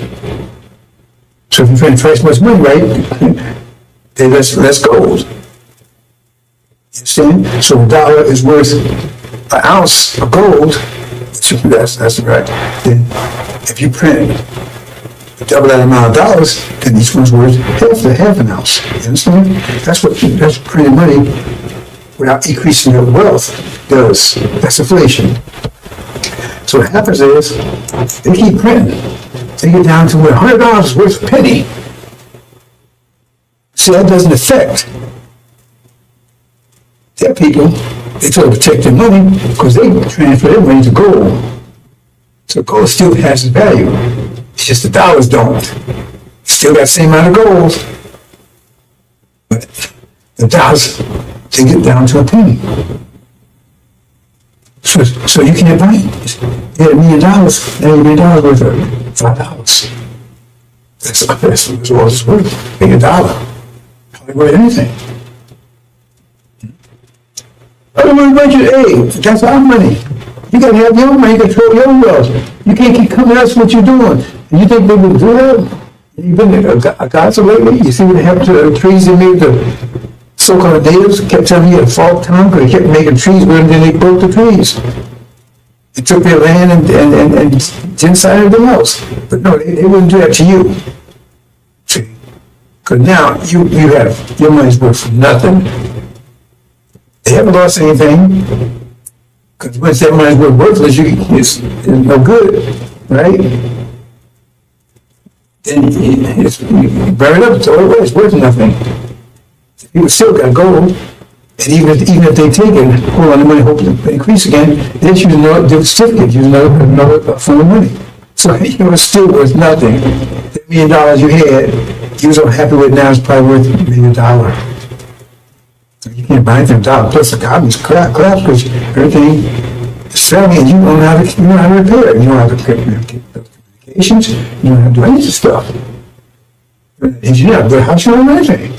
Because it's our company. Right? He didn't know how to prepare you. He told you to give 6 days. He told you, this many. Right? Now, you're broke. The economy's gone. No food, no electricity, no power, anything. It's not their fault. They gave you what you asked for. You saw your inheritance for that. And then you closed the border. Because you're going to try to get back into America now. We want to come back in, Master. No, we don't want you back in here.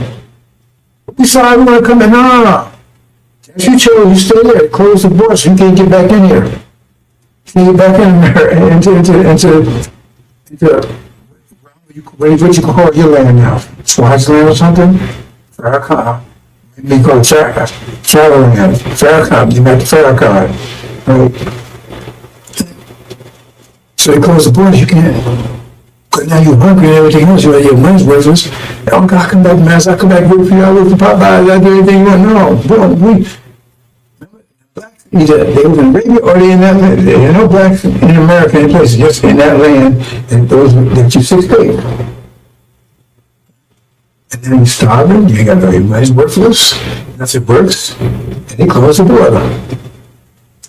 And then you see Master on the phone, you talk to the guy, you get paid to help you. You finally got rid of niggas. Finally got rid of them. Finally got rid of them. So you see on the phone, yeah, it worked. We saw them in reparations, we saw them that said used car. They turned the miles back and everything else, and they bought it. See, they could have had a BMW, they could have had a Lamborghini, they sold it for BMW. Good, damn thing didn't work. Now, it's starving. Living in tents.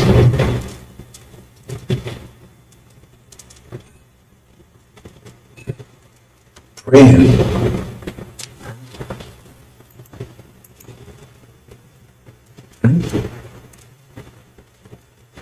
So what? What we gonna do, Farracon? What we gonna do, Farracon?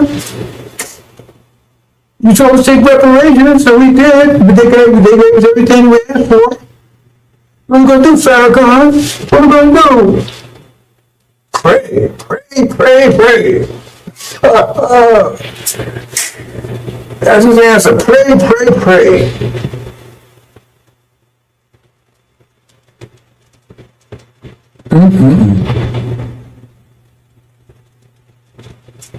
That's your reparations. Like Elijah Muhammad said, get a big picture. Leave him, the black stay on the shore, the one stay behind, and they was whooping their ass.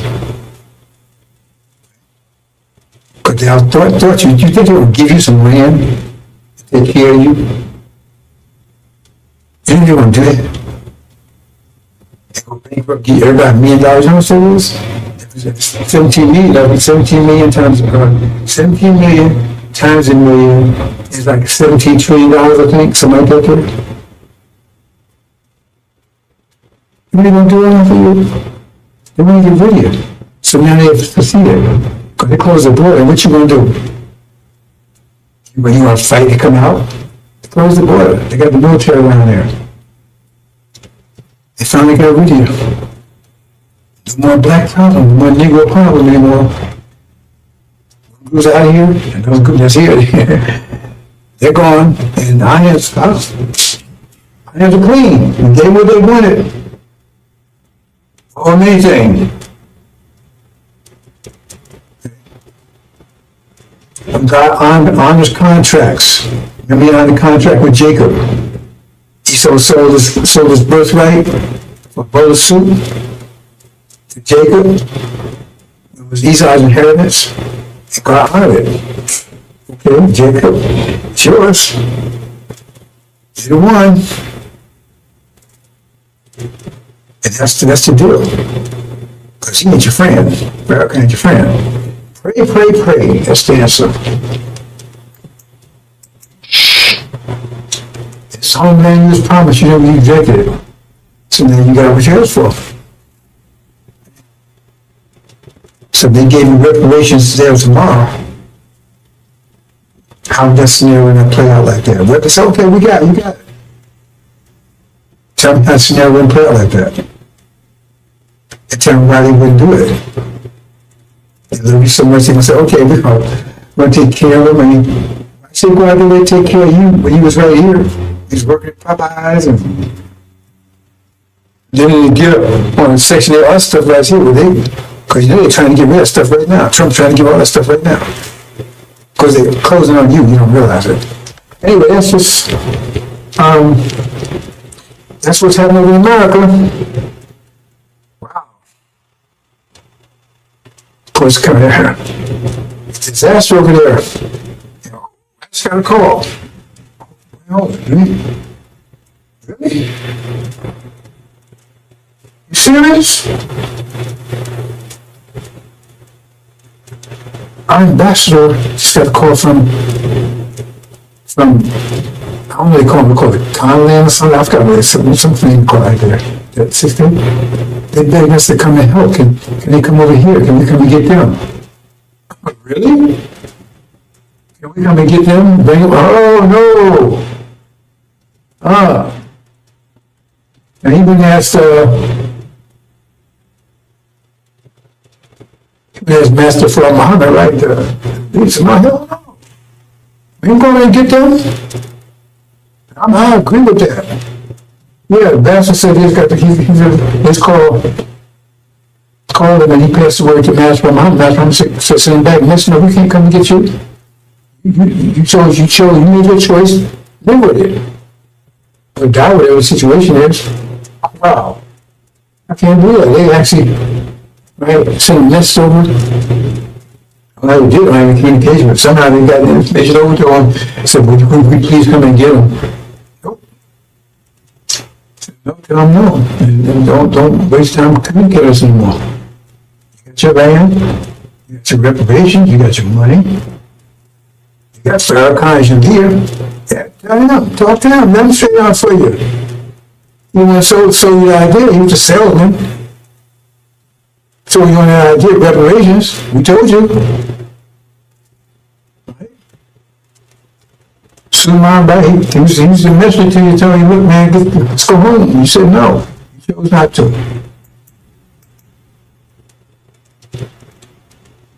Okay, Okay, well, since that's a side story. Guess that's it, is that it? Well, they're not getting more reports.